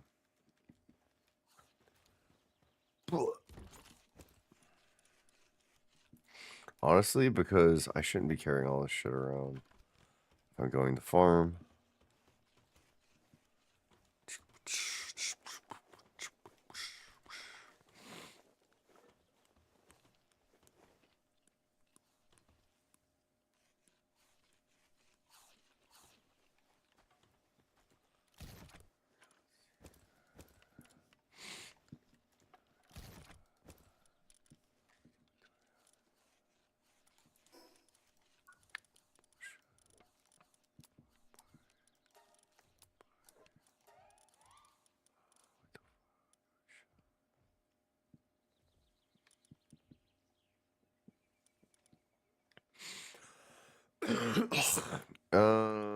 Hmm.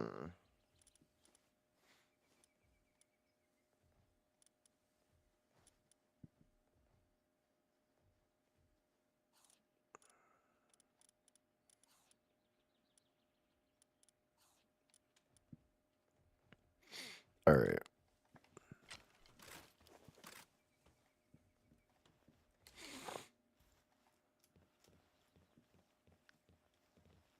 Oh, dude, we probably should have put it right here. Could have been better placement.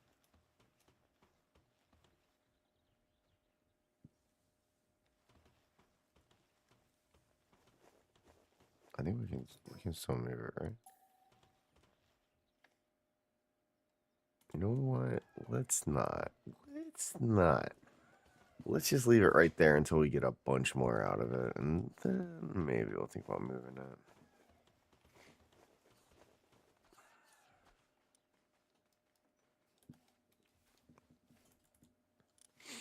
Okay. I mean, we need to go get a bunch more iron ore. It's like nothing.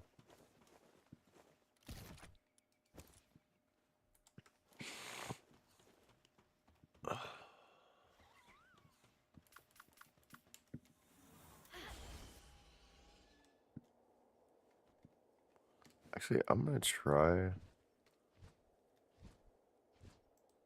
Let's head over here.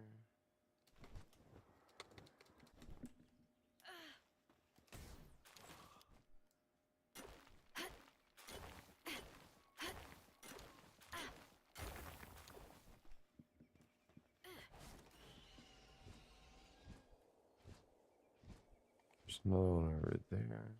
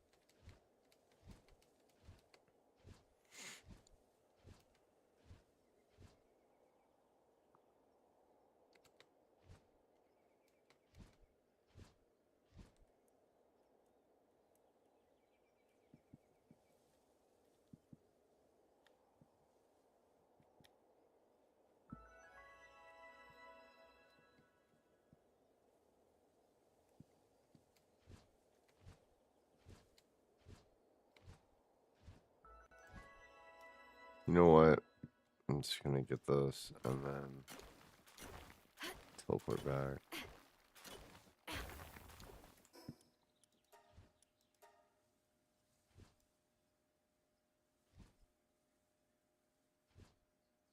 Not recommended for regular travel or returning to base.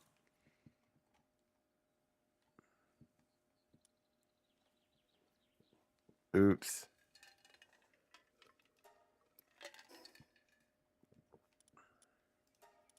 Oopsie daisy.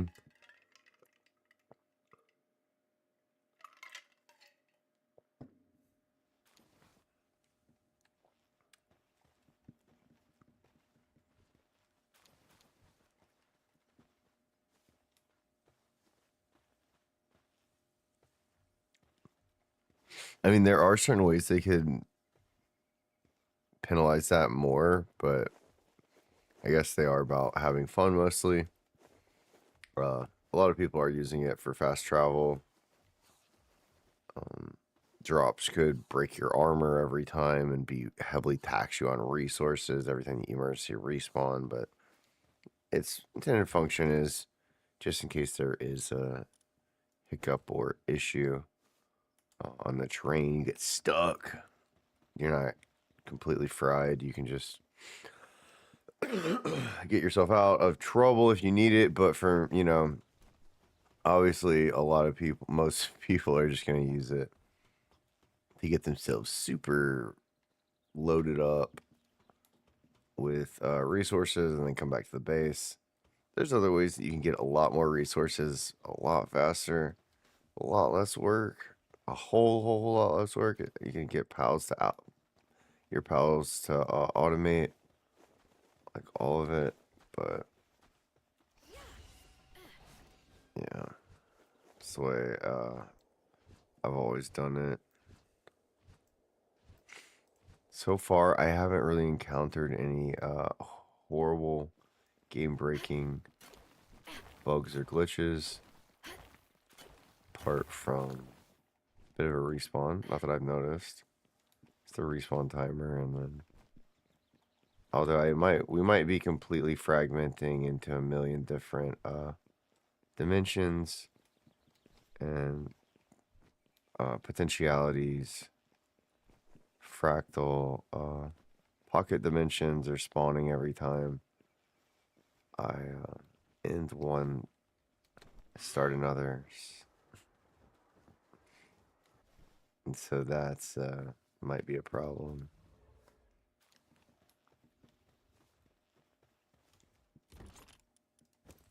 Okay, that's a good amount of ore.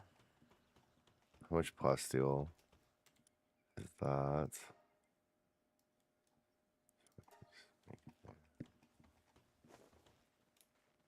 All right, because most of this is going straight into computers. So the only thing that's bottlenecking us really is the plasteel.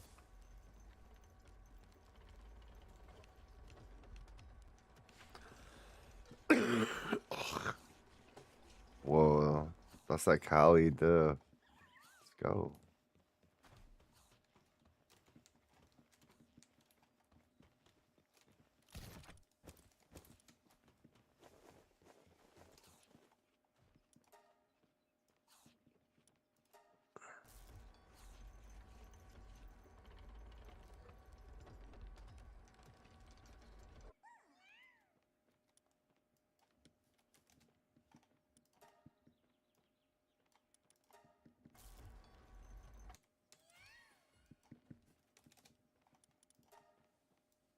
$12 computers.